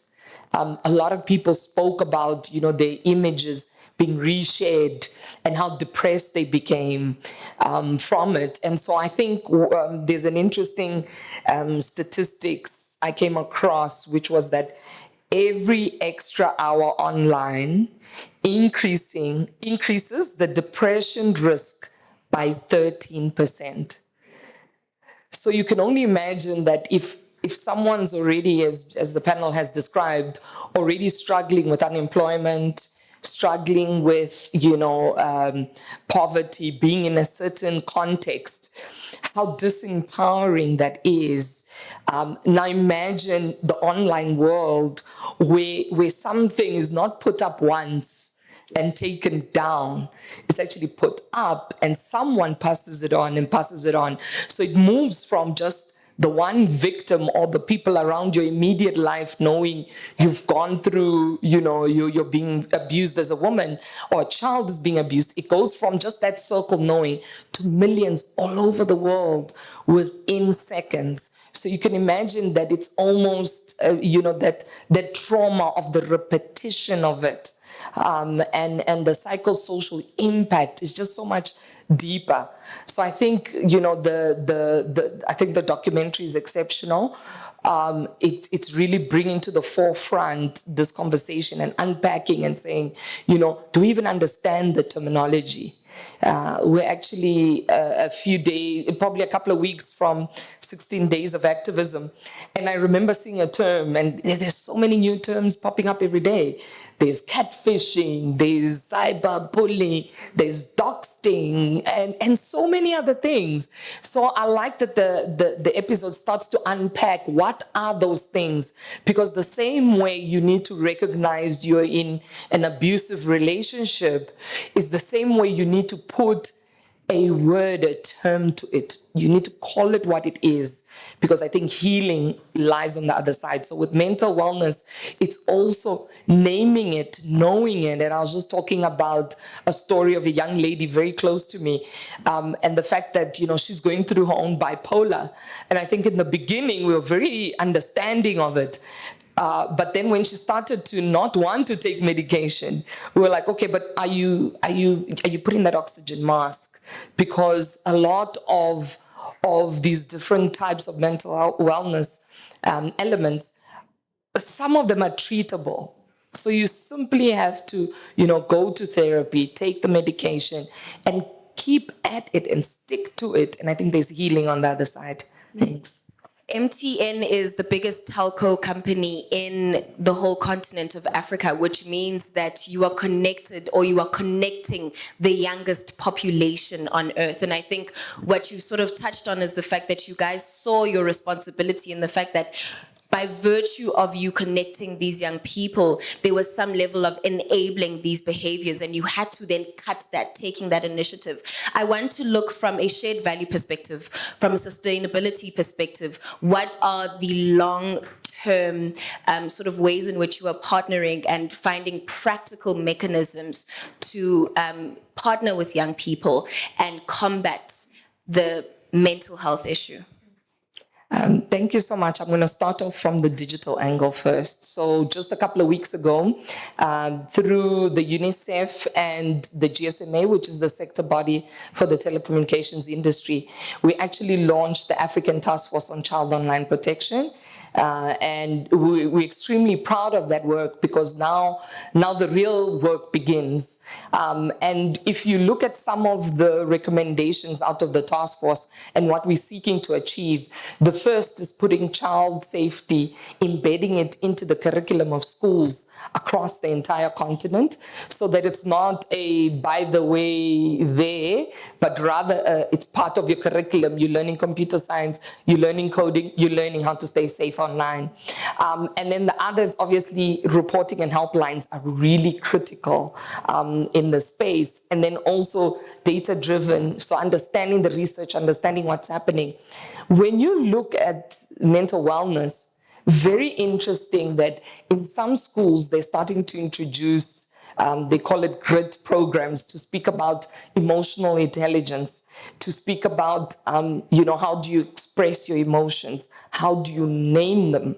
What does it look like? And I remember even looking at I've got a 10 and 11-year-old, and they literally had a picture of their hand drawn, and it was like joy, love, happiness, anger, and so forth. So I like that those kind of programs need to be entrenched more into every school, so that there's greater emotional awareness, because I think the generations after us, I feel very old after sitting through the last 2 days. I hope I'm youthful in heart, but I think the generations that come after us, you're a lot more empathetic than we ever were. You also have a lot more information coming your way than we ever had. I think I had my first cell phone when I was in grade 12. That was the first time I ever owned a cell phone. most of you have had cell phones for a very long time. You have information coming at you. You have, the climate crisis. You have so much that we can understand how it is that information gives you anxiety. And I think creating also an ability to not always be on, but to be able to switch off and to detox and have a digital detox is critical. So I think elements like that is critical. Reporting lines, I think the amazing work that is done. I think we need to do more of those and empower institutions like that. And for people to be able to speak about it. To be honest, I think younger people are having much more conversations about what they feel is happening. And our generation, I think it's almost like the time when HIV/AIDS came up. A lot of people never disclosed, people hid it. It feels like we're hiding our own mental states. Even myself, like there's a lot of the time where I go through depressed moments, and just to admit that to people is extremely hard. And I love what was said in the documentary. It's like you have to schedule time to break down, because especially when you're a parent, you've got so many responsibilities. You simply don't have time in your schedule for a mental break, So I think that's something that, as I say to the next generation, I admire you, that the solution sits in your hands. You're more conscious than we ever were. And I think, find a way to switch off at times, because this world has so many things. You can be so caught up in it. Take time and take breaks. I want to talk to Ntombenhle because she is an empathetic peer provider who actually deals with people that are actually experiencing not only mental health issues, but issues beyond that on a day-to-day basis. I want to understand what a day in your life looks like dealing with these issues and, lending that empathetic hand. And I guess in your work, you're just one person. These education programs need to be scaled. I want to hear just from you, what do you see that scaling looking like? Good day, everyone. My name is Ntombenhle Matipidi. I'm from Love Life. So we have groundbreakers at our local clinics around Gauteng, not all of them, but as groundbreakers, what we do is we engage with the youth to encourage them to come to the clinic for their wellness, not just physically, but mentally as well. So usually what happens is we create youth zones. These are adolescent youth-friendly services where we close the gap between health professional practitioners and the youth, because just as the lady said, that the first thing they ask you when you get to the clinic is, how old are you? And why are you engaging in intercourse? You're too young for that. So we actually create youth zones with nurses who are young-ish, we try. So because there aren't a lot of young nurses, so we try to work with the younger nurses who do understand us and where we come from. So the youth can come to the clinic, ask for their groundbreaker, tell us what is wrong, what is their problem, if they're willing to talk with someone that can actually help them, or they'd rather just have us do all the work for them, and then we guide them to get the care that they need. And we also do follow-ups as well. We do campaigns where we promote wellness. We go to school where we talk about bullying, and we let learners know that, hey, you're not alone. There are people who are here to help you, and so forth. Yeah. Thank you for that. I want to come to Pearl next to me. Yeah, let's give her a round of applause. I want to come to you, Pearl. You live as a public figure in the public eye, I think since you were a teenager, actually. And you are now a mother to your own teenager. And so you've had to, for probably majority of your life, had to navigate mental health, even before it became a popular topic for us to talk about. And I noticed you, grounding yourself right now and smelling the flowers next to you. And there's something beautiful about just taking, no matter where you are, taking a moment to just sit and smell the flowers. How has it been navigating the conversations, not only in your professional life and having to deal with people thinking they can say whatever they want about you, whenever they want about you, but also navigating these conversations with your daughter as a mother? Wow. First of all, girl, I only see great things for you. First of all, how beautiful and amazing is she, guys? Just give her a round of applause. So well spoken, so beautiful, like honestly. I think for me, I never really gave myself a chance to be broken, even though I was. I don't know why I'm feeling so teary today. I'm feeling so teary. Like, guys, I can cry any second. And that time of the month was last week, so I'm good. You know what I mean? But, so if I start crying, please don't make a thing about it. But I'm just having, I don't know, I'm just emotional today. But I grew up in a family that was very highly strung. I lost my mother at 16. My father passed away first week of lockdown COVID. My father had to kind of raise us on his own. It was all very difficult. So I've been on survival mode for most of my life. And it kind of, with COVID arriving and everything that came with that, it all came crashing down. But in terms of navigating the conversations around mental health, when I was working out a lot and having a lot of time with my friends when I was still in my 20s, it was very hard to avoid and be distracted. When I lived in New York, I acknowledged that, okay, I think I'm going through depression. And then when I came back to South Africa, life just went on, And it wasn't until my daughter started experiencing heavy mental health situations that I had to come to terms with the conversation. Not that I didn't want to have it, not that I couldn't have it. I didn't know how to have the conversation with her. So I've since then been diagnosed with ADHD myself because my daughter was, and it's genetic. It can be genetic, or it can stem from very stressful situations in life. But sometimes having a conversation is allowing even your child to lead you into that conversation. There's nothing wrong with being led by our children.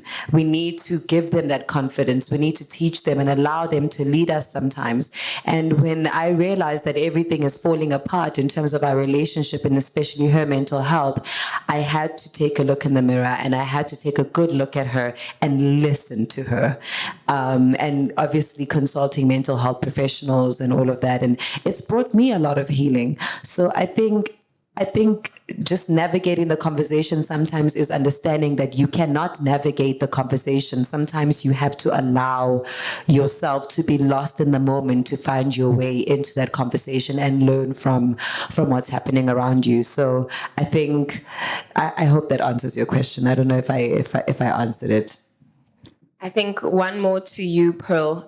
Social media can obviously be both empowering, but it can also do the opposite. I think that we can all agree and attest to that. And on top of that, you have a young person in your household that is navigating that same world. You've spoken about having the conversation, but I think from that and the fact that you and your daughter have started a podcast together, encouraging having these multi-generational conversations, what advice do you have to young people navigating the digital world? Wow. I was going to be like, oh yeah, guys, I also did a whole reality show where I talk about my mental health. And oh yeah, by the way, I have a podcast where, so the podcast is called Say Less. which is just a catchy name she came up with, to be honest. But it's like, say less, we got this. This is what you guys want to talk about. But I think even in the podcast, I encourage her to be herself. I encourage her to do what she thinks is best. But I think openly having a conversation, people cannot hold something against you when you own it. You understand?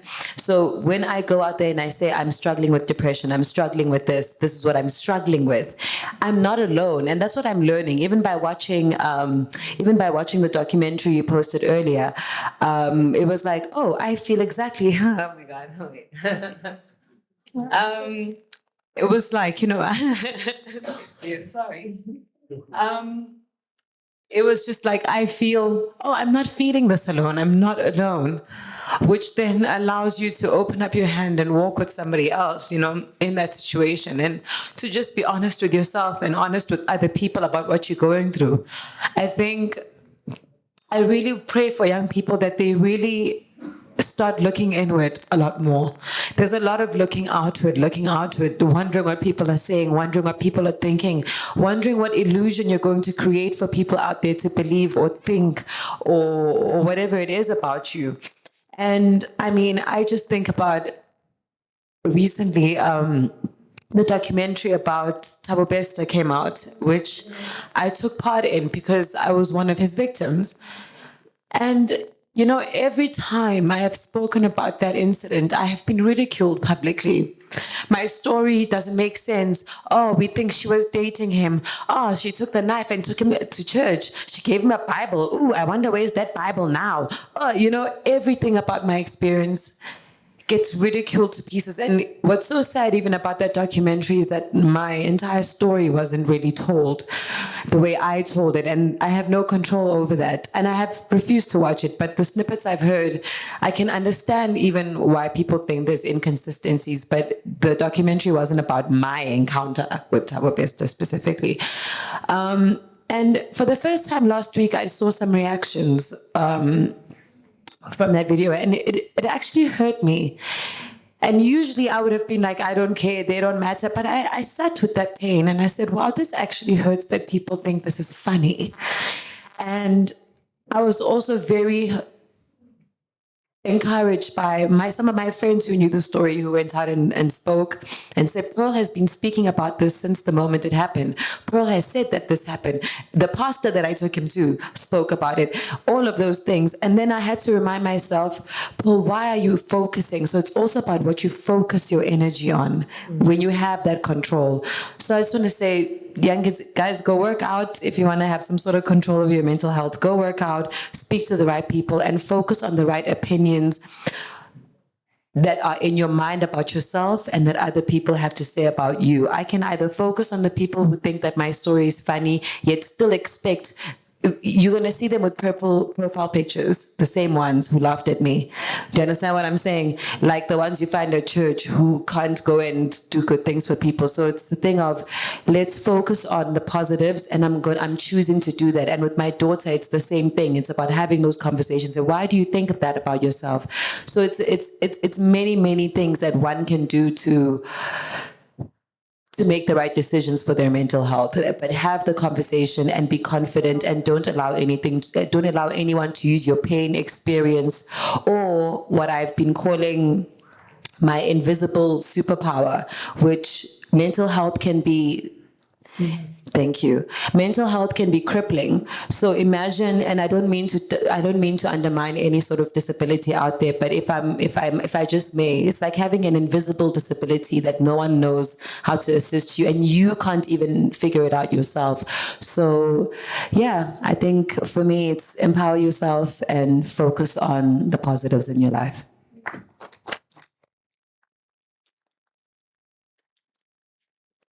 There is so much power in vulnerability. What's her name? The vulnerability lady. Come on, you've seen her. Someone help me. Brene Brown. Thank you so much. I see that Shudu has joined us. Hi Shudu, how are you doing? Oh, there she is. All right, thank you. How are you? I'm great, thank you. I just want to talk to you a little bit about your advocacy work with UNFPA and sort of the connections that you've seen with mental health, other health challenges, and empowerment of young women in Africa. And how is your work with UNFPA contributing to this? Hi, everyone. I've just been listening into everything that you're saying. And it's so beautiful, and as much as it's so difficult, that this conversation is being had long overdue. And I think Pearl called it like almost having an invisible disability. And what's interesting about that is I was on a panel where it is actually classified sometimes as an invisible disability, depending on the extent to which it affects the person. So I hope you feel validated in knowing that it's something that has been said before. In my work specifically with the UNFPA, I've seen that mental health is connected to almost everything. I almost call it the foundations of the SDGs, because without mental health, we cannot achieve the SDGs and whatever happens beyond that. So especially for sexual and reproductive health, when a young girl faces an unplanned pregnancy or experiences GBV or is stigmatized for living with HIV, it doesn't just affect her physically. It affects her emotionally, confidence, her sense of safety, her ability to breathe. It affects how she looks at herself. And what's interesting from the stats that we've been reading or even the documentaries, that half of all mental health conditions actually begin by the age of 14. I know a child as young as 6 years old. I was at a conference a few years ago in Zambia, who died by suicide because of bullying, a 6-year-old. And everyone gets shocked at that age, but the truth is we can never start too early to start having these conversations. And in as much as conditions actually begin by the age of 14, across the continent, many people still go undiagnosed and untreated. And that's why the UNFPA's work is so important, because it treats mental health as an integral part of their well-being. And that's the work that I do with it, not as something separate, because health is a state of physical, mental, and social well-being, not just the absence of the infirmity. So now more than ever, it's really important that we have these conversations. We provide the languaging for it, because until people can express confidently what it is that they're going through, it will never be prioritized that it needs to. I constantly think of, or the example I make is, we've all been accustomed or learned that when I've got a flu, I know how to identify the symptoms, the fever, the cough. I try the home remedies, and if they don't work, then I know I need to go to the doctor. And that's the same thing with mental health, that we need to get able to recognize when we're not okay. To know that it's okay to not be okay, and to seek help when it's beyond our control. And with the UNFPA specifically, through programs like comprehensive sexuality education, young people are not just learning about their bodies, but they're also learning how to manage their stress, build healthy relationships, and know when to seek help. And through Safe Spaces for Survivors of Gender-Based Violence, UNFPA is also offering psychological or psychosocial support that helps women and girls rebuild their lives. So the work that's being done is necessary work, because we cannot treat health in silence anymore. And we're also now seeing the rise in online forms of violence, like things like harassment, having your images shared without your permission. It all happens online, and it infringes on someone's bodily autonomy. And now another layer that young women specifically, and men too, actually, have to deal with. And it has real life consequences. And I don't think people realize, I mean, just even the conversation that we're having now, people say the things that they say, and they share the things that they share without consent, and they harass without thinking about the real life consequences of their actions. And I just think of campaigns like the Room of Safety, which is helping young people navigate the digital space safely while protecting their mental well-being online. So yeah, I think the work that's being done by everything that has been said on stage, and to Pearl's point, empowerment now means healing, both the invisible and visible. And that's the approach that the UNFPA has actually taken in addressing health as a holistic need. For your reign as Miss South Africa, your topic of advocacy was mental health, but you chose to take that beyond the crown, and it's still something that you're working on. You even have your podcast, Mindful Mondays, if I'm correct. I want to hear from you with the work that you do with the UNFPA. What policy changes and community work are the most urgent, especially when it comes to our continent, Africa? I was reflecting on this last night, actually. We always think that it's emotional and it's just health, but it's actually investment. Africa needs investment, specifically where mental health is concerned. And this is not just financial, it's emotional and structural investment, but mostly it does need the finances to actually make this a reality, because a lot of people don't have access to mental health care or healthcare in many places across the continent. So we need mental health to be a big part of the primary healthcare and education system. So a child who comes from a small village like mine can access the same support as someone in the big city. And that's been the weird thing about living in a duality, where in my village, mental health was never a thing. Now it's slowly starting to become a conversation, but there still isn't access to mental health care in my village.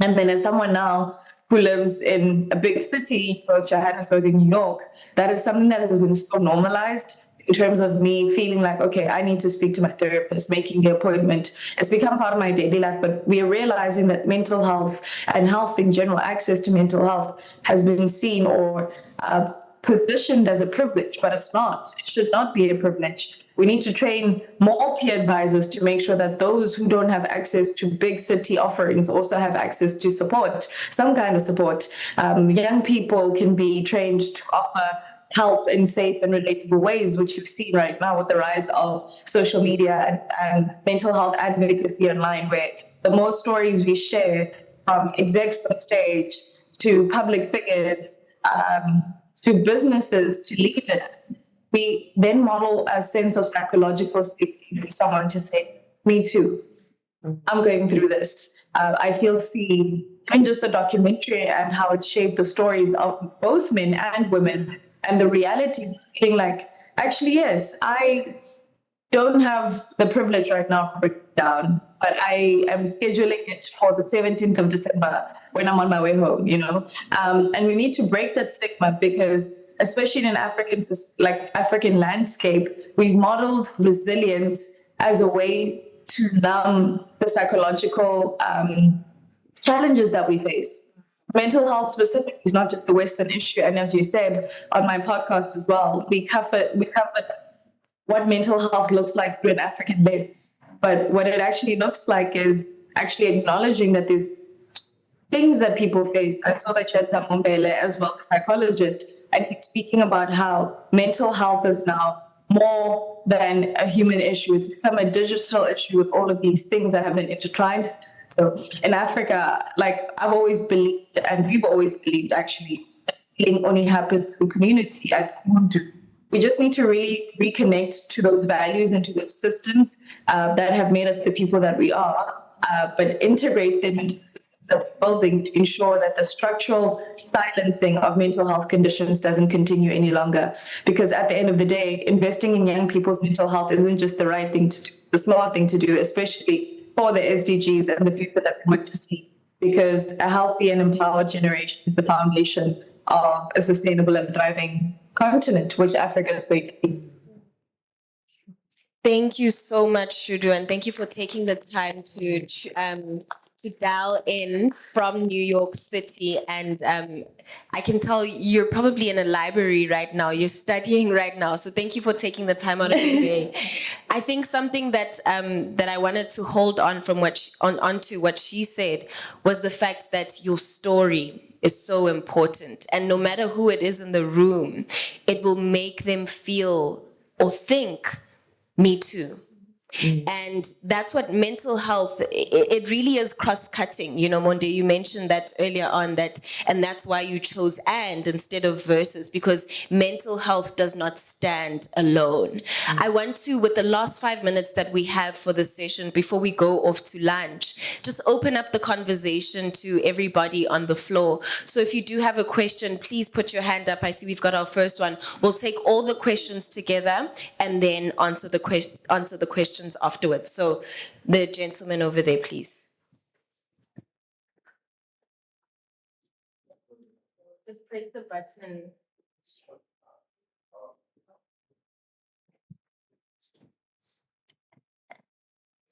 Thank you.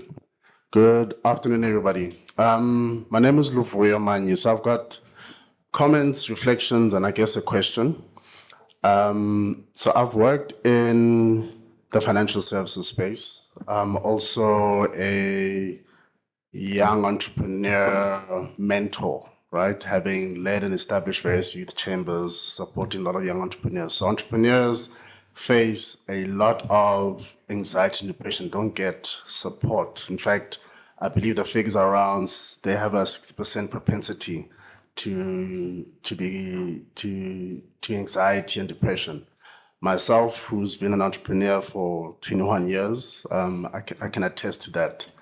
And, you know, we've got various programs. I think those who come from corporate will be familiar with wellness programs such as ICAS, right?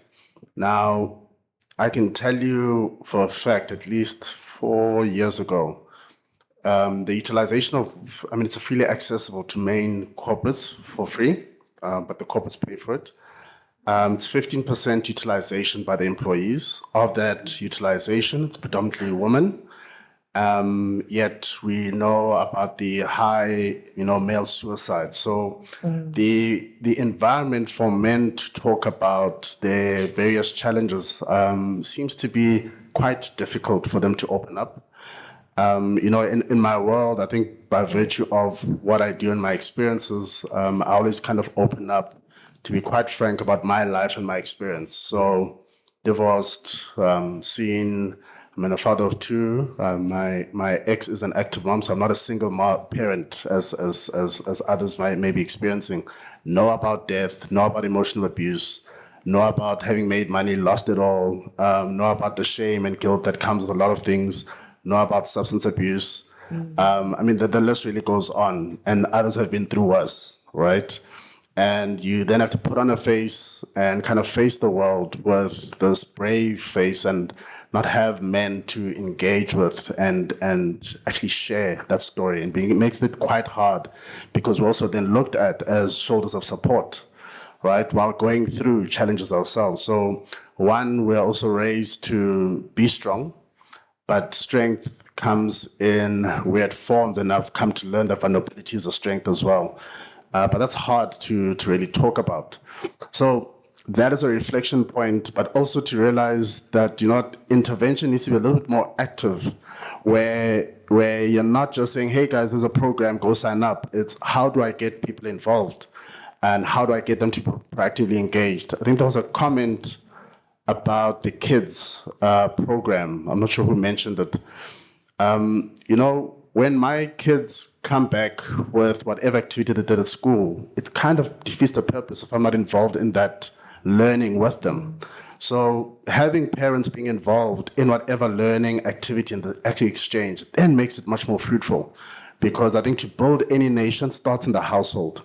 So I would encourage whatever intervention that is created and established to get the parents involved. Get those dialogues involved. Pearl, I liked your conversation you're saying you have with your daughter.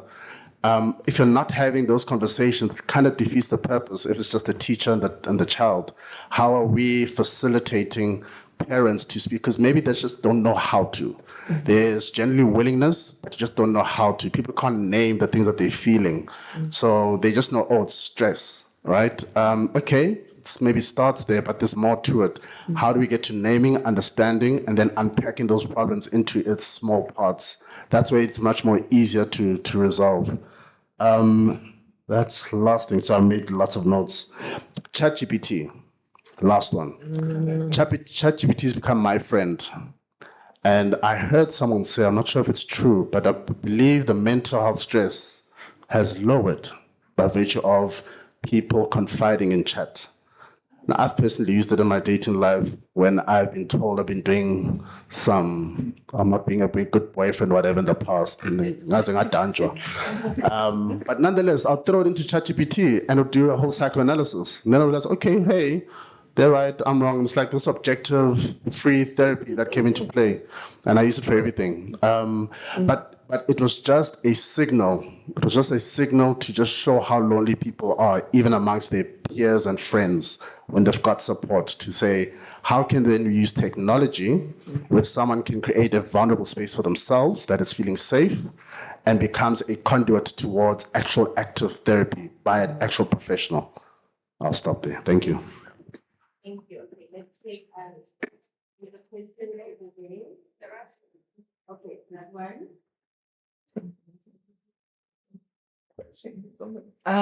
Good afternoon. My name is Sihle Sibisi, and I'm the founder of a civil society organization called Kwanele Foundation, based here in Johannesburg, South Africa. I want to applaud the sitting. Reflection. I think it's about time that we need to make sure that the voices of men is amplified. Because most of the time when South Africa, Africa, the world as a whole, when we speak of gender-based violence and femicide, femicide, which speaks to the killing of women and children, which is at a high rate in our country currently in South Africa. But when we speak of gender-based violence, we tend to neglect the boy child, the man. Why am I saying this? Women, we need to put emphasis on the fact that women are masters of manipulation at times. Why do I say this? Women are very good at being abusive emotionally, mentally, to men. And you find that because men don't have the physical scar that we can see externally, men will not talk and we will not believe him when he says, I am being emotionally abused by my wife. How do they abuse? The things we say, the things women say. Women tend to have a vile tongue. The things we say to the men in our homes, the things we say to other women about themselves. And we tend to sweep that under the carpet because with a man, he tends to make sure that you have a scar physically that you see most of the time. So I want to say that we need to also be cognizant of saying that there are a lot of men who don't have physical outward scars, but internally they are dying. That is why we find there's a high rate of suicide amongst men. Because men don't talk. Sometimes you'll hear that, this person committed suicide, and everyone will say, but they were fine, everything was okay. We never saw the physical scar. Maybe within themselves they were going through a lot. And I liked the fact that people are recognizing that it's okay to not be okay. Let's talk of the cyberbullying that happens. Women, we are very quick to share and rejoice in another woman's pain. We are very quick when we see breaking news about somebody. If it's bad, we are the first to want to click share and give it to everybody else. But if it's good, we're not going to do that. Holistically, these are things that need to be spoken about because people don't realize that even the sharing and the things you comment on social media, that part of it is gender-based violence. It doesn't start when somebody has been physically injured. The things you say, the things you do, we are raising boy children, we are raising girl children. We need to unlearn the rot that we grew up knowing. I'll make one last example. When we grew up, most of us here, we grew up with aunts, sisters, and aunts and uncles and mothers who lived under the Begazela notion that if you get married, no matter what happens, you don't come out. Others, we grew up under the notion that if my boyfriend doesn't beat me up, he doesn't love me. So we still carry that notion with us. And as a result, we are now adults, we are raising children. We ourselves need healing. We ourselves need to learn and unlearn that rot that we grew up with so that we can be able to remove the toxic masculinity that our children might inherit. And the generation yet unborn will turn around and say to us, why did you remain silent? Or in fact, you were speaking, the model laws were good, but the implementation was 0 to none. So I want to applaud this chamber for having this sitting. And indeed, mental health is a human issue. And indeed, we need to make sure that we amplify, when we say gender, also emphasize on men. And also lastly, 21st November, we're having the National Women's Shutdown in South Africa. This is the G20. All the women, turn your profile pictures to purple. We will be at 12 midday, dressed in black, lie down wherever you are. We are standing in solitude to say our government must recognize and acknowledge that gender-based violence and femicide in South Africa is a national crisis, a national disaster. And we implore all the men to be allies and support us in this movement. I thank you. I do want to also take a moment to acknowledge you, Ms. CBC. You are a true activist. I see you in all of these spaces. I remember you from the National Dialogue. You use your voice, so you are an activist of note. I would like to acknowledge you for that. I have a timer here that says 3 minutes, 30 seconds, 29 seconds, 28 seconds. So can we please keep these last two questions to the shortest that they can be? 1 and 2, and then we'll be done.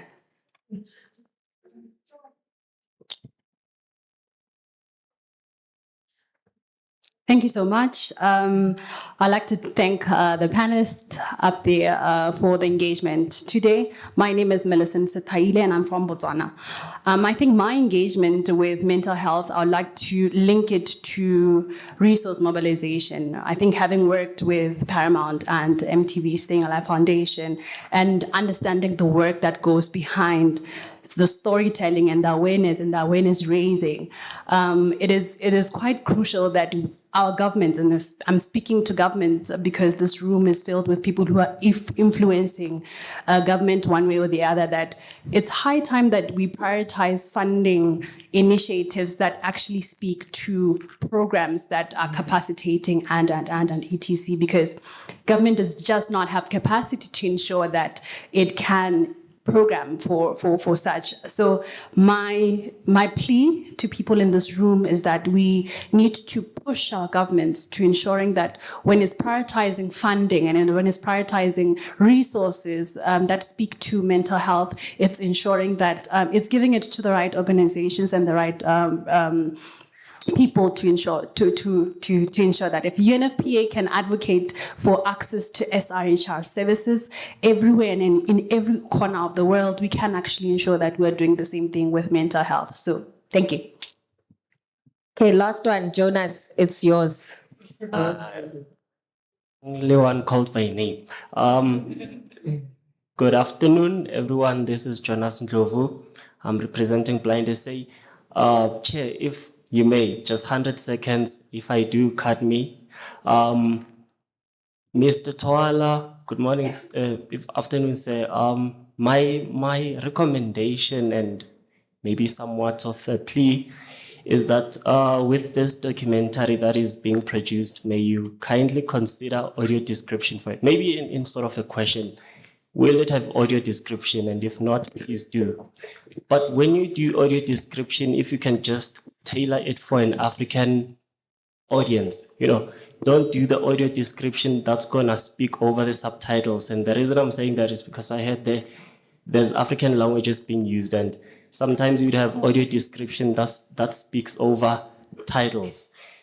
So yeah, entertainment and information industry is one of the ways that, people deal with mental health. Just to give context of what it is that I'm actually saying, 50 seconds. Like when you watch Queen Sono there by Netflix there's various languages that are used. It's not only English.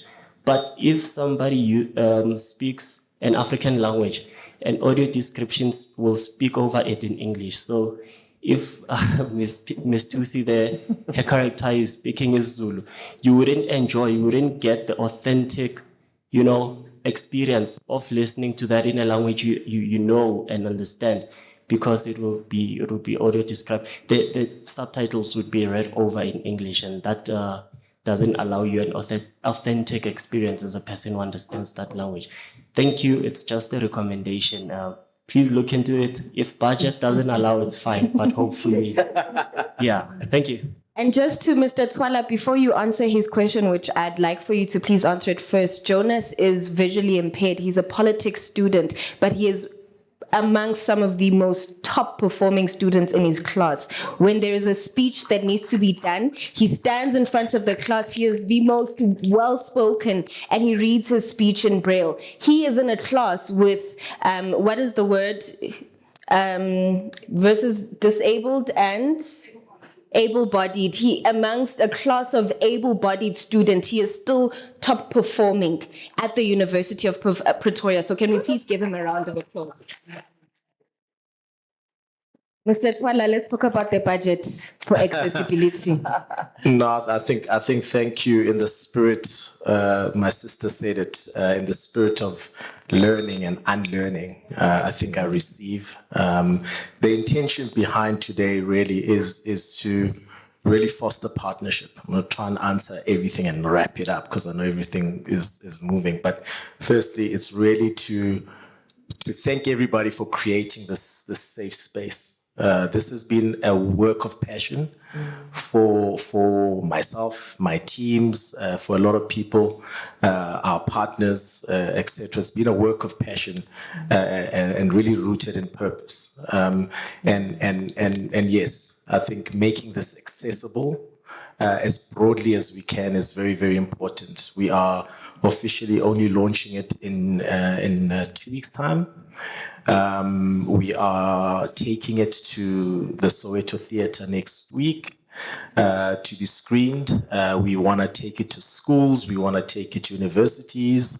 I think someone mentioned the importance of making sure that this is part of curriculum. This is something we want to partner with. We've engaged with our hosts. And obviously we also want to really use this opportunity to also influence policymakers from a resource perspective. It talks to that budget to enable that it's multilingual and it's delivered in a way that is accessible for everyone. We want also to use this opportunity as a forum to not only influence policymakers and resource and lobby for more resources that really help young people, because I think we realize where it's at. So this is purpose work that we are mindful of all the time. I think the other question was around, I think AI. What a scary place. What an unpredictable space. We need to be very honest with ourselves. It's got a lot to do with enabling. I've heard scary stories about young kids who are referencing AI on how to take their lives. So yes, whilst we are being enabled, I think we also have to be very cautious on how we are also providing young people with the right tools. Not only young people, I think all of us with the right tools to do that. I think that's a work in progress. The big idea, I think for me, the big idea is simple. It's about how we all show up for each other across all our institutions, across all these countries that are involved, and make this amazing, diverse, colorful Africa. It's going to take all of us to really partner and create, a better world, a better Africa. Thank you.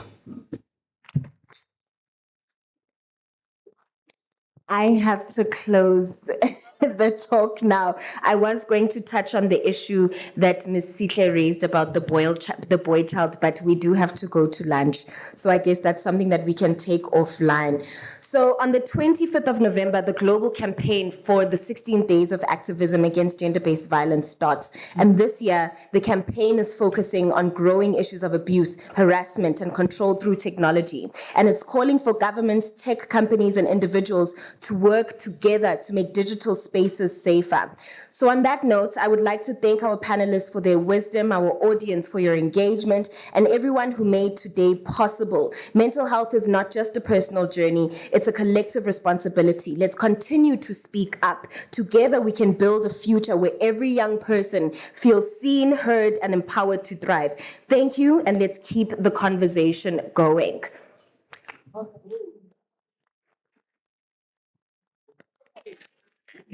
Ever had your phone shoot lightning? An attack with no sound.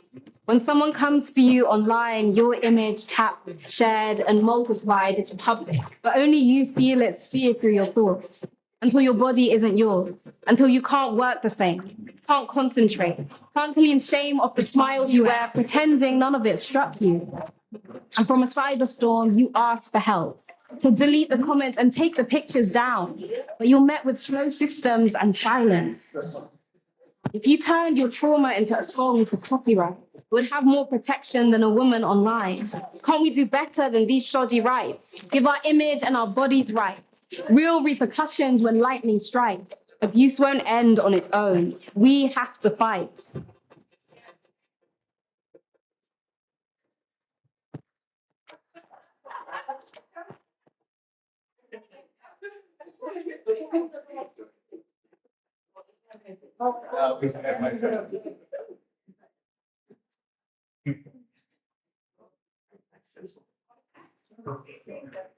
You guys. Ladies and gentlemen, please give them another round of applause. What an incredible panel. Can I please ask our guests to just wait for a minute? The rest of you, lunch has begun. Please make your way there. We've kind of eaten it, well, you have eaten into your lunchtime.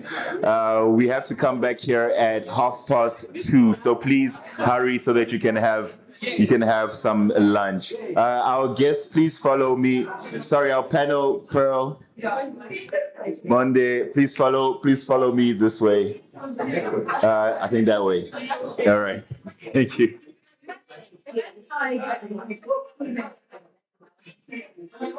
Govern in the best interest of its people. This is the very essence of the African peer review mechanism.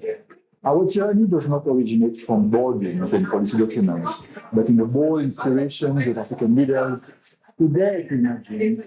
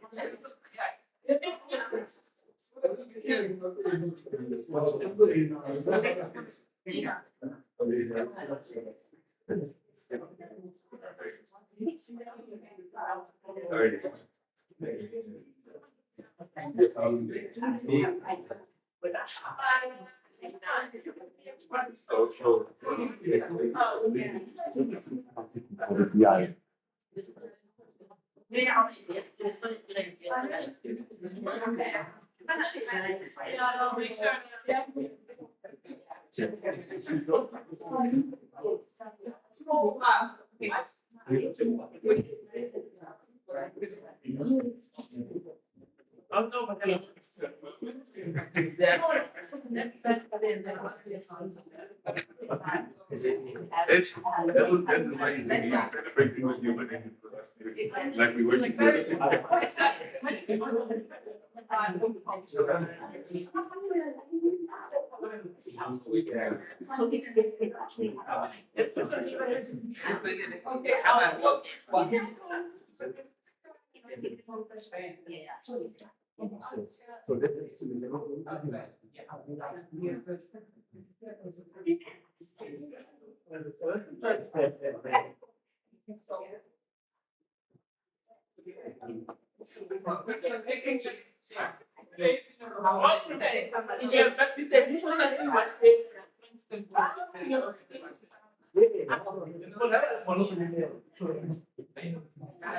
I own it. You must own it. Okay. So today my team was like,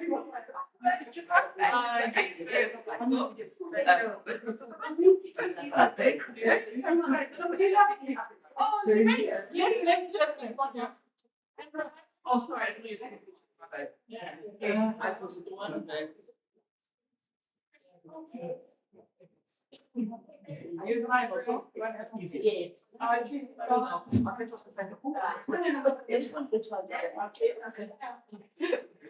When I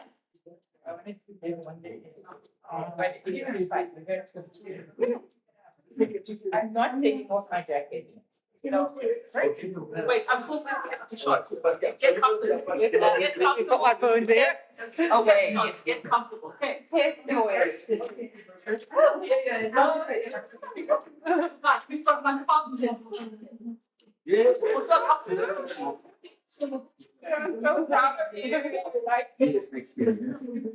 Okay, I'm just so proud of coming back. Okay. Wait. Number 12. Okay, north. Okay, and then one that. Okay, no worries. Okay, I'm patient time. I'm fine. I'm just like, how do I get you from? Okay, this is a full body tissue now.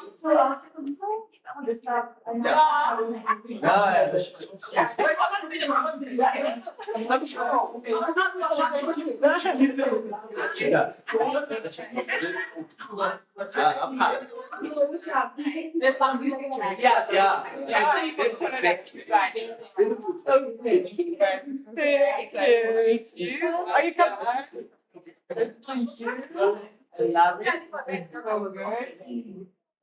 You want bread? I'm gonna get your phone. Oh, it's yours.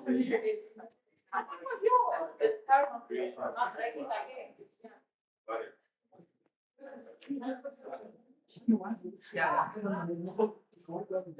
Oh, the flex. Did you want some flex? Definitely want the flags. Yeah, you can get that angle. Pictures are with the flag. You know, from South Africa. I like, but now you've got that screen. That's true. Yeah, no, it's okay. Yeah. So next in Mango.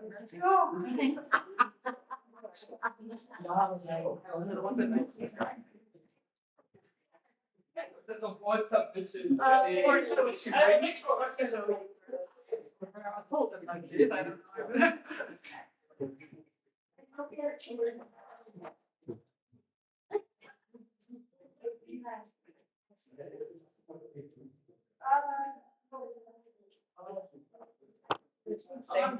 I'll have that to you. Yeah. I want to get so much. Wait, Monday.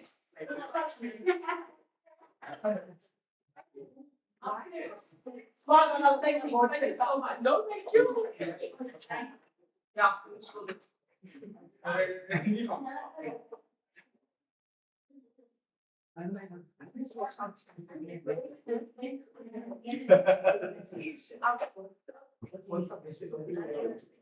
I don't put some these.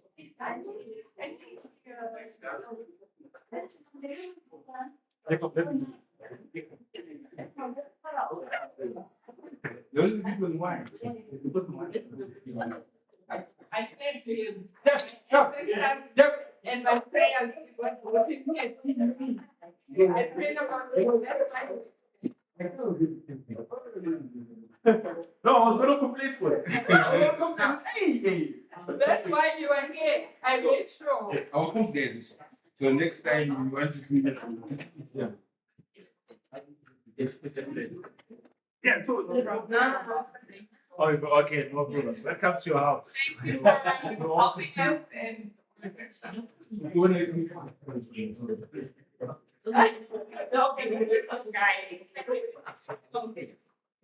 you know what's going on?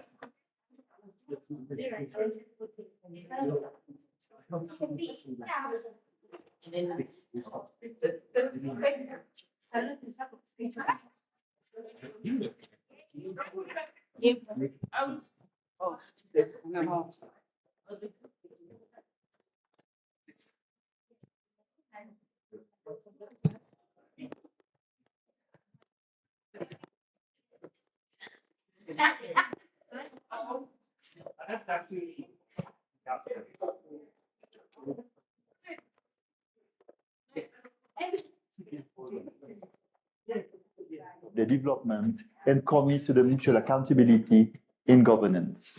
It was this pioneering spirit that in 2003 gave rise to the APRM, a voluntary mechanism established as a courageous and forward-looking initiative by the African Union member states. This commitment to self-assessment and peer learning continues to stand as a testament to the vision of our founding leaders. As former Nigerian President Obasanjo noted, in order to peer review ourselves, the idea of the African peer review mechanism was born. Ever since, NEPAD and the APRM have become the key drivers of the Agenda 2063. In its early days, the APRM was learning to walk, taking its first determined steps on a long and vital journey. We celebrated each country that bravely underwent a review, and every report sparked crucial national conversations on how to improve governance. In its first 10 years, the APRM completed 17 full country reviews. After a brief period of reduced activity, the APRM was revitalized between 2016 and 2020 under its inaugural strategic plan. This foundational phase focused on implementing the 3R strategy on the restoration, reinvigoration, and renewal of the APRM. Key priorities included strengthening the capacity of the continental secretariat, reinvigorating the review process, integrating the APRM within the African Union architecture, and encouraging more AU member states to join the voluntary self-assessment. The plan saw a significant broadening of the APRM's mandate, a testament to the growing confidence that the African Union and its member states placed in our work. We deepened our focus on the quality and impact of our review, strengthened civil society engagement, and worked to ensure that our recommendations translated into tangible reforms at national level. We were no longer just walking, we were striding forward with greater confidence and a clearer sense of purpose. As the years unfolded, so did the complexities of our continent. The world was changing, including the hard experience with COVID-19, and Africa was changing with it. The successes and lessons from our first strategic plan paved the way for our second plan, which covered the period 2020 to 2024. This wasn't just a continuation, it was an evolution. We moved from simply reinforcing the mechanism to enhancing its effectiveness, adding state resilience to the base questionnaire for country reviews, conceptualizing the governance support program, and developing the early warning for conflict prevention program, amongst other achievements. The drive for universal accession to the APRM brought 44 of the 55 AU member states on board, and by 2024, APRM had completed an impact assessment to measure our effectiveness. And here we are today, launching our third strategic plan for the period 2025-2028. The world is more interconnected, the challenge more intricate, and the aspiration of our people higher than before. From the digital revolution and the climate crisis to the pursuit of the Sustainable Development Goals and the African Union Agenda 2063. These are the dynamic landscape that we must navigate. This plan is rooted in 3P strategy on professionalism, performance, and probity as the APRM address governance challenge on the continent with impact. Key initiatives include the implementation of the governance support program, funding for national program of action, capacity development for APRM continental and national offices, and the integration of e-governance as systematic area for the review process. Our strategic plan for 2025 to 2028 has 4 themes: implementation of the APRM mandate with impact, institutional strengthening, enhanced capacity of APRM structures, resource mobilization, partnerships and financing, communications, advocacy, and outreach.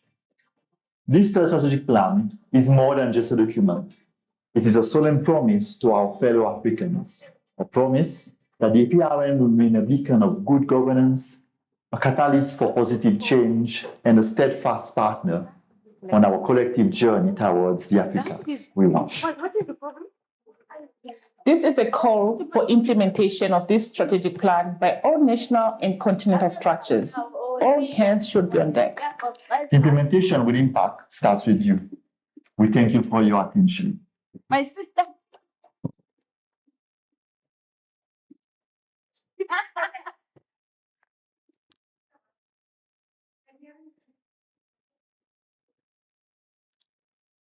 And that's the Bandijan. Yet.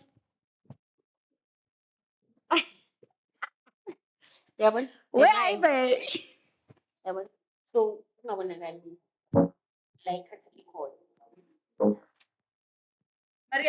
Distinguished colleagues and members of the APRM family, it is my distinct honor and privilege to welcome you to the virtual launch of the APRM strategic plan for 2025 to 2028. Today, We gather to reaffirm a shared vision, the vision of a peaceful and prosperous continent, one that is governed in the best interests of its people. This is the very essence of the African peer review mechanism. Our journey does not originate from boardrooms and Njani? Ish. Sasa ngenza le. Yazi mathe ngamakhulu akwazi ukwenza su njengawo. And ngimphutshane nasesitulweni ngiyajinga ngihlali like su. Yabona ngofuna nihlale njani? Angiboni. Lena njani? Dear African youth, greetings from the Pan-African Parliament. It is with great pride and purpose that I invite you to the APRM 5th Youth Symposium, taking place between the 10th and the 11th of November, right here at the Pan-African Parliament in Midrand, South Africa. This is more than just a symposium. It is a movement, your movement. The APRM Youth Symposium is a platform built by and for young Africans to speak truth to power, to challenge the status quo, and to reshape governance across our continent. Under the banner of youth and governance, from promise to prosperity, we reject the worn-out cliche that young people are the leaders of tomorrow. You are the leaders of today, right now. Across the continent, your voices echo in the streets of our capitals. We hear you. You're not asking for charity. You're demanding justice, jobs, education, climate action, peace, and your seat at the decision-making table. Come ready with your questions, to provoke, to lead. Venez avec vos idées, venez avec vos énergies et surtout beaucoup d'enthousiasme. From promise to prosperity, it's not just a theme. It is a call to action to win the battle for good governance. this is our moment to make history, to speak up, to show up, to shake things up.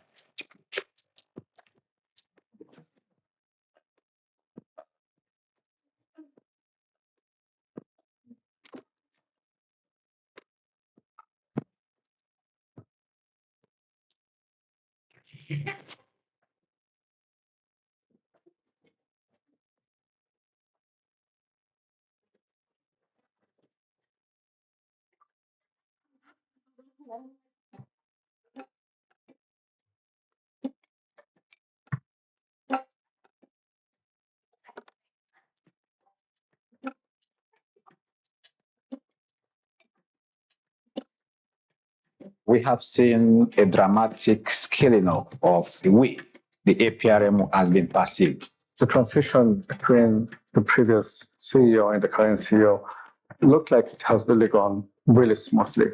We have noticed as APRM Secretariat a continuation of many programs which have already started since the former leadership led by Professor Eddie Maluka. And of course, like any other institution, it had instances as well as spaces where it needed strengthening, where it needed renewal. And I think the kind of energy that she's brought in, more especially as the first ever woman chief executive officer of the organization. The fact in itself that we have a lady at the helm leading the APRM process is an achievement. It's a clear reflection of good governance, by the way. Elle est arrivée avec une vision claire, renforcer le rôle des structures nationales, améliorer le suivi des plans d'action et faire du MAP un acteur incontournable de la gouvernance sur notre continent. In terms of the Directorate of Operations, we have seen significant improvements in the operating effectiveness and efficiency of the APRM. We have seen the introduction of the 3 Ps internal strategy of professionalism, probity, and performance, which has actually ensured strict compliance with financial rules, procurement processes, and adequate planning of program activities. Now, the challenge is when you inherit a success story, what do you do? So what we've done, we've evaluated the APRM. There was already an impact assessment report. And then we developed a strategic plan as to how then do we build on the strong foundation that had already existed. When I went through the strategic plan that had been developed, I asked myself the question, I think the APRM is now becoming the hub, for the implementation of the African Union agenda. And more importantly, with the introduction of the e-governance. So that has been introduced as the sixth thematic area in the APRM, and it's consequential across all the other themes. But not only that, it's consequential both internally for us as an institution, that we are going to improve the way we function, we are going to operate more efficiently. As you know, we have been going through austerity as an institution. By focusing on e-governance and looking at the technology tools and innovations that are before us, we improve the way we function as an organization, the African Peer Review Mechanism, Continental Secretariat, but we also then take that out into all our work. And all of us can agree with that e-governance will help us to accelerate the implementation of our Agendas 2063. And the strategic direction she intends to take this APRM really, for me, is something that's definitely going to change the trajectory of our continent in as far as governance and progress is concerned. Change for better, of course.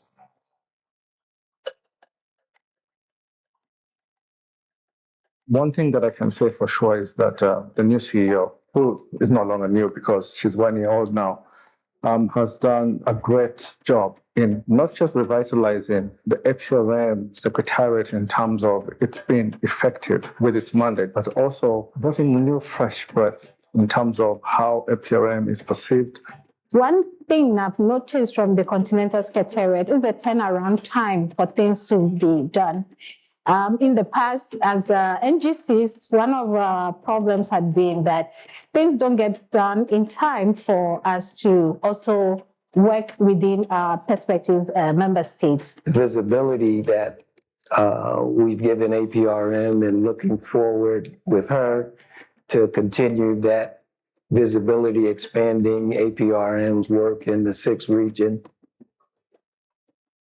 This year, many things have happened. The adoption of the Africa Credit Rating Agency. We are even now going to pilot the governance index. About 12 countries are in the first pilot, including Uganda.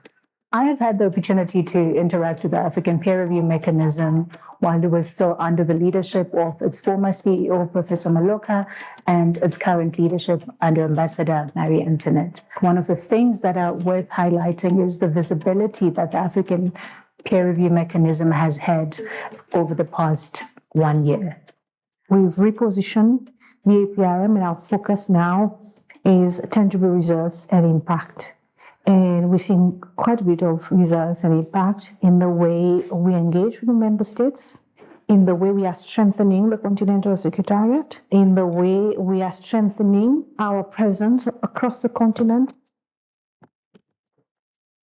And this transition that we are seeing is very important because it is encouraging member states to become more inclusive. Si je prends l'exemple du Sénégal, depuis l'arrivée de la directrice générale, nous avons pu élaborer le rapport national sur la gouvernance et également notre président récemment a été à Addis pour présenter les conclusions du rapport sur l'évaluation ciblée dans le secteur minier au Sénégal, dont le président même il a pris l'engagement devant ses pairs qu'il va mettre en œuvre les recommandations issues de ce rapport. I'm only the CEO, but as I've said, the member states, the structure of the APRM is such that we have the member states. We have a panel of 100 persons. We have our national structures, and we have the Continental Secretariat staff with the support of the African Union Commission. This is how we work, and it's been a collective effort. C'est un travail donc important qui a été réalisé en moins d'1 an, et c'est hautement appréciable. Et nous aussi, au niveau de l'institution nationale, du MAEF national, va en profiter. Nous sommes déjà dans cette phase de redynamisation et je ne peux que féliciter et encourager le travail donc, qui a été accompli. And so, by focusing on strengthening national structures, what we are looking at is ensuring that there is a continuity of the whole agenda. Institutions anchor agendas. We ensure that there's permanency in the things that we have done. So these programs are not just floating, but these programs are actually part of national public institutions. This is very, very important. Because if we don't strengthen the national level, it will become difficult for the continental level to be able to diversify the program.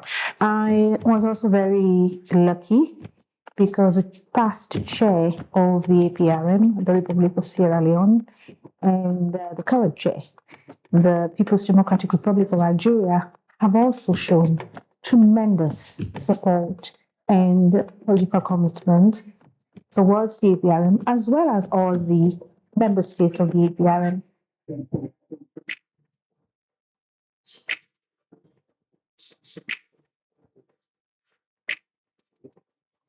We just concluded successfully the third high-level forum on South-South cooperation for sustainable development.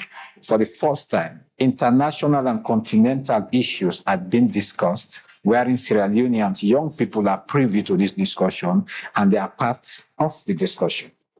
It has not been the way. When we speak of Agenda 2063, none but ourselves are going to ensure that that actually happens. We have seen the establishment of the African Credit Rating Agency, and hopefully in the next few months, we'll see the launch of this big institution. She has been able to organize a breakfast meeting at the margins of the African Union, where the Africa Credit Rating Agency was discussed and adopted by the heads of state. And I think Africa should be proud of the APRM, that at least we are now introducing a credit agency that provides an alternative opinion to what the three big credit agencies globally have been producing for Africa. And that's very critical. Introducing reforms and good performance is one thing. For her to succeed, she would require adequate financial and human resources. And I think this is the point where I would call all African countries to support her in this endeavor. Financial support for member states has been a key challenge. 80% of our governance program activities are being funded by partners, and this dependence has made it difficult for the APRM Secretariat to execute its mandate. It means that we have firstly to rethink our resourcing strategy. Where do we get resources? We have traditional sources of support or resources, and all that is changing. There's diminishing investment in the institutions we have traditionally dealt with. So innovative financing is key.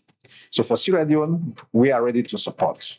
I wish that APRM can develop a mechanism within itself that will ensure that our African states really take note and heed to the recommendations that are being made by APRM, so that they don't remain just recommendations, but they are acted upon. You know, a lot of times on the continent, we speak of the lack of political will. And I must say that coming from the member states, there's strong political will, there's commitment, there's advocacy, and there's support for the APRM. So we have been really blessed to have an up-close relationship with her in these initial days, and we look forward to continuing to work with her to bring visibility to APRM and support her in her mission. Let's all be part of what is happening. Let's all be part of the change that we want to see happening in our continent. We have also seen a good vibe regarding the teamwork. Son style de leadership à la fois ferme, inclusif et visionnaire a ouvert une nouvelle voie pour le Maroc. I would like to once again thank the member states, but also thank the staff of the APRM. They've really responded very well to this new call to reposition the APRM and make sure that our mandate is much more focused on tangible results and impact. APRM is like a family. So the APRM family really came together to make sure that collectively we become successful. We deliver on the mandate. And this is fundamental to the success of any organ. That unity, that collective responsibility, the political will, it's there, and the commitment to make things work.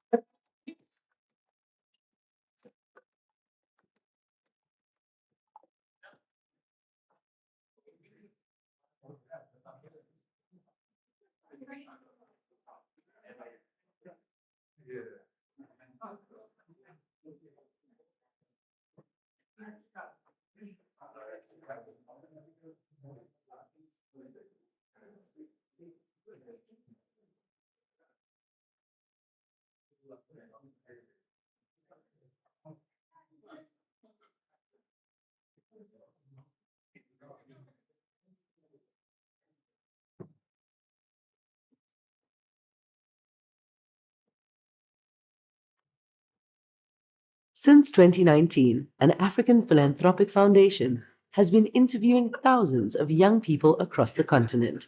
By 2030, Africans will make up 42% of the world's young people. So their young people need to be listened to. The Africa Youth Survey has questioned thousands of young people across the continent. Well, this week on One World, we're taking a look at some of the findings from the Africa Youth Survey. Researchers conducted 14,000 face-to-face interviews across 25 African countries. Here's why that's important. The IMF says by 2035, there will be more young Africans entering the workforce each year than in the rest of the world combined. With so much at stake, many young Africans are taking matters into their own hands. As the fastest growing demographic globally, African youth are the ones to watch. How will they shape their countries, influence the continent, and make their mark on the global stage? Now, in its third iteration, the African Youth Survey is the most comprehensive research into Africa's youth. It provides an in-depth look at the perspectives, sentiments, and intentions of young people across the continent on critical social, political, and environmental issues. Despite the significant economic challenges they face, African youth remain hopeful and ambitious. Attitudes about the overall direction of the continent and their countries remain negative, but there are small improvements following dips during COVID. There is a sense that the youth still believe that things can be turned around. Corruption is the single greatest hurdle they face to achieve their own potential, and there is support for a range of policies to address it, including police task forces, tougher penalties, and banning those convicted of corruption from standing for public office. Almost 60% are looking to emigrate in the next 5 years, with North America being the top destination of choice, followed by Western Europe. The youth want change. Although the majority still believe in democracy, many are turning away from the Western concept of democracy in favor of an African-infused system that will deliver the results they desire. More alarmingly, nearly 1 in 3 believe that non-democratic systems could be preferable under certain circumstances. In many African countries, young people fear political instability. They feel the negative impact of terrorism, insurgency, and armed conflict. Concerningly, there is a sharp increase in the number of young people who are approached themselves by terrorist recruiters or know someone who has been approached or joined a terrorist group. The majority of African youth do remain skeptical of foreign influence for fear of exploitation of their country's natural resources. Youth continue to identify China and the United States as the 2 most influential foreign powers in the region. An increasing proportion view the impact of Russia's influence in their country negatively. 3/4 are concerned about climate change, and 4 in 5 say their government needs to be doing more to address it. 2 in 5 youth now report spending more than 1/4 of their income on accessing clean water. African youth appear very tech-savvy. They believe that Wi-Fi access should be a fundamental human right. On the other hand, African youth are concerned about fake news, saying fake news affects their ability to stay informed. African youth paint a cautiously optimistic picture of the future. They have greater confidence in what's possible. They will start businesses or move overseas to pursue opportunities. What gives us amazing hope is to see the ambition of youth wanting to be the positive change in their communities and in their environment. There is a very strong motivation amongst youth to go out and start businesses and to drive entrepreneurship. The information is robust. We're able to predict trends because we're talking to the generation that counts. We're talking to the people who are going to make the future of the continent. If there ever was a wake-up call to the West to say, invest in Africa, help create jobs, help keep Africans in Africa, it's now.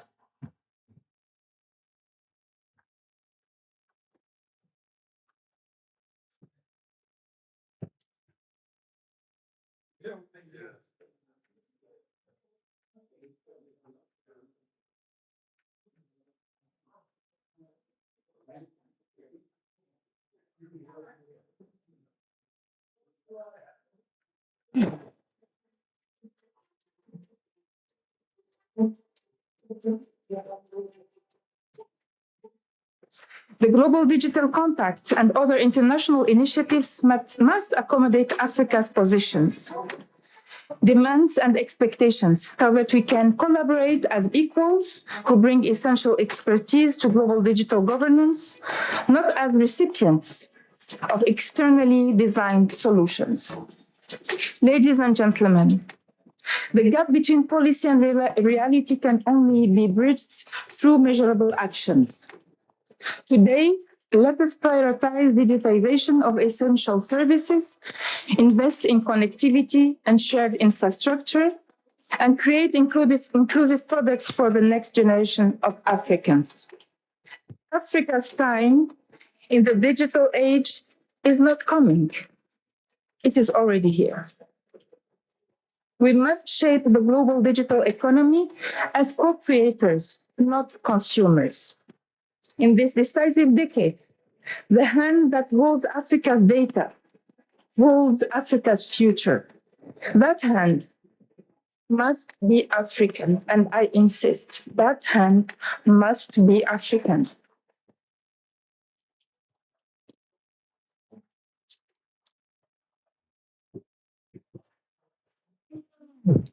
Dear African youth, greetings from the Pan-African Parliament. It is with great pride and purpose that I invite you to the APRM 5th Youth Symposium, taking place between the 10th and the 11th of November, right here at the Pan-African Parliament in Midrand, South Africa. This is more than just a symposium.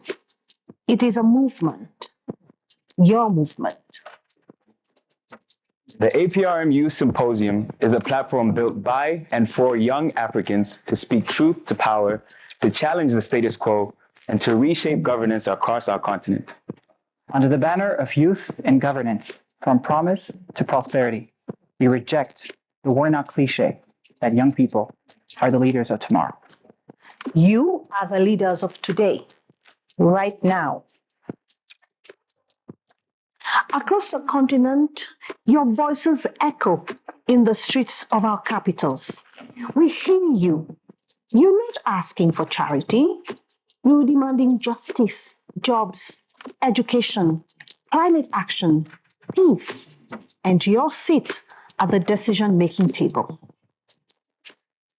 Come ready with your questions, to provoke, to lead. Venez avec vos idées, venez avec vos énergies et surtout beaucoup d'enthousiasme. From promise to prosperity, it's not just a theme. It is a call to action to win the battle for good governance. This is our moment to make history, to speak up, to show up, to shake things up.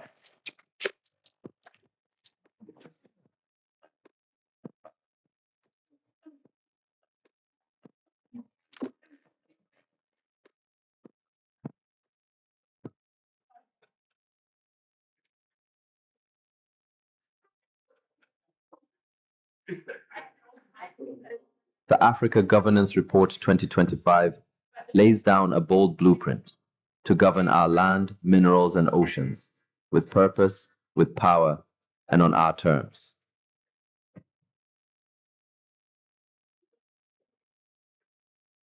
The theme of this edition of the report is one of critical importance to Africa's future: natural resource governance. The key findings and recommendations of the report present actionable governance pathways aimed at strengthening the management of land and agricultural resources, mineral and extractive resources, marine resources, and the blue economy. Importantly, AGR 25 also provides practical guidelines for the implementation of reforms to improve natural resource governance at national, regional, and continental levels. In my view, AGR 25 on natural resource governance in Africa is the most important document of our time. It provides a comprehensive framework on how Africa can, in this current geopolitical climate, reposition itself to become a prominent player both politically and economically. The promise of the blue economy is clear. AGR 25 calls for stronger governance, homegrown innovation, and bold action to unlock it. Africa's vast marine and freshwater resources are a critical yet underutilized asset for sustainable development of the continent. One of the key recommendations emerging from the report is the urgent need to ensure a conducive enabling environment for blue economy development, and this is through harmonized and strengthened governance and regulatory frameworks. Decision makers of today need to be open to embracing and scaling these homegrown solutions that are coming from the continent's young people to take us forward into a bright and sustainable future. Illicit financial flows are draining billions. This report pushes back, demanding transparency, reform, and African-led accountability. So it's estimated that in excess of $88 billion annually flow out of Africa through illicit financial flows. Now that can be through trade, mispricing, misinvoicing, corruption, as well as money laundering. Illicit financial flows are not a new topic. They've been plaguing the continent for a very long time. We had the Thabo Mbeki high-level panel report that actually came out in 2015 highlighting that over $50 billion were leaving the continent. In a later study that came out in 2019, 2020, we actually saw that there's $88.6 billion actually leaving the continent. And this affects Africa's ability to invest in growth and development, in infrastructure, in health and education services, as well as human rights, women, youth, people with disabilities. Tax systems must work for Africans. AGR 25 makes the case for fair policy, domestic revenue, and capturing real value from our resources. Natural resources form part of the continent's capital wealth. When we talk about Africa being mineral resource rich or natural resource rich, we include in that valuation the natural resources that are there in terms of the mineral resources, the oil and gas, the marine resources and the biodiversity that come with it, and the vast land that is there to be exploited and developed into what will be transformed into human capital. A good case in point is Zambia, that has over the past decade revised its legislation to respond to some of the pertinent needs that were there in the mining sector, to ensure that they are able to attract investment, and this investment can also sustainably contribute to development. Africa is endowed with approximately 30% of the world's critical mineral reserves, including those essential to the global energy transition. Yet, despite this natural wealth, the continent continues to face significant revenue losses. So something that we found quite significant about this report is that whilst it does emphasize mineral resources, which has been largely the key focus on the continent at large, it equally amplifies the necessity to recognize the true value of Africa's land, as well as its marine resources. Land is power. Uganda's case shows how national insight can shape continental change. Now, the African Governance Report of 2025 confirms what we've always known, that is, retaining the value of our resources, both land, minerals, marine is no longer a luxury. It's actually an imperative. We find that Africa retains only about 10 to 15% of the total value of its mineral resources, highlighting a major gap in local value addition through processing and manufacturing. There are governance challenges that persist. Across many African countries, we find that there are weak institutions, a lack of transparency, and inequitable sharing of resource revenues. And I have to highlight that this idea of political accountability is important, because when we look at the continent, we see that there is a diversity of institutions, and that the configurations of these political institutions often really determines how resource revenue are shared. So some countries tend to have democratic institutions and others not. Others tend to save their resource revenue for the future, and others consume right now and not thinking about future generations. Behind the scenes, voices from across governments, civil society, and communities shape this report. What they said matters.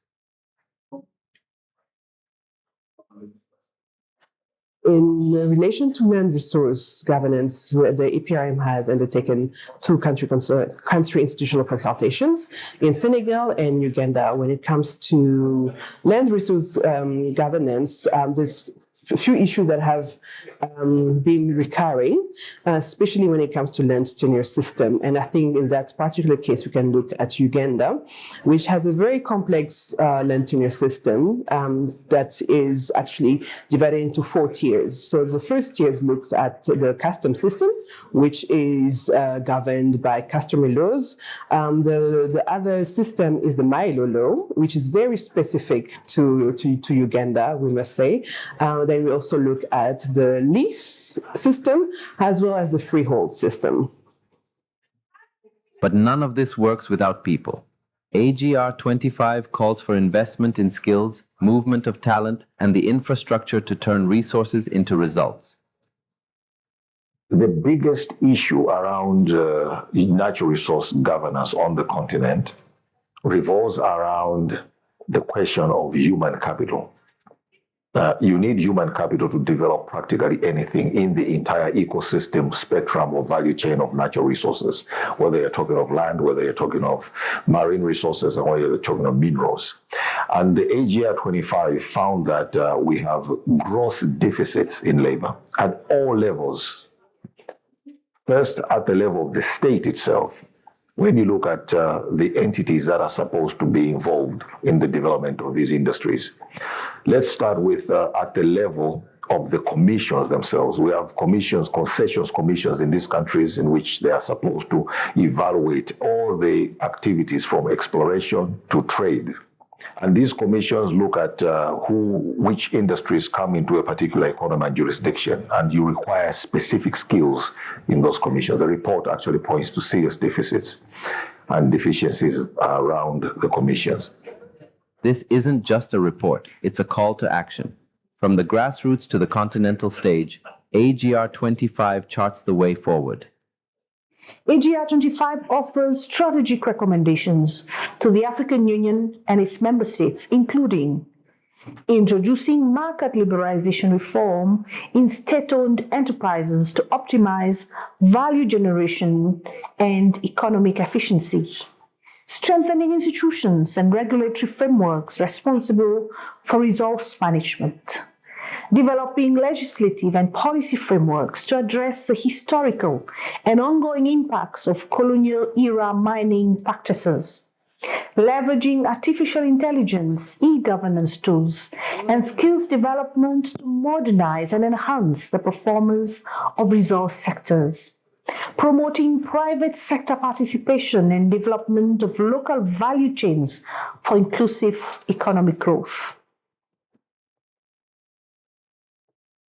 This is Africa's moment. To govern what is ours, to build from within, and to rise on our own terms. AGR 25 doesn't just reflect where we are, it defines where we go next.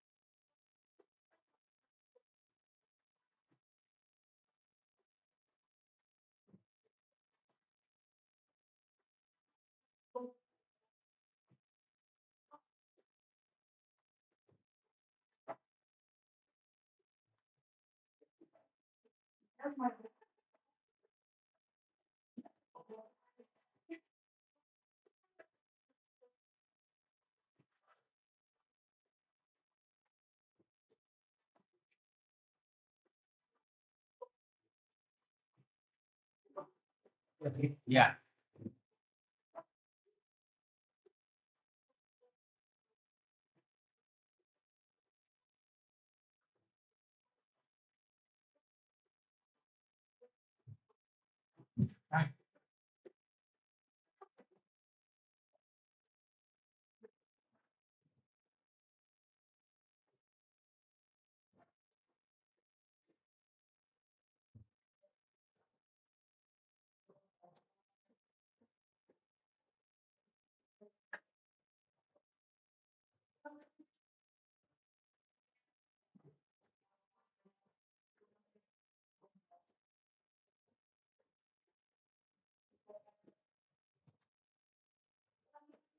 Good afternoon. We'll be kicking off in about 5 minutes, so please do take your seats. Thank you so much, everyone. We're kicking off the afternoon program.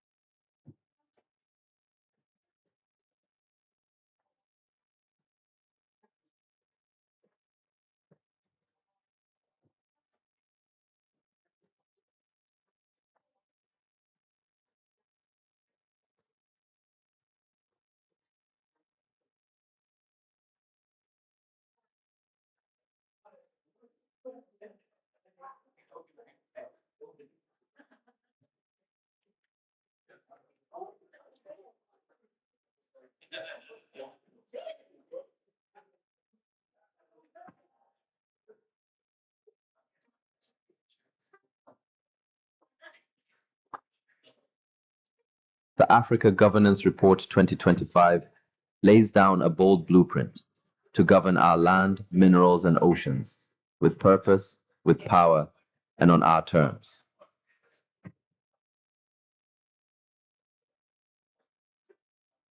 The theme of this edition of the report is one of critical importance to Africa's future: natural resource governance. The key findings and recommendations of the report present actionable governance pathways aimed at strengthening the management of land and agricultural resources, mineral and extractive resources, marine resources, and the blue economy. Importantly, AGR 25 also provides practical guidelines for the implementation of reforms to improve natural resource governance at national, regional, and continental levels. In my view, AGR 25 on natural resource governance in Africa is the most important document of our time.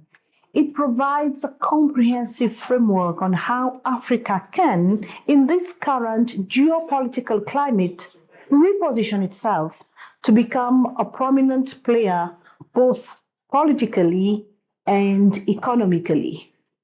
The promise of the blue economy is clear. AGR 25 calls for stronger governance, homegrown innovation, and bold action to unlock it. Africa's vast marine and freshwater resources are a critical yet underutilized asset for sustainable development of the continent. One of the key recommendations emerging from the report There's an urgent need to ensure a conducive enabling environment for blue economy development, and this is through harmonized and strengthened governance and regulatory frameworks. Decision makers of today need to be open to embracing and scaling these homegrown solutions that are coming from the continent's young people to take us forward into a bright and sustainable future. Illicit financial flows are draining billions. This report pushes back, demanding transparency, reform, and African-led accountability. So it's estimated that in excess of $88 billion annually flow out of Africa through illicit financial flows. Now that can be through trade, mispricing, misinvoicing, corruption, as well as money laundering. Illicit financial flows are not a new topic. They've been plaguing the continent for a very long time. We had the Thabo Mbeki high-level panel report that actually came out in 2015 highlighting that over $50 billion were leaving the continent. In a later study that came out in 2019, 2020, we actually saw that there's $88.6 billion actually leaving the continent. And this affects Africa's ability to invest in growth and development, in infrastructure, in health and education services, as well as human rights, women, youth, people with disabilities. Tax systems must work for Africans. AGR 25 makes the case for fair policy, domestic revenue, and capturing real value from our resources. Natural resources form part of the continent's capital wealth. When we talk about Africa being mineral resource rich or natural resource rich, we include in that valuation the natural resources that are there in terms of the mineral resources, the oil and gas, the marine resources and the biodiversity that come with it, and the vast land that is there to be exploited and developed into what will be transformed into human capital. A good case in point is Zambia, that has over the past decade revised its legislation to respond to some of the pertinent needs that were there in the mining sector, to ensure that they are able to attract investment, and this investment can also sustainably contribute to development. Africa is endowed with approximately 30% of the world's critical mineral reserves, including those essential to the global.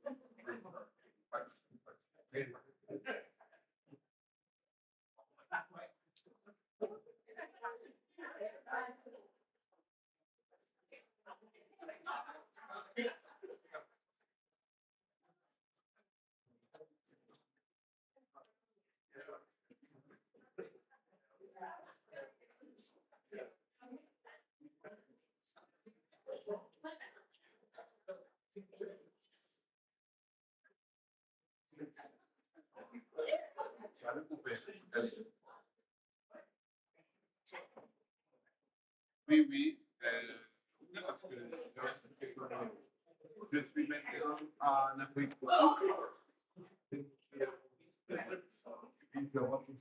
du Sud.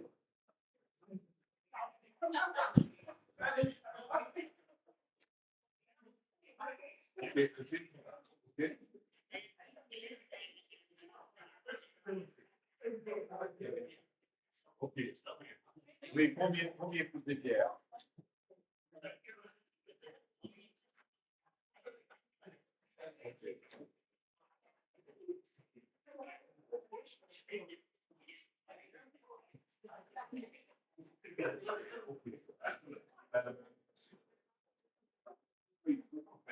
Est-ce que tu peux trouver quelque chose Mais moi, je remplis cette déclaration.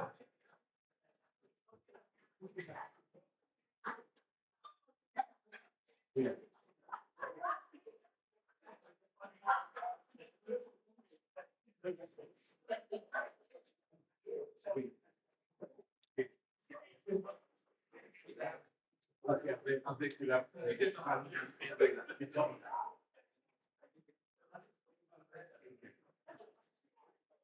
oui, je vais l'appeler, je vais l'appeler. Je vais bien voir, pour parler. Ok, ciao, ciao.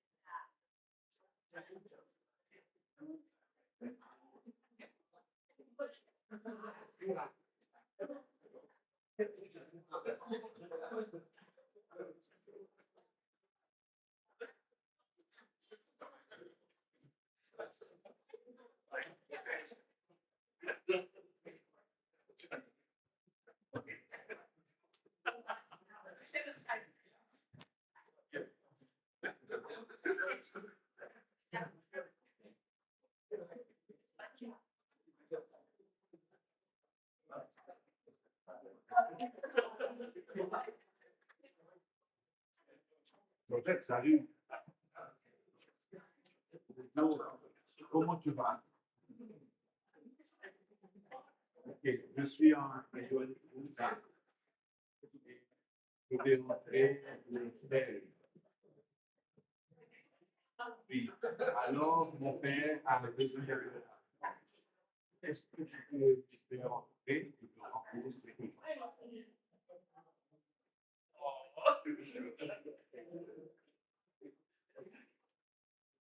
C'est la même chose que tu avais fait.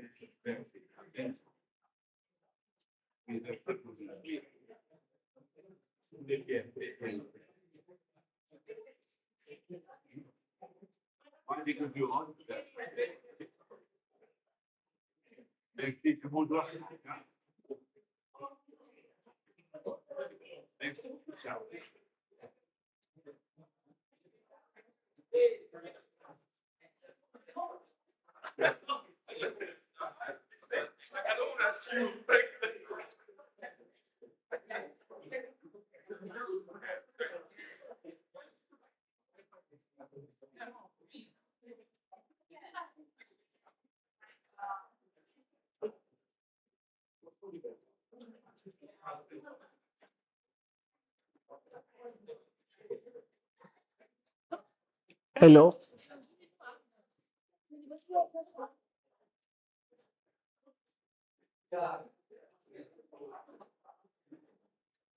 So it's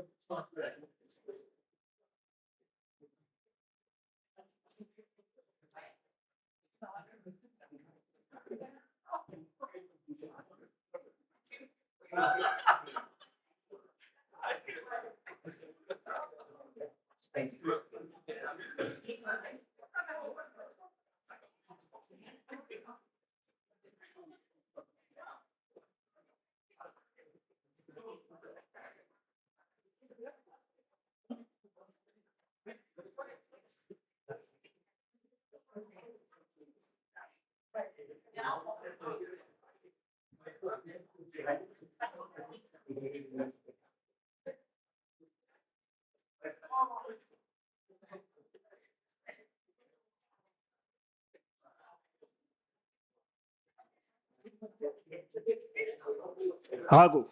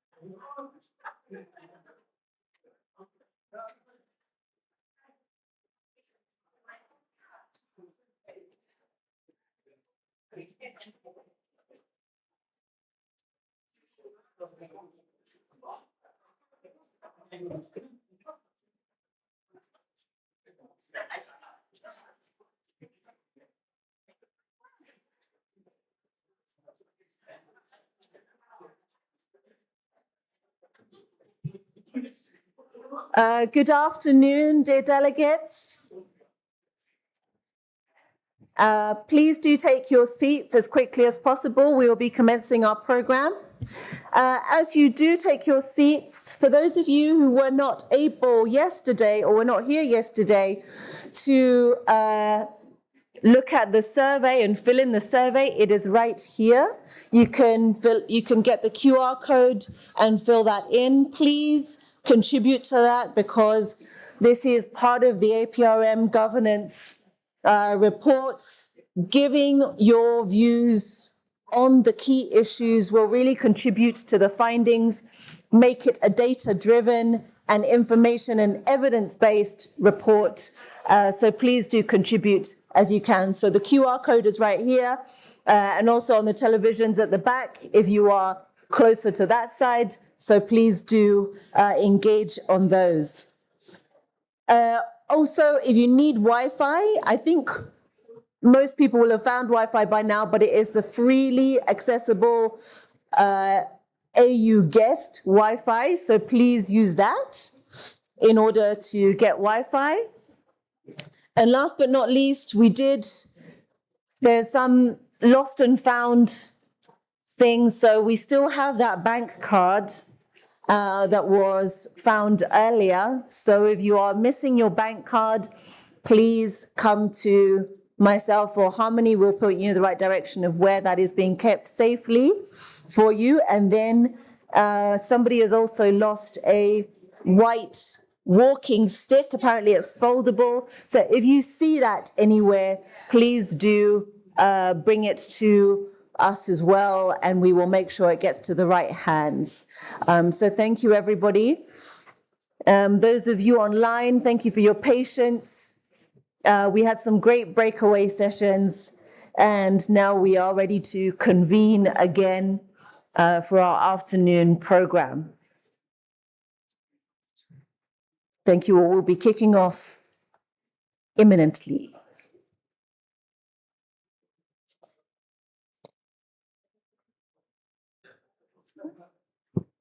Have that iPad.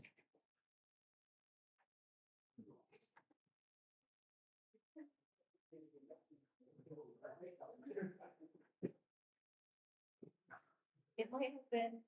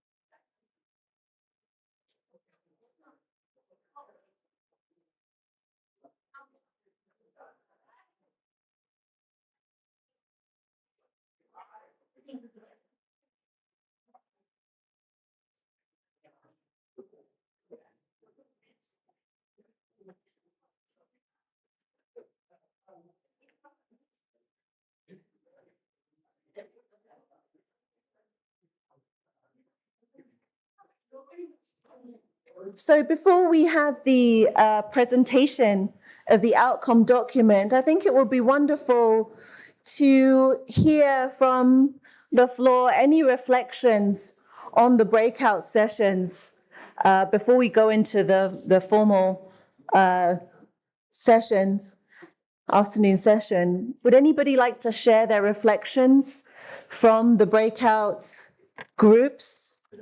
What did you, yes, wonderful. We have a hand over here. I'll turn off these mics so that you can turn yours on. Okay, good afternoon, everybody. My name is Jamila Suleiman, and I'm from WITS, which is an organization known as the Associations of International Relations Scholars. We're part of the University of the Witwatersrand, and I was in the peace and security group, actually, and there were two major issues that were raised. So one of the first things was that it was highlighted in Nigeria, the DRC, and a few other countries about how neocolonialism is still very prevalent and how we need to actually find recommendations to sort out the root issue instead of just addressing the symptoms and blaming each other like how colonial powers have taught us. The second thing that was raised, and we all really love this one, was there was only one person in the room who raised the point of GBV. And the one thing I wanted to also personally shed light on is the fact that we currently have a purple movement going on, and it is a big movement. It was stagnant for a while, and now it's finally on the move. We have 500,000 signatures on our petition as of today. We are all changing our profile pictures to purple, and on the 21st, we show our power. Thank you.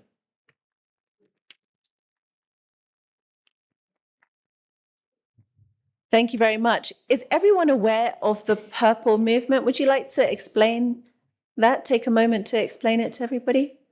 No problem. So I'm saying that because it came up also in the session here on mental health as well. Okay, no, not a problem. So I'll keep it as brief as possible. I understand that we have time constraints. However, this started off because we've been ignored. We, specifically the women of South Africa, we have been ignored. We have a femicide going on. We have one of the highest rates of femicide going on. We have women and children being killed, murdered in their own homes. We have no sense of security. Our justice system fails us. When you go to a police station to report that you've been raped, they will put you in the same room as your rapist and say, sort it out. That's what's going on. That's the nicest thing they will do for you. And so we are sick of being killed. We are sick of being murdered. We're sick of having no voice, and we've decided that our government will hear us. Our president has been so quiet. He hasn't said a word on us. We are dying. We are being murdered. And that's the purple movement. We will not be quiet. We will not be silent. We are dying, and you will hear our cries. And this is South Africa, and we need to do better. We need to shape, and the other lady in our committee also said, we need to reshape the way that the idea of African women exists. Because the way that rape is used as a weapon in war, That is disgusting. You look at the DRC, you look at Sudan, you look at all of these countries, you look at the atrocities being committed towards women. You see the HIV rates in babies skyrocketing. That's what's going on.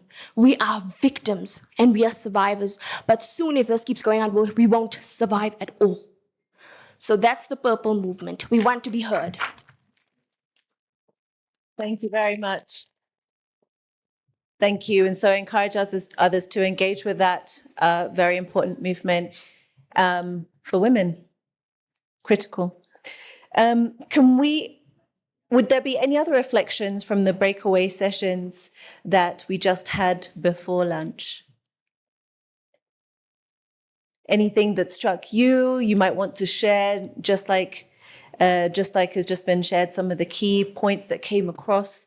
Yes, thank you. Because I think it's important because, again, identifying the commonalities and, again, what was the youth voice coming across in the different forums.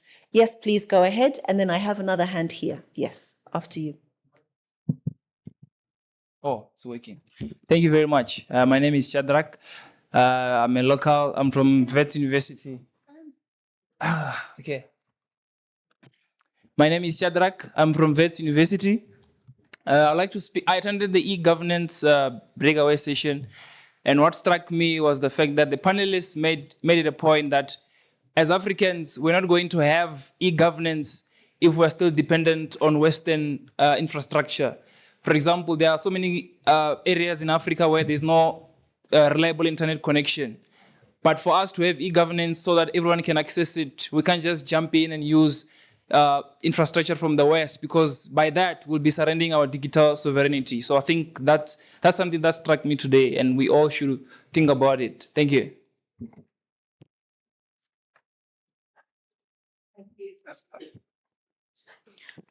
Very much. Fundamental point, the infrastructure that we need.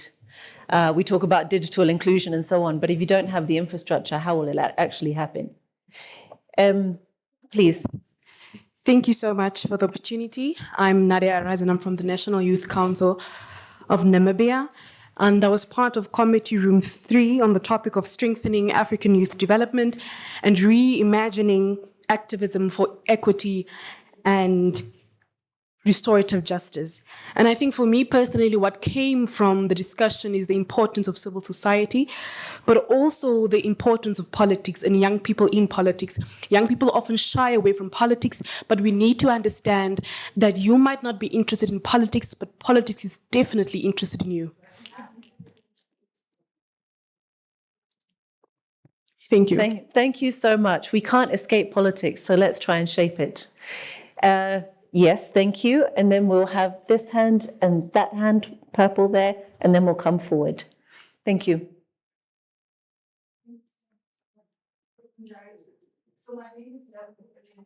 Sorry. My name is Lebo from the University of Johannesburg Community Engagement Unit. So I was in the breakaway session that addressed mental health, and also we had a documentary that we screened from the MTV or Paramount team. I think that it's very important that what I've learned from the session is very important that we pay attention to detail when it comes to people from various communities that might be going through mental health. And we have actually the power to promote SDG 3, which is mental well-being, and just take care of people in our communities, in our homes that might be going through mental health issues or sicknesses and don't have a stigma about it.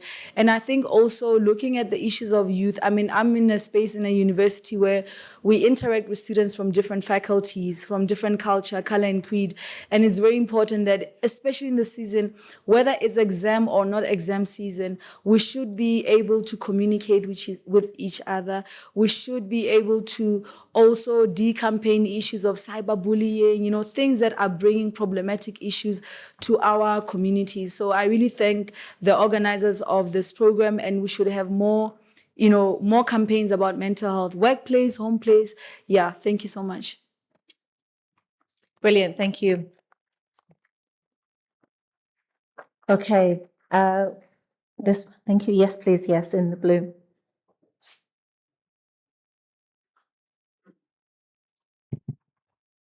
Thank you very much, Chair. I am Shumelo Kaba, and I was part of the breakaway on data and participation in governance.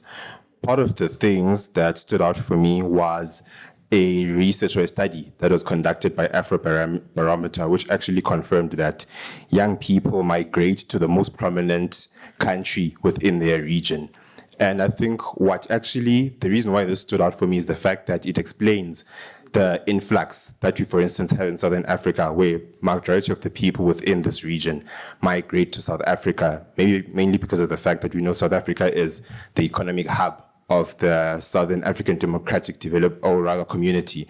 So I think it explained the influx. Whether or not it's something which I know is a very contentious issue currently in our country, it's people migrating legally or illegally, but I think it just corroborated the fact that we have an influx of people coming from countries such as Malawi, such as Zimbabwe, as well as the DRC into South Africa. So I think that people actually move into South Africa as a result of the fact that they want greener pastures because of the underdevelopment that has been ongoing or transpiring in their own home countries. Yeah. Thank you very much for that. Round of applause, please. Okay, we'll have in purple there, and then we'll be another one person there, and then we'll be coming over here, yes, to you. So we've got 3 more remarks, and then we're coming over here. Please. Go ahead. Okay, now it's working. All right, I'm from the same breakout that he was in, and my name is Anesu. And one thing that we were concerned about was we're talking about youth participation, and we're actually thinking that APRM, if APRM can actually help with referrals to non-member states or even member states when they have new positions, when they have new countries setting up national structures, to actually refer people who've been a part of APRM meetings, who actually know about APRM, to be involved in those national structures. Because when they just send it to the governments, you know what the governments are going to do. They're never not going to find someone to put in there. And when they do put someone in there that doesn't know anything, that's what we were discussing earlier in this room. They put people who don't know anything about it, and then now you say APRM is not known out there. But then this person knows nothing about APRM. They get put in the national structures. They have to learn APRM first for like 2 years. And then only after that, maybe they'll spread it to someone else. Why not refer the people who've been already with APRM or attending APRM meetings to be in those national structures, because they already know what APRM is about, and then all they have to do now is to spread the word. Thank you.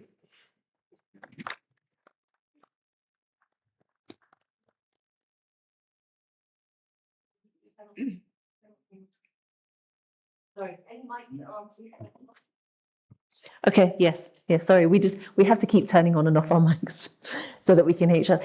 Thank you very much. That's a great recommendation for APRM to see how those issues can be smoothed and the smooth transition in terms of the focal points and so on in national governments.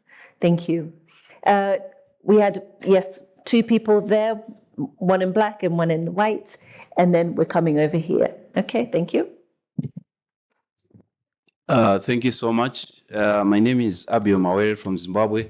I was in committee 1, room 1, where we were talking about peace and security.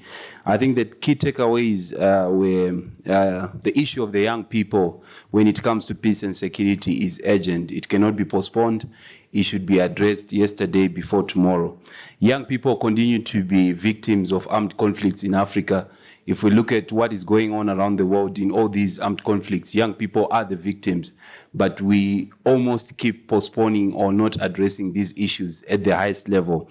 We also discussed on the issue of how the African Union, through its structures, can ensure sustainable funding for youth-led peace-building initiatives across the continent, that organizations, NGOs, private sector, governments should come together and commit to the funding of peace-building initiatives by young people. Thank you.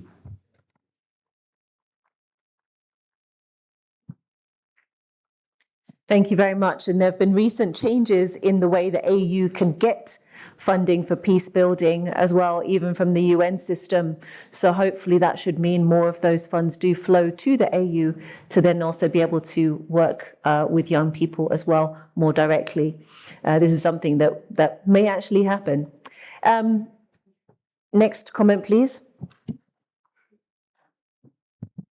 My name is Delan Chiponda from Zimbabwe.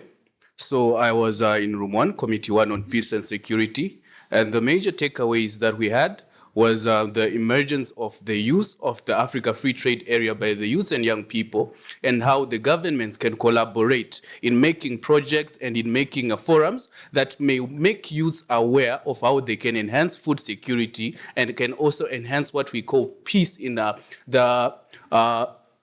food security sector. And we also discussed that there's another way of solving issues rather than always going to the streets and destroying infrastructure, because we're also going to cry again when another government comes in and starts fixing that same infrastructure. Yeah, I think that was my major takeaway from my committee. Thank you.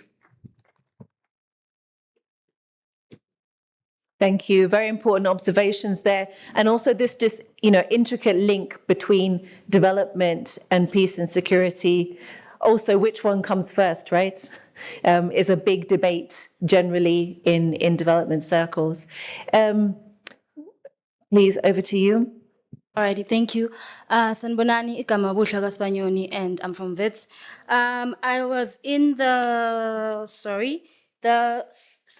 Room 3, Strengthening African Youth Development and Reimagining Activism for Equity and Restorative Justice. And our key takeaways, like Our Lady has said, was just us engaging on whether everything is political and what is politics and what's our take on it. Is it coming to, if you don't come to politics, politics will often come to you because everything is political, well, in my standpoint. And also talking about like intergenerational conversations, the ones that we're having here in terms of us having the elders who are in power and having them tell us things that went wrong or things or how to run things, just like us learning from them, and how to also navigate that and come from a space of trying to be informed about policies, agreements, budgets, finance, and all of that jazz. And also thereafter, as a youth, having the agency to then have our government holding our government to be accountable for the budget, for finances, for policies that were agreed on in terms of implementation and so forth. Thank you.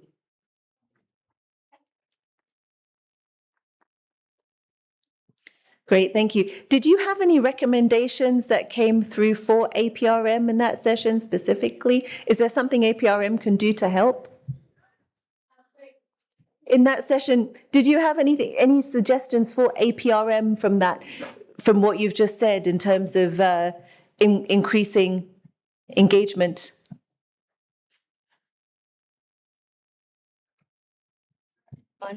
Okay, that's on. For me, because I did make a comment, but it was mostly to the youth and how we engage, right? So we are here and we have this platform where we can engage with our elders, ask questions, learn more. And there was a lady that said there's knowledge and experience, right? And I was just talking about how this is a platform for us to come and learn, speak to them. But also I'm very interested in seeing how this would look like if now we were to go into the villages and we leave the parliament and we go find people and meet them where they are and we engage them based on their level and we say this is what APRM is and we think you should be engaging in politics because of this is how politics affect 1, 2, 3, 4, and 5, and 6, rather than talking to us here and then us going back to their communities seeming as if, oh, we know better or we think we're better than that. How does it look like for APRM to then decide to be like, okay, you know what, let's go engage in this community and speak to them and meet them where they are, listen to their needs, because we're also here, and I don't believe that many South African youths are represented here, because I come from a middle class. What is happening to the people of the lower class? Who's representing them, their needs, and their grievances? So for me, it was just like representation and inclusivity in terms of but maybe, I don't know, maybe APRM does go into spaces whereby they engage with people on that level. But for me, it was just also seeing how that can be possible. Great, thank you. And I asked that question just because, we have the opportunity to feed into what APRM is doing here through this symposium, and also linking in, for example, to the Communicators Network that we launched this morning, and how that can also, address some of the issues that you've just spoken to. Thank you. Okay, we have one more hand here. We have 2 more hands here, actually 3. So I'm going to let 3 there. I haven't heard anything from this side. Anyone want to bring their hand up over here? I'm trying to be inclusive, even of all the different sides. Okay, and then one more here. Yeah, perfect. Okay, so we are going here first. Thank you. Thank you. Thank you for the opportunity. I just have a quick question with respect to the conversations on peace and security. I think it's very difficult right now to have any conversation about peace and security without associating it with the impact of natural resources, the impact of minerals. I just wanted to find out whether that conversation had been had, because I come from a region, West Africa, where we're having that conversation all the time. We've seen what's happened in the Sahel and so on, but I mean, even in the SADC region, we know what's happening with the Lobito corridor. G20, we know that we've probably heard that Trump doesn't want to come to G20, and yet there's conversations around minerals. The link between that peace and security is so evident. I'm just wondering, are these conversations being had? Were these questions raised at some of these meetings today? Thank you. Okay, I'm going to open that out to the floor.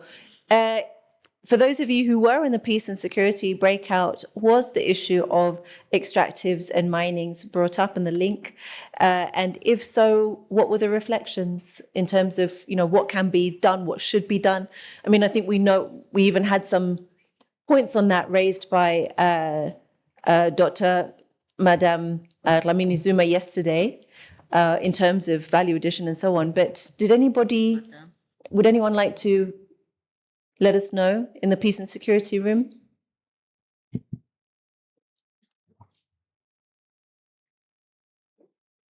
Yes, thank you, our friend from Zimbabwe. Yes, please. Our reflective approach on that matter was, like I said, trying to have more activity in the Africa Free Trade Area so that we can enhance what we call trading amongst ourselves, so that if we get those minerals, they can help build the societies, the economies, the nations that are within the Africa atmosphere. Thank you. Okay, great. So increase the trade of those minerals within the region, and I guess that would happen through industrialization in key hubs, regional hubs perhaps, or processing obviously in country. And there are many countries who are starting to have bans on exports of raw materials. I think this is something that some of our AU organs do track. We track as an organization as well. So yeah, please do look at that information, and the more that these sorts of solutions are promoted, maybe they can provide this escape and more peace and security. We have three respective people who would like to speak up here. Yes, please go ahead. Thank you very much. This is submission for the three of us. We are from room 2, talking on data, participation in governance. Okay. Yeah, our recommendations are for APRM, African Union, and the other mechanisms. And we have 3 key recommendations, which are to promote an African Charter on digital rights, guaranteeing a balance between security, freedom of expression. Promote a conditional continental protocol on the prohibition of internet shutdown during elections period in participation with regs. Launch an African digital rights barometer, regularly assessing countries on data protection of freedom of expression, and access to information. This was by EPD, hosted by EPD Afro Barometer. Thank you very much.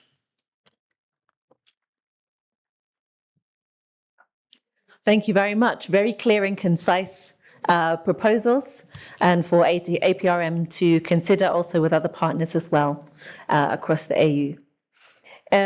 We have, I think there was one more here that I recall. Yes, this one. And then His Excellency, the would also like to give a comment as well. So first of all, yes, please go ahead. Okay, thank you. Good afternoon, everyone. My name is Ian. I'm from the Southern African Youth Forum. So what stood out for me in our group, it was on peace and security, is the National Action Plan on Peace and Security in DRC, where the young people of DRC managed to push for this plan so that the government can respond to the conflict which is taking place in DRC. According to the gentleman who presented, he said that the government could not resist because peace is, the DRC is in dire need of that peace. So they welcomed the development and they approved that plan, which they hope to operationalize. So I think as a recommendation, if there are organizations who are here, who can fund the peace initiatives in DRC, we really need a peaceful DRC. Africa needs a peaceful Sudan, peaceful DRC. So I would urge them to also come on board and support those peace initiatives. Thank you. Thank you very much. Yeah, fully agree. We do need peace in those locations. Elsewhere too, we're hearing more and more. So thank you for bringing that to the table. We have one more comment here. I'm going to close the floor now and also ask His Excellency Mariton also to give us some reflections. Please, first of all, up in the top. Thank you for giving me the floor. I am Tawana Malapane, South African. I was in the Mental Health Committee. So I found myself toying with many questions. We are Africans after all.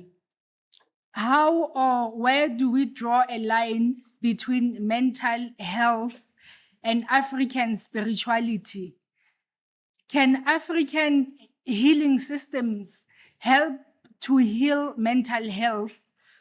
Or in African spirituality, is there mental health issues or mental health is seen as ancestral calling? Or rather, modern mental health systems can heal African spirituality? Thank you. Thank you. Thank you very much. I saw some agreement there on that. Thank you so much. Round of applause, please. Okay, and Your Excellency Mariton, please. Thank you, Madam. I just wanted to appreciate the good work done by the different participants from the different groups. But what touched me most is the young lady who spoke about the Purple Movement. We are talking about AI, e-governance. We're talking about a network that we launched this morning. We are the 21st century, and yet we have these atrocities happening mostly against women. So it's a gross violation of human rights. You would want to think it is happening in a place where there is statelessness, but is it?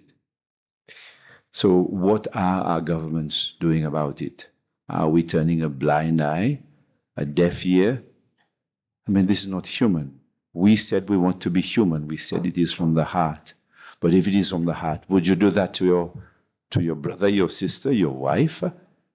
I mean, your husband? This is just inhuman, the most inhuman treatment that a human can be subject to. So I think if Madam CEO has already nodded to sensitizing something about it, if it were up to me, I would castrate all these people who would commit these crimes. But thank you. Thank you, the youth, for bringing this out. I mean, let us commit to the young girls who are fighting about it, that their voices may be heard, that they are reassured that they are not alone. Thank you very much.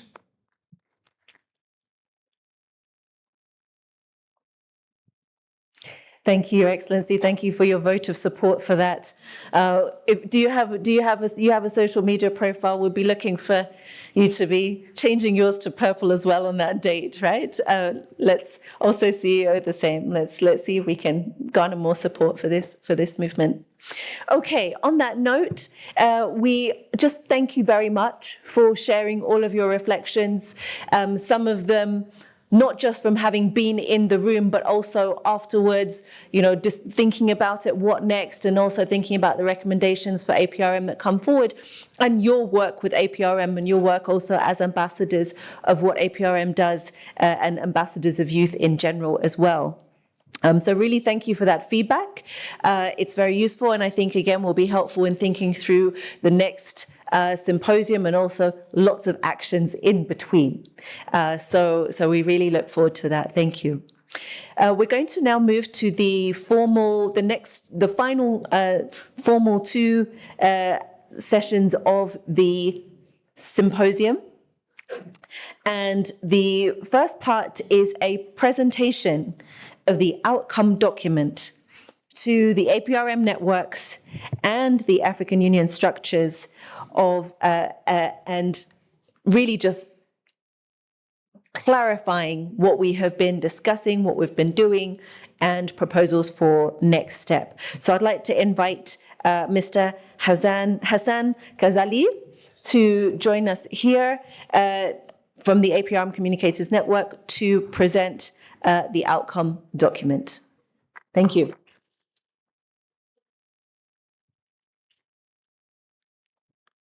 Bismillah. Assalamu alaikum. Hi. So we are going to read the outcomes, and after that we will have the honor to hand over to Your Excellency, Mayor of Johannesburg, Mr. Dada Muriru. So, Bismillah. The 5th APRM Youth Symposium was convened at the Pan-African Parliament in Midrand, Republic of South Africa, from 10 to 11 November 2025. The theme was Youth in Governance from Promise to Prosperity. The symposium was officially opened with a keynote address by His Excellency Vincent Emmanuel, former Vice President of the Republic of Seychelles. It was organized by the African Peer Review Mechanism in collaboration with the Government of Republic of South Africa, the Pan-African Parliament, and the Pan-African Youth Union. The symposium was attended by and supported by a wide range of partner institutions, including GIZ, Accord, Konrad Adenauer, Inclusive Society Institute, South African Institute for International Affairs, Institute of Pan-African Thoughts and Conversation, G20, Y20, Afrobarometer, Prominent Media, MTV, Ahmed Katrada Foundation, Organisation International de la Francophone, European Partnership for Democracy, and UNDP and Family Foundation. On behalf of Government of Republic of South Africa, His Excellency Ngozi Mazumu, Minister of Public Service and Administration, and the APRM National Focal Point delivered a message to support and reaffirming South Africa's continuing commitment to the APRM and its initiatives. The symposium was further honored by the active participation of Her Excellency Dr. Dlamini Zuma, former chairperson of the African Union Commission. The deliberations and the outcomes of the APRM's fifth Youth Symposium 2025. Number one, record the decision of the late His Excellency Idriss Déby Itno, former President of the Republic of Chad and Chair of the APRM Forum of Head of State Government to 2018 and until 2020, and the AU Champion of Youth, mandating that the APRM to convene an annual youth symposium to institutionalize youth participation in the APRM process and promote democracy, governance, accountability across the continent. Further recalled the outcome of the first APRM Youth Symposium held in N'Djamena, Republic of Chad in July 2018, which called for the mainstreaming of youth participation in APRM process and governance structures at all levels. Inspired by the forthcoming Africa Governance Report 2027, themed Youth and Governance in Africa towards global leadership, the symposium reaffirmed its commitment to evidence-based policy formulation and peer learning to advance Agenda 2063 and the Sustainable Development Goals, SDGs. Request the African peer review mechanism through its national structure and its robust consultative process to conduct targeted review on youth, contributing to the review of the African Youth Charter 20 in 2026 and appraisal for responses to the needs of youth of this generation. Further, request the urgent establishment of African Union Youth Fund to support the resourcing of all youth development initiatives. Commend the excellent contribution of the outgoing African Union adequate support to meet the needs of African youth engagement.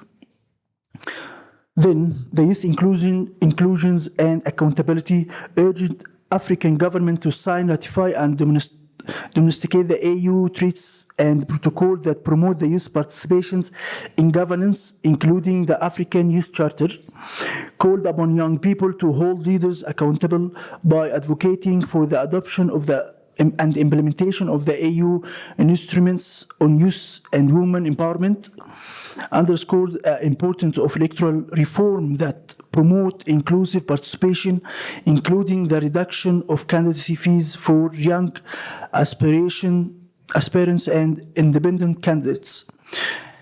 Then on peace, security, and stability, appealed to the African Union head of state and government to act decisively to restore peace and protect civilians in Sudan, Eastern DRC, Ethiopia, Mali, and the Sahel region, and the Central African Republic and Mozambique, Cabo Delgado province. Commend the excellent work by the African Youth Ambassador for Peace and AU countries that have launched their national plan of actions. The national plan of actions emphasize that sustainable peace and good governance are inexorable foundations for the prosperity of African youth. Economic empowerment and job creation, noted with concern the high youth unemployment, the experience barrier in recruitment, and the mismatch between education and market needs, and identify economic challenges amongst the youth as leading cause for drug abuse and mental health challenges. Called upon African Union governments to adopt inclusive job policies, promote entrepreneurship, and strengthen national youth development agencies and their equivalents to finance and mentor young innovators. Commend the government of South Africa for progressive legislation supporting youth empowerment, particularly through the National Youth Development Agency, NIDA, and notes it's a best practice.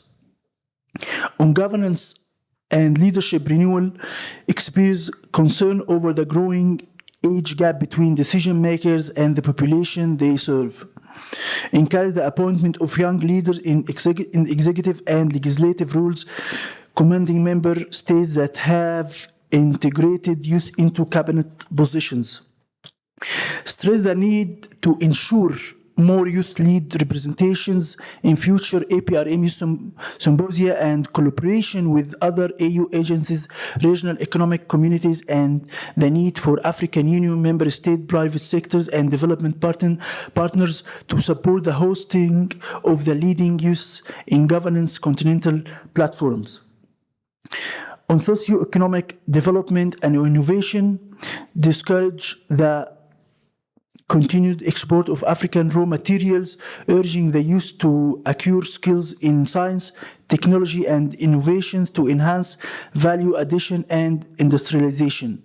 Called for the full realization of the African Continental Free Trade Area, AFCFTA, and the operationalization of the Pan-African Payment and Settlements System to strengthen intra-Africa trade using local currencies. Welcome the establishment and launch of the Africa Credit Rating Agency and commend the Republic of Mauritius for hosting its headquarters. Urged governments to adopt gender-responsive budgeting to address gender-based violence and promote women economic inclusions. On continental integration, the movement noted with concern that Africa continues to be fragmented by colonial era borders and therefore encouraged the ratification and implementation of the protocol of free movement of persons to strengthen the Pan-African unity and mobility. On the food security and sustainability development, expressed concern over persistent food insecurities deficit Africa, posing for over 60% of the world's arable land, and called for renewed investment in agriculture, agro-processing, and climate resilience. Conclusion, the APRM will host a virtual session to reflect the actionable recommendation before the AU mid-year summit. Through the AGR, the APRM will review outcomes of the past symposium and support member states in their implementation. The symposium reaffirmed that moving from promise to prosperity demands courage, solidarity, and innovation. Prosperity is not inherited, it's created through collective support efforts, visionary leadership, and accountable governance. The participants called for the institutional strengthening of the APRM and the allocation of adequate resources to sustain youth engagement programs with measurable impact. Finally, the delegation of the 5th APRM Youth Symposium pledged to build a legacy of active youth leadership, continental solidarity, and transformative governments in pursuit of peaceful prosperities and united Africa. Thank you so much, and clap for yourself. And now, as a symbolic action, we will hand over this outcome to His Excellency, the Mayor of Johannesburg, Mr. Dada Mohiro, to hand over it to the South Africa government. And also the same for Her Excellency, Ambassador Marie, the CEO of the APRM, to also hand over on behalf of the youth to the member state. Thank you so much, and please clap again to yourself and to the government of the South Africa.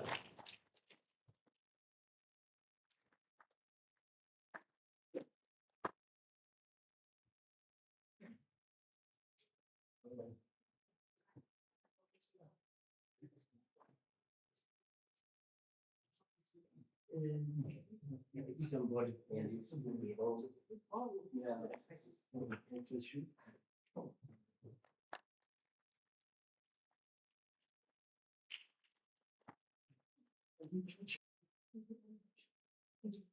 you so much, and thank you for the government of South Africa for its commitment to not only for Africa, but for the peace in the world.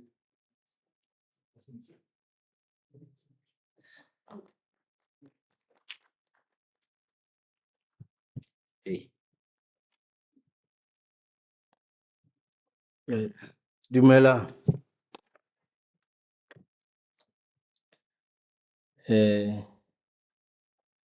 Mangwanani. Abayo. Okay. Yambo. Boa tarde. Boa tarde. Salam alaikum. Okay. So I've tried to cover the continent. Let me take this opportunity to acknowledge the President of the Pan-African Parliament, Fortune Charumbia, and honorable members of the Pan-African Parliament, His Excellency, the former Vice President of the Republic of Seychelles, Vincent Adeline Meriton. I had visited your island last December. I had fun. We have a beautiful place.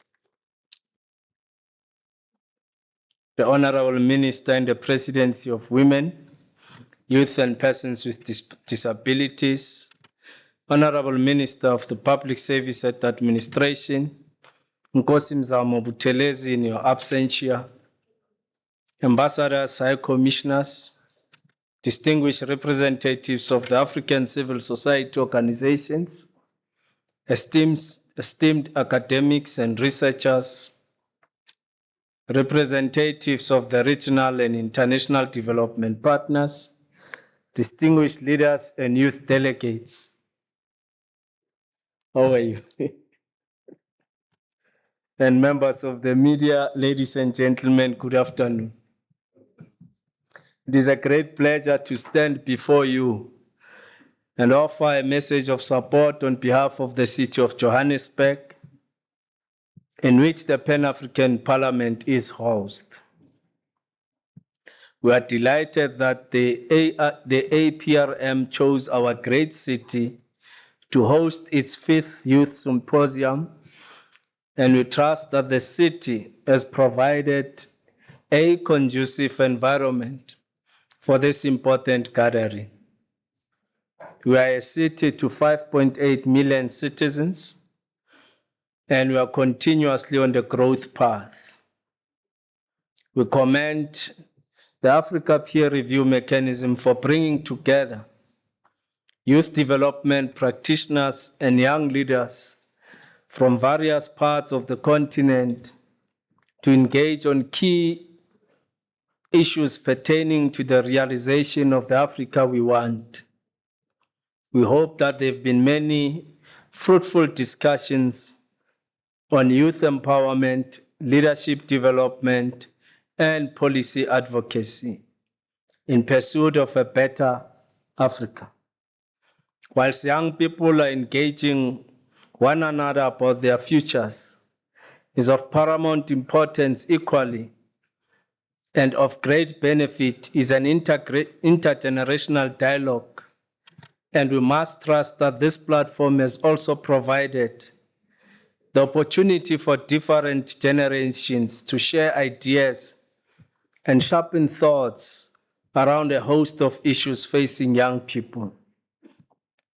Next year will mark the 20th anniversary of the African Youth Charter, a key strategic framework for youth development on the continent. In this regard, it is important that we take stock of progress made and what's still to be done. Hence, the theme, From Promise to Prosperity, is quite befitting. From the African Youth Charter to the many aspirations asserted in the Agenda 2063, there has been steady progress in placing youth agenda at the center of the continental politics. A number of policies have been developed to advance youth development, yet we continue to see fewer young people involved in mainstream politics, in the economy, and in decision-making structures. Young people oftentimes express their dissatisfaction and have taken to modern ways of mobilizing, such as social media, and in other cases, they take to the streets. However, there's still a need for young people to amplify their voices and advocate for their futures. African cities are at the center of African development, and the residents of our cities are youthful.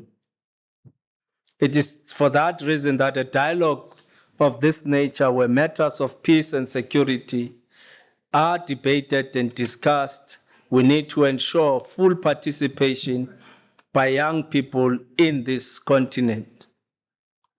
The 700 million Africans now live in cities. Africans now live in cities. And this number continues to grow, with experts predicting that by 2025, 60% of all Africans will be living in cities. And in fact, it's been projected that in the next 10 years, 70% of Africans will be living in urban centers.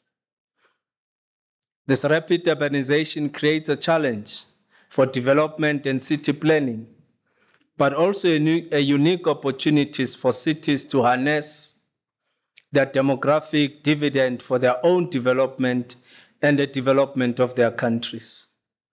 In this regard, skills development and skills alignments become key to the success of youth development.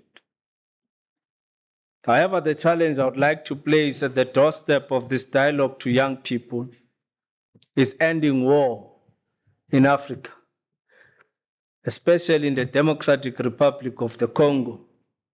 That is, young people, we need to engage with young people in the DRC, in the South Sudan, to ensure that we can bring about everlasting peace in our continent. I'm pointing out the DRC deliberately, because with peace in the DRC, Africa stands a better chance to be self-sufficient. And I think these dialogues must continue to look at those matters. I also stand in front of you to still argue that South Africa has a responsibility to ensure the growth of this continent and provide answers to the challenges that the continent is faced with. And South Africa as a country cannot stand by and not intervene in the challenges that we have in the continent. It is our responsibility to make this continent better. Young people must be skilled, and those skills must enhance the labor force, the industry, entrepreneurs that will propel our local economies to greater heights. Urban centers such as the city of Johannesburg must pursue the full participation of our governments in Africa, in the Africa Free Trade Area, which create one market for goods and services and make the African economy more globally competitive. I've had a discussion with the Premier of Gauteng, who in his plans wants to build a train, a fast train, from Johannesburg to Limpopo province. I've argued with the Premier that in fact that train should go right up to Tanzania and Dar es Salaam. Then we are changing course as an African continent. Hopefully the Premier will accommodate my thoughts in the discussion. Imagine a fast train from Johannesburg right through to Dar es Salaam, going through Zimbabwe, Malawi, and Zambia.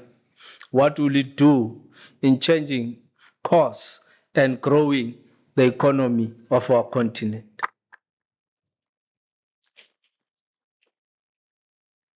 Engagements on how we enhance economic growth, reduce dependency, and increase city-to-city cooperation within our continent are critical. As the city of Johannesburg, we are open to enhancing international partnerships in the interest of the Africa we want. You'll be surprised that no city in South Africa has a sister-sister agreement with any city in the continent. And I guess that's where we must start. And probably Johannesburg must sign a sister-sister agreement with Bulawayo, as I'm already a host to a very huge population from Bulawayo. With that being said, the city of Johannesburg wishes to express its support to this youth symposium and wishes all the delegates well and trust that the deliberations have been fruitful for our collective African future. And thank you very much. Aluta, continue.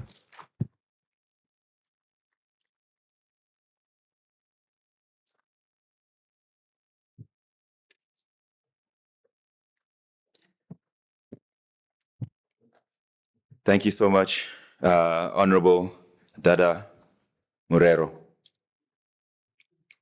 That was the executive mayor of this lovely city that we're in, the city of Johannesburg.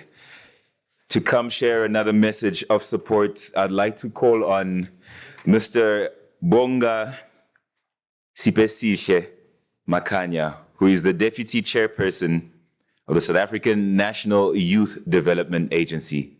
So please, Mr. Bonga, make your way to the front. Thank you.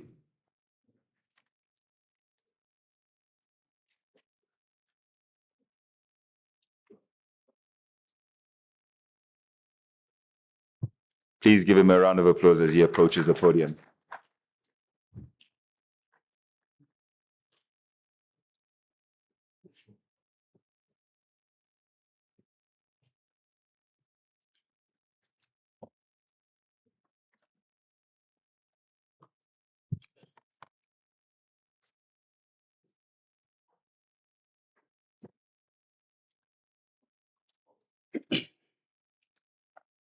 Amandla, Amandla, awethu, awethu.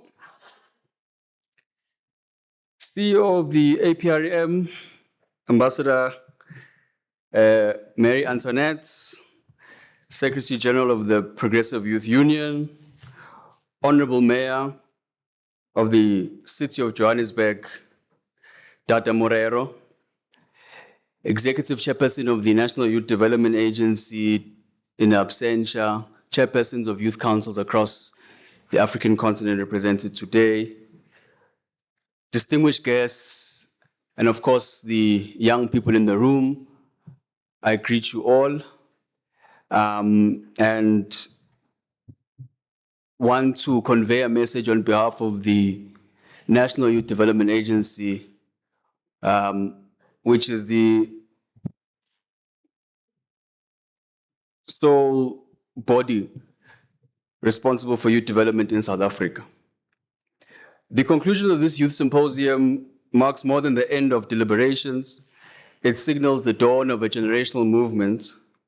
And as young people, we stand united in declaring that young people must no longer stand on the margins of governance, but must rise as fundamental players in shaping our nations. And of course, this means that we don't do this through defiance necessarily, but as a strategic duty that's aligned with Africa's collective vision for transformation.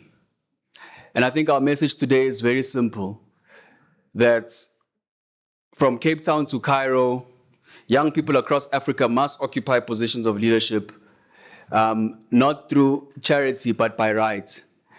And I think having listened to the deliberations and all the outcomes, I think it's clear that young people are united in saying that young people must be given space in positions of governance and influence, and look at how do we create more young people in terms of developing our future leaders.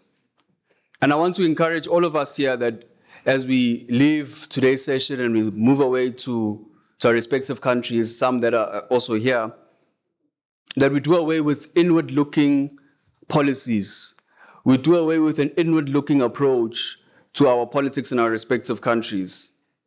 That we look at an integrated youth development strategy across the African continent that speaks to what each country is doing, and not be obsessed with how can this benefit South Africa, but how can this benefit Africa as a whole. And therefore, through the Pan-African Youth Union, we can see a more coordinated and strengthened youth development approach. And we want to say that having had some few deliberations, bilaterals, the independence of the youth formations in Africa becomes sacrosanct. So for countries that their youth councils are not necessarily independent to their ministries of women and youth, through the PYU, we want to call for a mass drive in terms of making sure that our national youth councils are independent and are able to actually drive the type of action that young people are looking for. And therefore, resistance becomes very, very important in the African continent. And we want to honor strides made by young activists across the continent in fighting for their rights and standing up for what they believe in. And we honor, for example, the Kenyan youth that is resisting policies in its own government to say, this is what we want to see, this is a change we want. Because for Africa to thrive, young people must be at the center of having a voice of the politics and the direction of their countries. Because South Africa, for example, is an example of what resistance looks like. This country was liberated by young people. A group of young people decided to form an organization called the African National Congress Youth League, which then shaped the direction, the political direction of the ANC at the time, at one of the worst times in our country. And young people therefore took up space in the political environment to shape the future that they want. And therefore, as we close this gathering, it's important that one message that must really be clear is that young people across Africa must be at the center of political developments in their respective countries, must be at the center of driving policies and innovation within their respective countries, and not be afraid to resist policies which don't speak to what young people hope and aspire for in their countries. We must have a voice in geopolitics. We've got growing pressure across the world of trying to influence the direction that Africa is taking. You have a USA who now wants to dictate what must happen in African countries. What are young people saying when a sitting president of the United States of America makes a declaration that the US Army must go into a sovereign state called Nigeria? Young people must be united in defending the sovereignty of this country, and we must be clear on how do we have a voice in geopolitics. But most importantly, we ought to promote regional economic development amongst ourselves. South Africa alone has a population of 60 million people. Africa has a population of 1.5 billion people for the continent. If you look at development in your own country independently, you will not reach the heights that you want to reach. We need to start thinking about our economies as one integrated space as opposed to individual countries. Because if you were to develop economic policies and programs designed only for South Africa, you'd be targeting a population and a market of 60 million people. But for the continent, it's a 1.5 billion continent. So, and with Africa having a 75% youth population by 2030, this is a massive opportunity for us as young people to really transform Africa into becoming a serious trading bloc amongst ourselves for this regional economic development.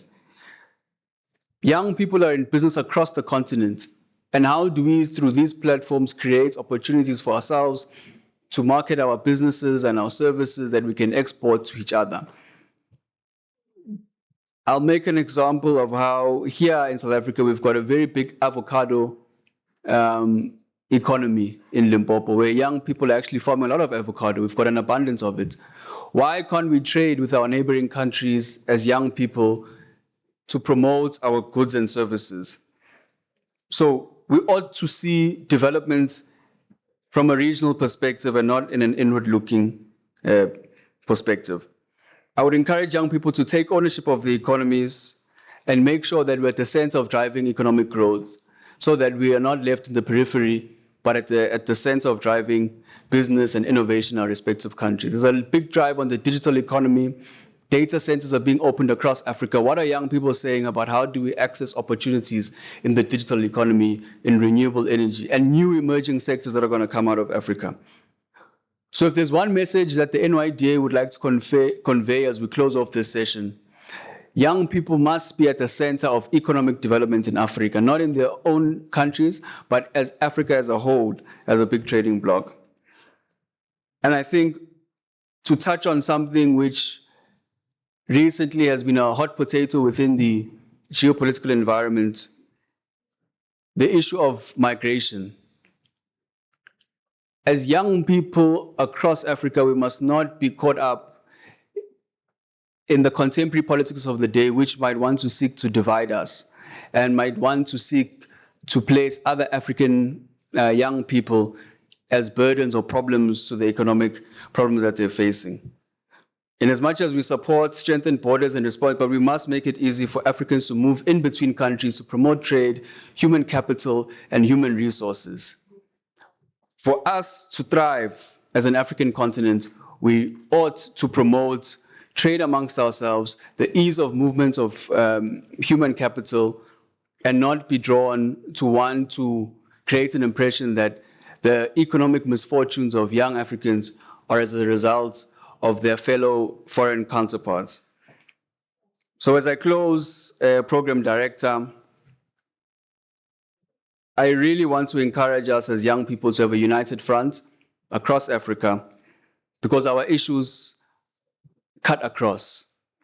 And I can't leave this platform without calling for the support of the Purple movement that is currently happening in South Africa, where young women and women across the country have taken a position that enough is enough, and therefore, on the 21st of November, would be demonstrating in terms of the issues of femicide and gender-based violence in the country. And as men of Africa and young men of Africa, we ought to support and be part of the change that we want to see in building a resilient economy and building a resilient Africa. And therefore, for us to really build the society that we want to believe, it starts with us as men not continuing to perpetuate the issues that affect women on a daily basis. And this is an issue that I think cuts across the entire African continent. We must create more space for young women to occupy positions of leadership. We must create space for young women to be at the center of their economies and create that environment that allows young women to thrive across Africa. And I think the NYDA firmly supports all the efforts that are made by women across the African continent to occupy strategic positions of power. And with that, I'd like to thank the organizers of the APRM and all the young people that are here today, and congratulate what has been a fantastic and phenomenal symposium. Amandla.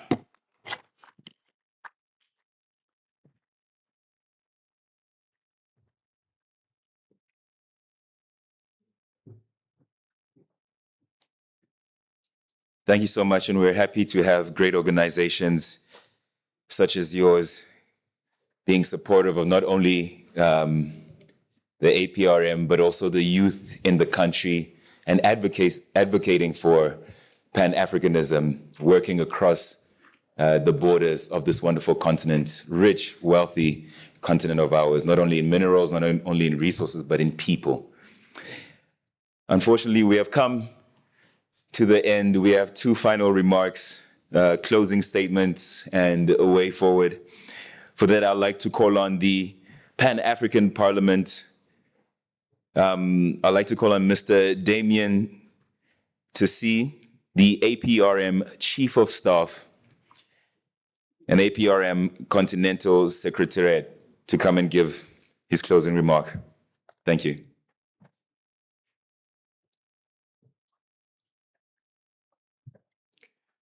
Standing on existing protocols, Excellencies, ladies and gentlemen, distinguished guests, it is my distinct honor to deliver this closing statement of this transformative 5th APRM Youth Symposium that was this year hosted in the Republic of South Africa.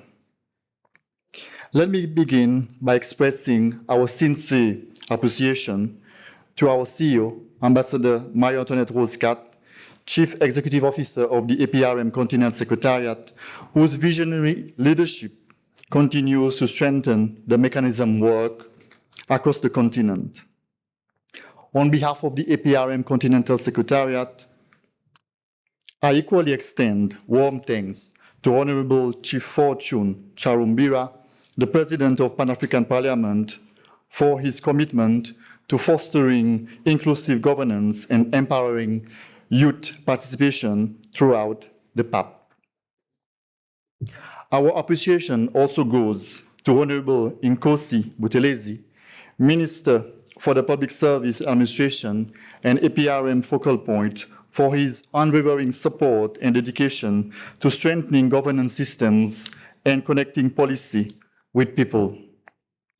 We also express heartfelt thanks to His Excellency Vincent Meriton, former Vice President of the Republic of Seychelles, for reminding us that the true peace is built not only through stability, but through justice, opportunity, and human dignity. As former President Thabo Mbeki once said, those who complete the course of freedom must do so not for themselves, but for the millions who yearn for change. These words remind us that Africa's strength lies in its people, especially its youth, whose energy, imagination, and courage continue to define the soul of our continent. We warmly thank our ever so loyal esteemed partners and distinguished leaders for their invaluable contribution to the success of this 5th APR Youth Symposium. Over the past 2 days, this symposium has reaffirmed that Africa's young people are not the future, they are the present. Their voices, innovation, and digital creativity are already reshaping governance, challenging norms, and demanding accountability. But inclusion must go beyond rhetoric. Your inclusion must be economic, political, and digital. It must create pathways for employment, entrepreneurship, and innovation. It must guarantee access to information, connectivity, and digital tools that empower participation and transparency. The APRM stands ready to support these ambitions through collaborative initiatives that enhance governance, literacy, and digital inclusion across member states. Today, as the world faces uncertainty, from economic pressures to conflict and climate change, our youth are watching. Many are frustrated, some feel unseen, and others are losing hope. But to you, our Africa young leaders, I say, do not lose faith. Use the tools in your hands, your education, your digital platforms, your collective voice, to remain visible, informed, and united. Your agency is your power. As we conclude, I wish to extend our sincere gratitude to our colleagues at PAP who have supported us throughout these past weeks with access, services, and assistance that made these symposiums a success. To the team behind this event, the APRM organizing team, my colleagues, thank you for the tireless efforts, dedication, and attention to detail. Despite continuous challenges towards the provision of resources to the APRM, as you have echoed yesterday, your commitment ensured that every moment of the symposium reflected the spirit of Pan-African collaboration and youth empowerment. To Lennon, who have championed this event, well done.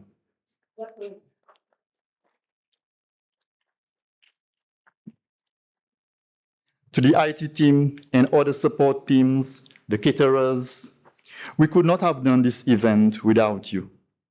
Excellencies, ladies and gentlemen, Danko, I thank you and wish you all safe travels home. Thank you.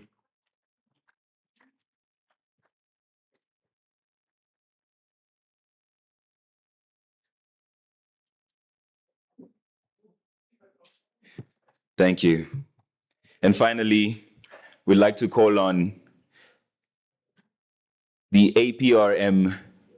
Early on, we said the APRM mother, the CEO herself, Ambassador Marie-Antoinette Rose Quatre, CEO and dear mother of this dear Youth Symposium. Please give her a round of applause.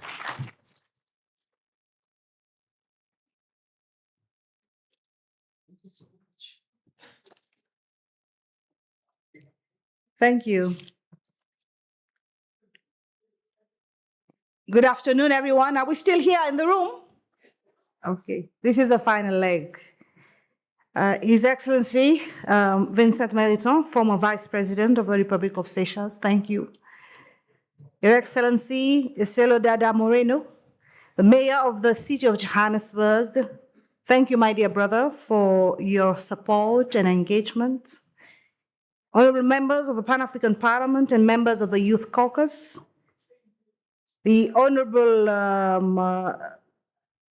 Chief Fortune Charumbira, President of the Pan-African Parliament, and a dear brother as well, distinguished leaders and youth delegates still present in the room, ladies and gentlemen, as we bring the curtains down on this feisty 5th APRM Youth Symposium, my heart is full of gratitude, pride, and joy of seeing the irrepressible passion of Africa's youth.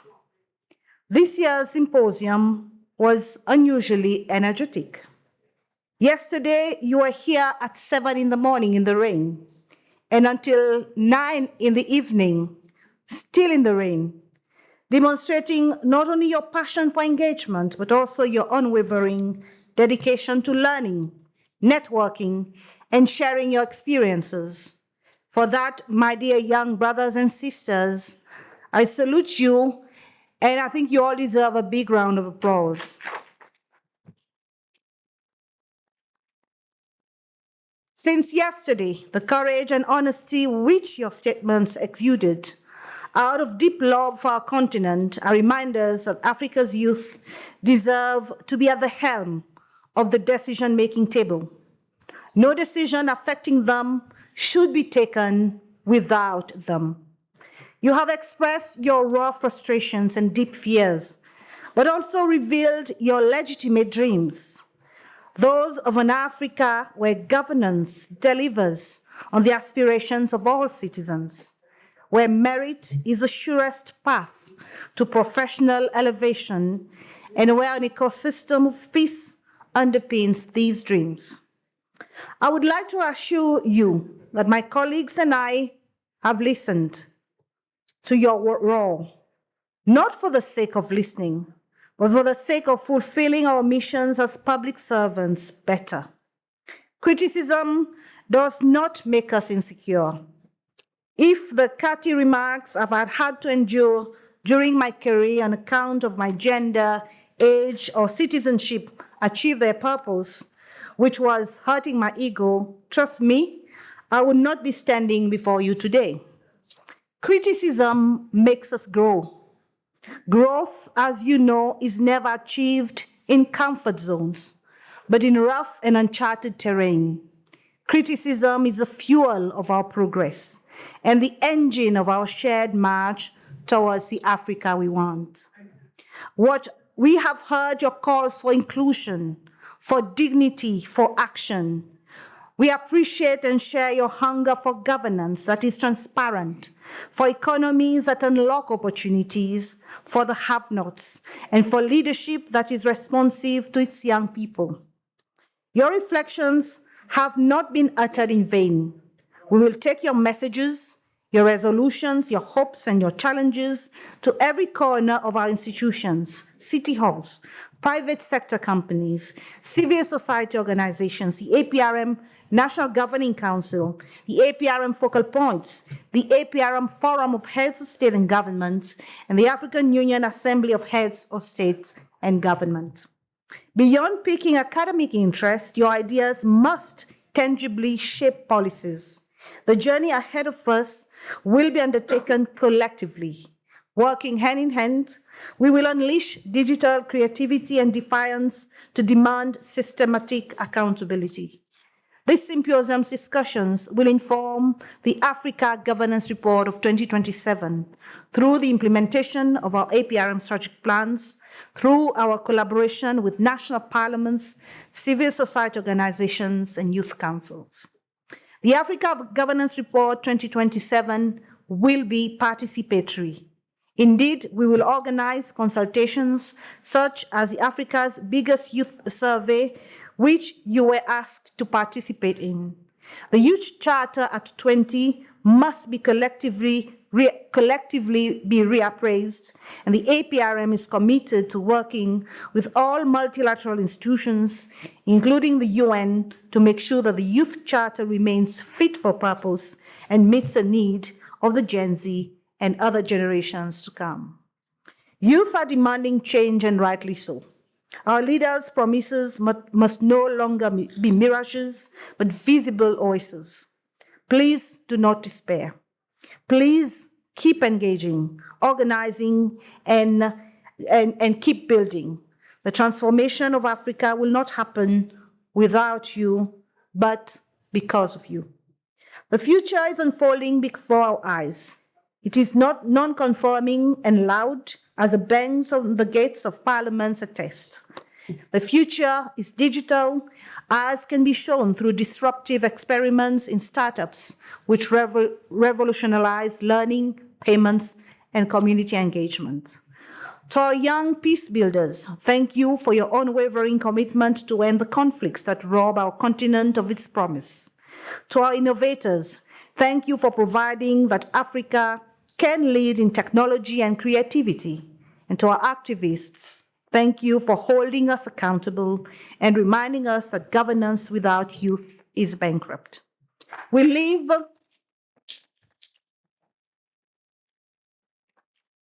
leave this symposium with renewed determination to ensure youth participation in national APRM structures and request all AU institutions to embark immediately on youth mainstreaming strategies, to institutionalize youth voices in governance frameworks, to help countries create real pathways for youth employment, innovation, and leadership, to produce an Africa Governance Report 2027 from promise to prosperity after continental consultations supported by youth and through youth, to produce a media report on actionable steps taken from these recommendations, and to develop an action plan to be shared by all of us here for implementation. As we put together the outcomes of this symposium and prepare to share them with all AU member states and the APR Forum of Heads of State and Government, I encourage you to deepen your engagement with the APRM. Please familiarize yourselves with APRM structures, especially national secretariats in your respective member states, which are critical conduits between the APRM Continental Secretariat, which I have the privilege of leading, and our 44 member states across the continent. Keep pushing, keep dreaming, keep fighting for the Africa we all want and the Africa we all deserve. And from my heart to yours, thank you for your courage, your brilliance, and your belief. I want to close by recognizing the immense effort put in the organization of this symposium, and to thank the Pan-African Parliament, all our partners, the youth volunteers from the University of Johannesburg, WITS, and UP, and the APRM team that have managed to achieve a record turnout of bold and brilliant youths across our continent. You all deserve a big round of applause.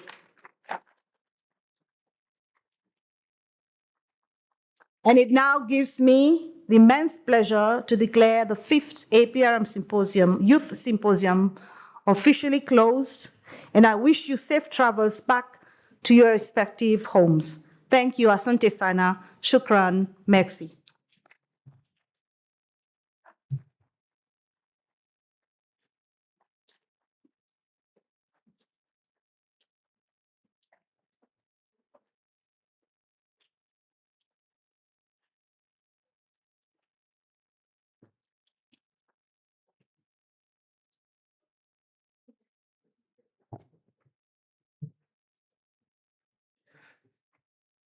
Thank you so much, Mama CEO.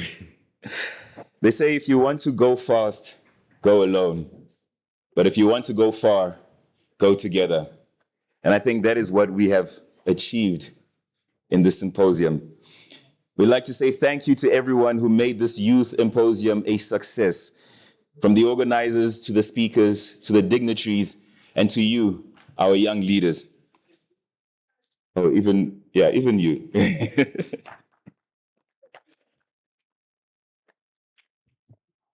We've had the privilege of having great leaders and dignitaries in the room, not only having them present, but also having some very high valued commodities, that being their ear, their attention, and their willingness to collaborate. So thank you.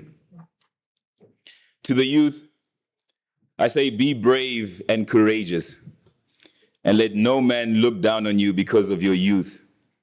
No man, including yourself. And when I say men, I mean men and women. And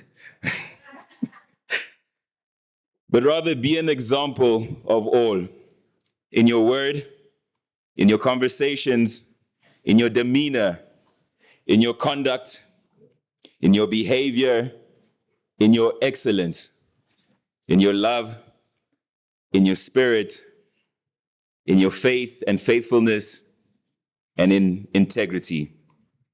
Africa's future is not a distant dream. It is being shaped today by you, all of you who are here today. Africa's most dynamic and abundant resource. And with this 5th installment of the APRM Youth Symposium, we are well on our way, moving from promise to prosperity. Thank you. All right, and that's us closing and hoping that you will have safe trips home. The only thing I will do, I can't be as articulate as Harmony. However, what I will do is also just mention a few housekeeping things, which is obviously, please make sure as you leave that you've collected everything of yours. If you have lost property, please let APRM staff know. There is also the question for those who are collecting DSAs. Please do so. I think it's in committee room.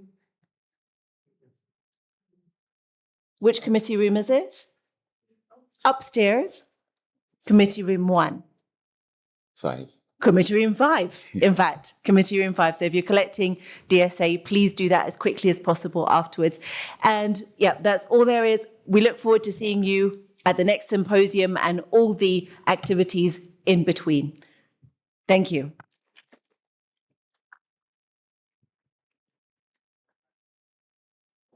Where's the next symposium? I want to buy a ticket.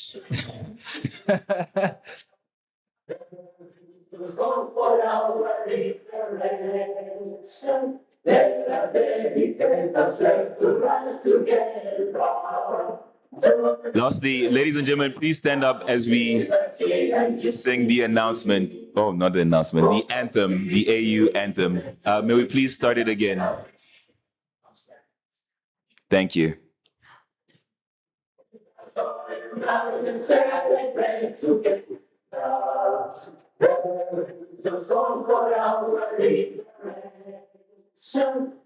us dedicate ourselves to rise together to liberty and unity.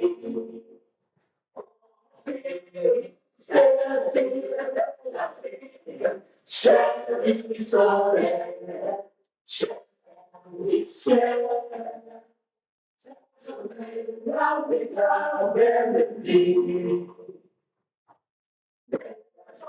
now to sing together, to roll the flame of destiny.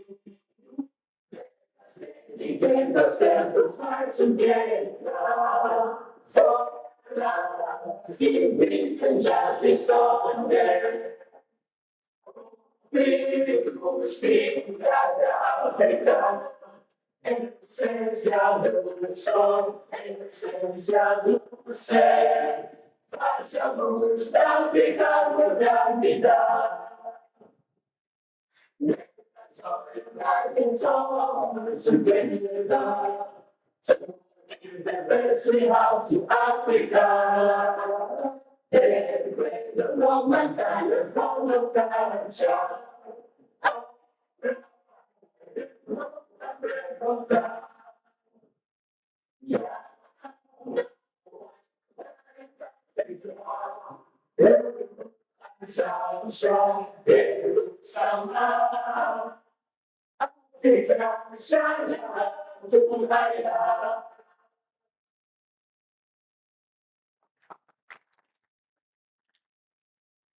Thank you, ladies and gentlemen. Enjoy the rest of your day. All the best, and God bless. Hello? Hello? Hello, kindly. Any updates on logistics, like buses tomorrow for those who are leaving, please? Okay, you can come down.